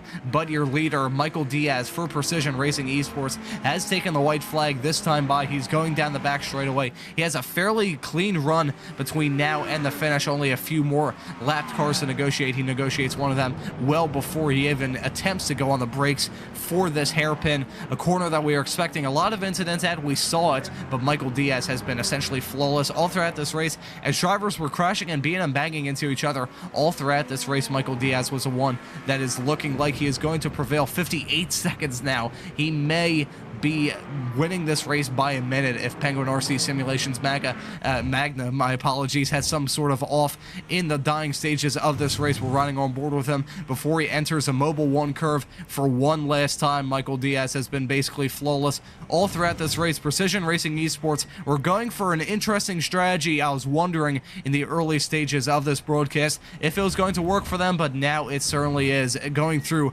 turn 13 and 14, entering the final two corners, which feel like one in a GTP car, and Michael Diaz rounding that final turn is going to see the checkered flag and take the win here at Hockenheim, winning in that LMDH Pro category with a massive gap between himself and the Penguin RC Simulations Magma team there in P2. And now James Stacy in the Pneumatic Motorsports Purple is going to be one of the next class leaders to take that checkered flag. He has a 32-second gap between himself and the Sim HQ Motorsports Orange team. It's been a dramatic race between these two Porsches, incident-packed, penalty-packed. It has been drama-filled all race long, but James Stacy in this car, he's up 3 positions from where he started. He just has 2 more corners to go through, and he will be able to take the win here in the LMDHM category for Pneumatic Motorsports Purple, coming around that final corner for one last time, and he will be winning in the LMDHM category. And now we just wait for the GT3 drivers. Yeah, definitely is, and some great racing there overall. We'll look back at the Overtake Team Black, action-packed and incident-packed with the GT3 Pro field, certainly with this Overtake Team Black, but has managed to keep himself on top. He has got the win here. You can see 2nd, 3rd, 4th, 5th and 6th places all past the checkered flag themselves, so this is almost like a victory lap here for the Overtake Team Black overall. Lunatic Racing, you can see there in the GT3 AM, took that with a 55.3 second gap overall to the long haul racing, so they managed to secure that 2-win streak in the GT3, the first team to be able to do that. But we'll watch here as Overtake Team Black take the checkered flag, the first victory here in the Championship Motorsports Team Racing Endurance Series. And it's been an action pack. It wasn't as thrilling. I think we got spoiled really wrong from Spa, but it was a different war of attrition for the drivers. It's a lot smaller track, so, you know, as you mentioned earlier on when we saw the track back and Josh put it up, there was just no space really, and there was no clean space for the drivers, so they had to be concentrating throughout the whole of this race to make sure that they kept out as much incident. And to be fair, like you were saying as well, we sort of talked about it at the start, saying this could be one where we see a lot of incidents, big crashes, but overall we haven't. And again, like you said, that's down to the drivers. They give each other the space. There has been a few yeets and a few dubious overtakes, but, you know, on the whole, another excellent advertisement for this series and how clean the drivers are in the races. It honestly shocked me that these drivers didn't have as many incidents as I was expecting them to. Of course, as you said there, Andy, many drivers had contact with each other. It definitely wasn't a clean, well, it was a mostly clean race, 3 hours, and we probably had about, I'm trying to think now, maybe about 10 or 11 incidents that were really worth noting where there was something egregious going on. The fact they got through that race 3 hours long as cleanly as they did is very, very surprising. So I believe we have some more drivers waiting to take the checkered flag, but clean. I think on the subject of this race being exciting, it was definitely entertaining. There are a lot of storylines to follow. I think this race had big shoes to fill after the absolute barn burner that we saw last time out in Spa. And you could see, I mean, it shows you how dramatic this race was, even though it isn't as entertaining as it was at Spa. You have the driver at the front of the GT3 class winning the race with a missing front bumper. It was a very exciting, very interesting race. I think that would be the best way to describe it. Had a lot of storylines sprinkled throughout all of it, and we're seeing some more of these drivers come into their pit box to close off 3 hours of heart-pumping action. Hopefully the viewers watching the stream here on Apex Racing TV have enjoyed it, and you can see an after the race drive-through penalty, it seems like the number 427 Team Black are trying to serve there. So I think they're waiting, maybe they're just waiting for their fuel to run out. I'm not too sure. You can see that's a beautiful angle as we come through turn number 2. You can see all the marbles on the outside of the circuit there, on the outside of the racing line. that, I mean, it's just an ocean there. So I wonder why all these drivers were having, I wouldn't say trouble passing, but it was definitely a little bit harder compared to Spa when you have those long straightaways where they can slipstream past each other. This race was a little bit more one of attrition, one of just trying to be in your own game and trying to avoid making any sort of incidents, but it still led to a pretty damn good race. Yeah, 100% is, I think, just the Overtake Team Blanca trying to get some more TV time here on Apex Racing TV, just bringing around the final lap here. But yeah, it was exactly that, Ron. You know, it was a super hard race for the drivers, and I'm pretty sure we're going to hear it in the interviews coming up shortly, of how hard it was to judge distance, to try and pass the GT3 cars. And then from the GT3 cars is to have eyes in the back of your head to see where these LMDH cars were, you know, because they had to get out of the way because these LMDH cars were going to come through as well. So it's been a hard race for the guys. It's like Jerez, I think, at the end of the day, and I think it's good down to the organisers of the seasons. They put in a couple of harder tracks that it's not all your fast, you know, flat out speeds and everything like that. It's very much, you know, technical races. You've got to think a bit more about these short, tiny, tight twisting tracks. But yeah, it was another great race. Wasn't the impacted end like Spa, but it had the impacted entertainment throughout the whole entire race, I think.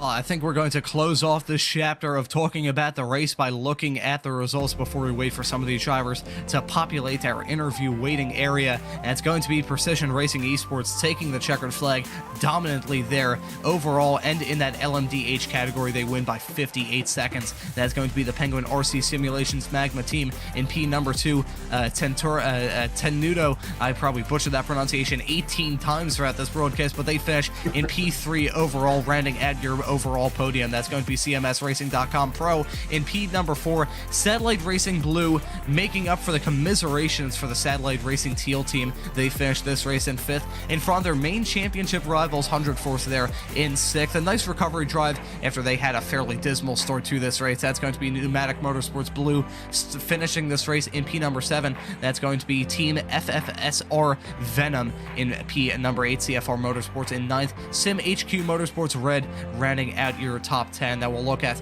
the LMDH AM category, and it's only 2 cars finishing on the lead lap. Pneumatic Motorsports Purple take the checkered flag 37 seconds ahead of Sim HQ Motorsports Orange. Team Brake Fade there rounding out your podium in 3rd, 1 lap down, and you can see now only 8 cars. Accent Racing LMDH in 4th, Valhalla Motorsports in 5th. We've got Dog Bear Bark and Dog Bear Growl in P7, P6 and P7, and Valhalla Motorsports round out the LMDH field 14 laps down after a very challenging race for them. That's Overtake Team Black taking the win without a front bumper in that GT3 Pro category after Sammy Hendricks actually took the checkered flag 1 lap earlier. He finishes a lap down, so Overtake Team Black technically lapping the field there in the number 427 car. I have a helicopter flying over my house. Hopefully that isn't being picked up on the microphone. That's going to be Overtake Team White rounding at the podium in 3rd, with an Overtake Team Gray P3 and P4 there as well. So pretty good race from them, all things considered. D's Porsche, Renferrer Jung Racing, I probably killed that pronunciation. My German ancestors rolling in their graves. They ran at the top 5 in GT3 Pro. You can look at all of them, all finishing in the top 10 within 2 laps of each other. So that's a pretty good race there from all those drivers. And then looking at the GT3 AM category,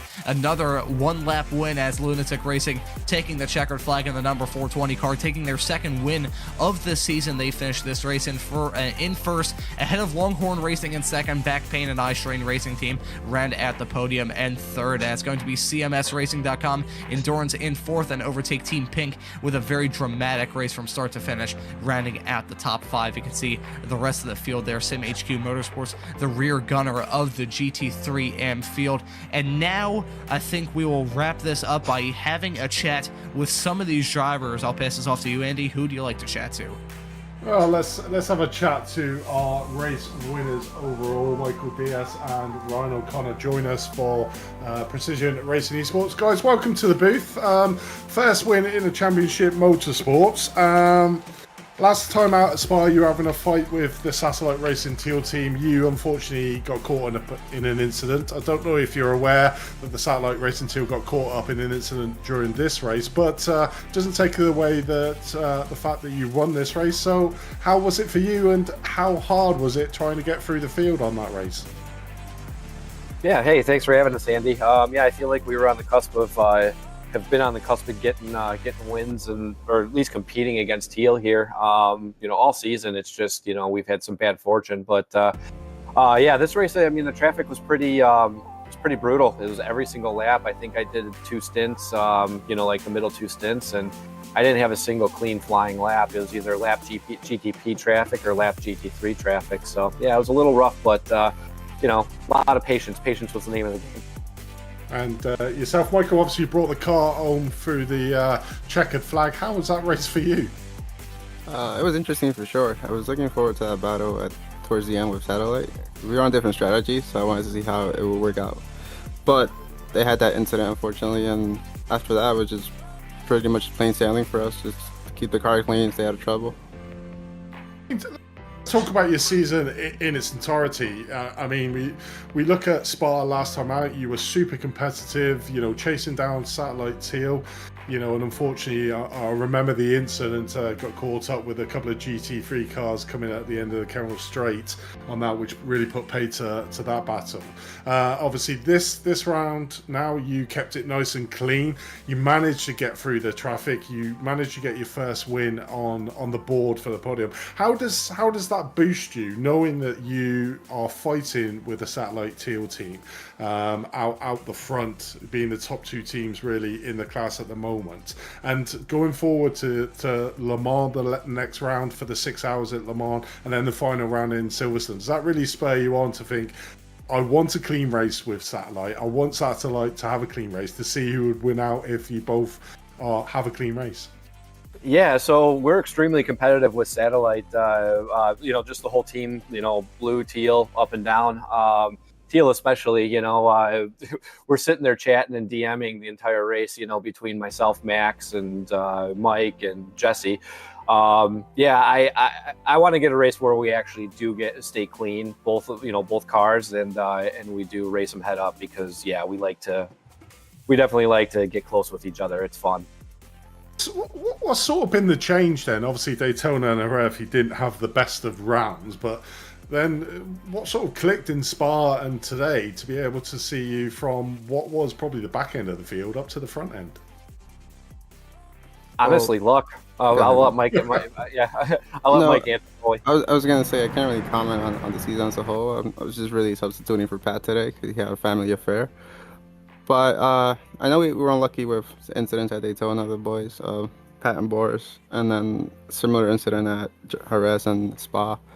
I think this is a one-off for me, so hopefully the boys can keep it clean for the next remaining rounds, and maybe get another win and have a nice fight with Teal. So come into the team, get a podium, first place, and then leave the team. I think that's the way to do it, isn't it? Yeah, keep that record 100. I mean, guys, it was a fantastic race. You played it. I saw your strategy. We were calling out your strategy on the comms that we could see you were on the opposite strategy to the majority of the LMDH's field. It was going to be interesting to see how that played out towards the end of the race. Unfortunately, we didn't see it, but I'm really looking forward to Le Mans, the 6 hours. A lot longer race, the longest race of the season, 6 hours. I mean, how many drivers are you going to bring into that? Is it 2, or are you going to get 3 drivers into that one? I think it's going to be. Myself and Pat. Good news is Pat can run that track for the entire 6 hours if he wanted to. I think he actually in the Audi, the R18, I think he actually still holds the world record race pace there. So, I'm pretty confident that as long as we stay clean, as long as we manage traffic appropriately, we should have a decent finish on our hands. Yeah, I'm really looking forward to a clean battle between you and the Satellite Racing Teal team. So maybe next time out in Le Mans. It's a perfect track to do it with these LMDHs, so hopefully we do. But not taking away the fact that you won here today at Hockenheim. Before we let you go, guys, is there anyone you'd like to give a shout out to? Me personally, Boris. He kind of came up with the strategy. So thanks for that, and the rest of the team for supporting all that. I'll let Ryan take over here. Yeah, all of our sponsors, the team. We've really made a lot of strides in 2024, kind of getting our way out of being a house league team, for Precision Racing League and moving into other events or whatever. And it's been great starting in 2024. So shout out just to league, everybody on the team, everything. Well, congratulations on your first win here at the Championship Motorsports, and it might be a start of something good for the rest of the season. So I look forward to seeing you out in Le Mans in a month's time, guys. Thank you. Thanks, Andy. Cheers. So there was Precision Racing, obviously taking the win, a well-deserved win, and they really showed the pace. Ron, who have you got stood by for a second interview? Well, unfortunately, it's only one of the drivers. It is James Stacy, part of the Pneumatic Motorsports Purple team. James, thank you so much for joining us here in the commentary booth. We saw a very dramatic race there at Hockenheim, dominated by the lap traffic. So just talk us through that race from your perspective. Yeah, it was a congested race for sure, and it's just the big key for us and how we got up here was just making sure that we kept the car on the tarmac and making sure that we didn't side door anybody going around them. GT3s were playing nice, and they gave us enough indication where we needed to go, so it made our job easy. And I want to hawk in on that lap traffic because it was absolutely ridiculous from our perspective. I can imagine it was quite hectic behind the wheel. So just talk us through and talk the viewers as well through just dealing with the lap traffic, where it seemed like you guys would hit at least one car to negotiate with every single lap. Yeah, the big thing is just a compromise, because this is an endurance race, even though it's 3 hours, and I know everyone's saying, oh, every race is nowadays a sprint race to the end. You still got to compromise, take your lumps once you get them, and then somebody else will get their lumps later. So for us, it was just if we saw lap traffic, lots of problems in front of us, we take our time, sift through it, let it work out, and that's how we got up here. Otherwise, that's the key to the race, just keeping it clean. Now, speaking about the championship fight now, I believe, if I'm not mistaken, after this you will be tied with SimHQ Motorsports Orange for the lead of the championship, your second win on the year after the win earlier on in the season back in Jerez, back in December of 2023. So just try and talk us through your thoughts heading into the final 2 rounds of the season for the championship. Yeah, it's been a fun battle against these guys. These guys are pushing us hard every race, and we got to keep them on their toes too. And today we just got the good luck of the draw, not worrying about incidents, not running into guys. And sometimes that'll happen to us too. But yeah, it's a good long season-long battle right now, and we're enjoying it very much going into the last 2 rounds. Well, I think that championship battle for the win in the LMDH-AM category is absolutely going to be awesome to watch, as it was throughout this race as well. That was an up-and-down battle between you and that SimHQ Orange team. So, James Stacy, thank you so much for joining us here in the commentary booth. Is there anyone you'd like to give thanks to or shout at? I know that JT would have wanted to be here, but he had other commitments to come to after the race. But I just want to shout him out for doing a superb job taking the double for me and just letting me push to the end to my heart's content. So, big shout out to him for doing the hard job. You always got to give a thanks to your teammate. It's unfortunate we can't have a chat with him because I would love to see his perspective. I can imagine it's very similar to yours, especially when it comes to the issue of lap traffic. James Stacy, thank you so much for joining us here in the commentary booth. Fingers crossed that we'll see you next time out at Le Mans. Absolutely. Thank you for having me. And we have our next interview, which is our GT3 AM winners of Lunatic Racing. We got Colin McKenzie and Nick McLaughlin in the box. Guys, welcome to the booth. I think it's very much a story of 2 halves for your race. You were pushed really hard with the overtake Team Pink. Unfortunately, they fell by the wayside. And then it was probably more about trying to keep it clean. And as you were saying, Nick, it's a little bit of luck. Just take us through from a GT3 perspective of what it was like to race in there with the LMDHs. Oh, man. Colin? Yeah, it was a treat sometimes, and it was quite interesting in other portions of it. I think the good part was that we definitely had Jerez earlier in the season that was pretty similar in terms of strategy out there with the LMDHs. Yourself, Nick? How was it for you? Yeah, pretty much mimic what Colin said. It was some of the guys were super easy to work with. A lot of patience from some of the LMDH guys. I know I think it was one of my opening stints, we had like 5 of them pile into turn 1 ahead of us, so that wasn't so pleasant, but We got to the end clean. I think we only had one hiccup at the hairpin, so happy to go the distance. So I'm just looking back at your season. Obviously, you're the first GT3 car in both the Pro and the AMs to take 2 wins in the season so far. Obviously, 2 back-to-back, winning out at Spa and winning here today at Hockenheim. Obviously, the first round was a bit of a blip on the results that you've got, but certainly now you're very much in the fight for the top spots here. How are you going to take that approach forward into Le Mans? You very much seem to be riding a quest, a very high wave, and your last 3 results are obviously attuned to that. Yeah, I think we just got to stick to the formula that we've been working with since the start. I mean, Daytona was just unfortunate with the technical issue, but we've always just been telling ourselves that we just got to get it home clean, and it seems to really have worked these past 3 weeks, for sure. Nick? Yep, same thing. Just getting to the end clean is definitely the biggest one. We're not the fastest car out here by any means, minus that pole, which is mind-boggling. We stay out of trouble, and that's what's kept us in the top spots. Yeah, I suppose we've been talking about me and that Ron. We look at back pain and eye strain. They're very much never really in the picture during the race, but always there at the end. And what you're saying there sort of rings true with what we've been saying, is that you've got your sprint races and you've got the guys that can put that super fast lap in the qualifying. But when you come into an endurance race, it's more about the consistency and making sure you're hitting regular lap times, lap after lap. And certainly you guys are advocates of that. And certainly with what you're saying there is, you don't feel you're the fastest on the grid, but you feel that you can keep the consistent lap times going in. And I suppose keeping out of trouble as well is a big part of that.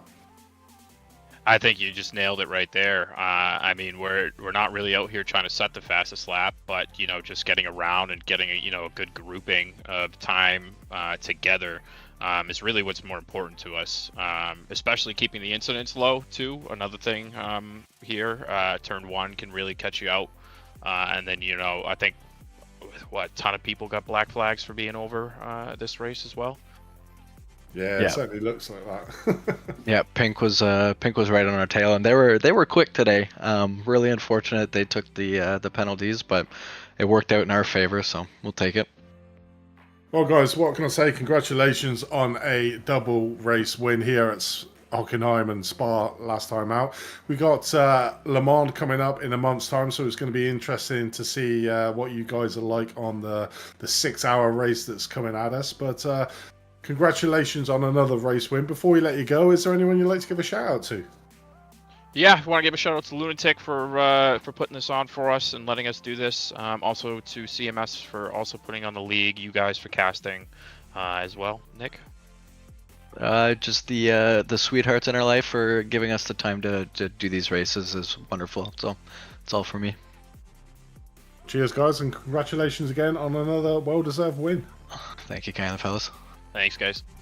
So there's Lunatic Racing winning up, and that wraps up the interviews here for today. And I suppose the final thing for me, Ron, before you close us out, is it just amazes me how the different tracks that we've had this season, the commentating that we've done, you've obviously done the second, I've done 3 so far.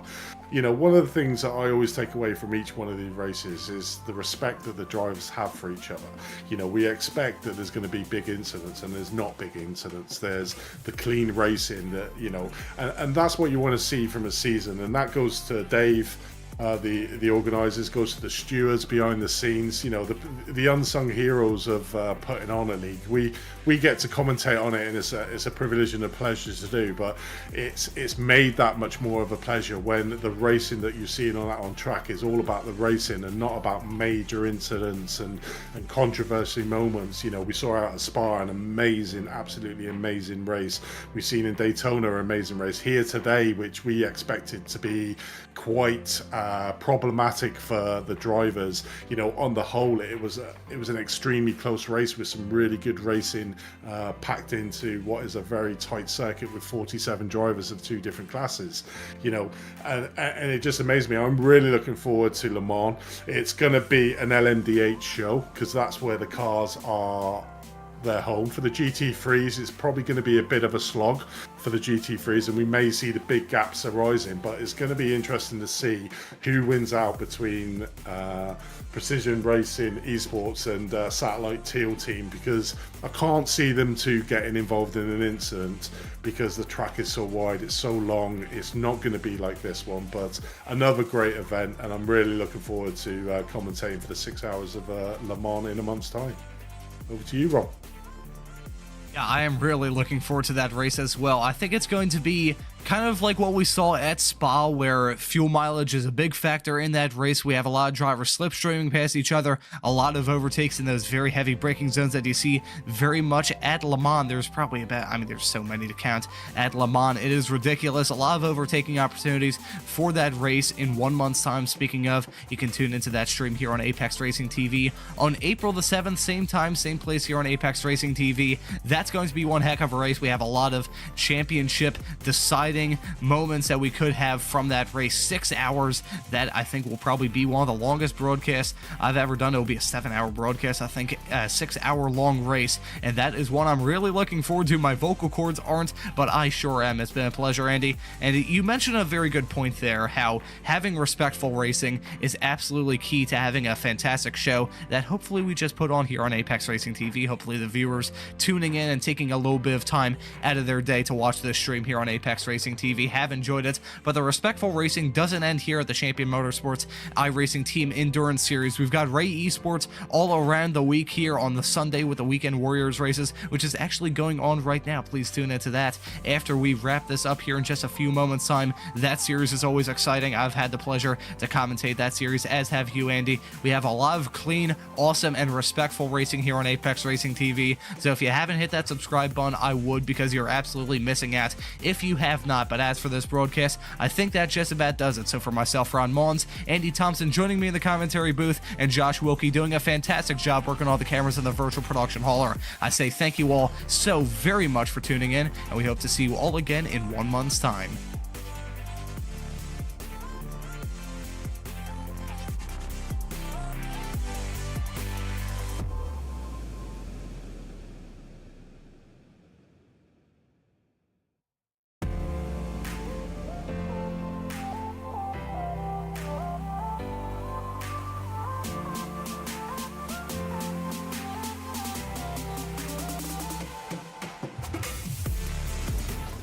Are you struggling for consistency in your sim racing? Does your iRating look like a roller coaster? If so, we have good news for you. The way to get more consistent is to first understand what you're doing differently than the professionals. And VRS is the answer. With our competitive subscription, you will have the telemetry, setups, tutorials, and everything else you need to fully analyze your driving. Our data packs and the ability to compare your driving with the best in the world will show you exactly where to adjust your inputs, change your driving line, and shave seconds off of your lap times. And our powerful and precise Direct Force Pro wheelbase and precision pedals are being used by some of the world's best drivers. All these champions agree that VRS hardware is not just the best on the market, it's also priced well below the competition. So if you're looking to upgrade to direct drive and the best pedals in sim racing, VRS is your answer. If you want to get better, get faster,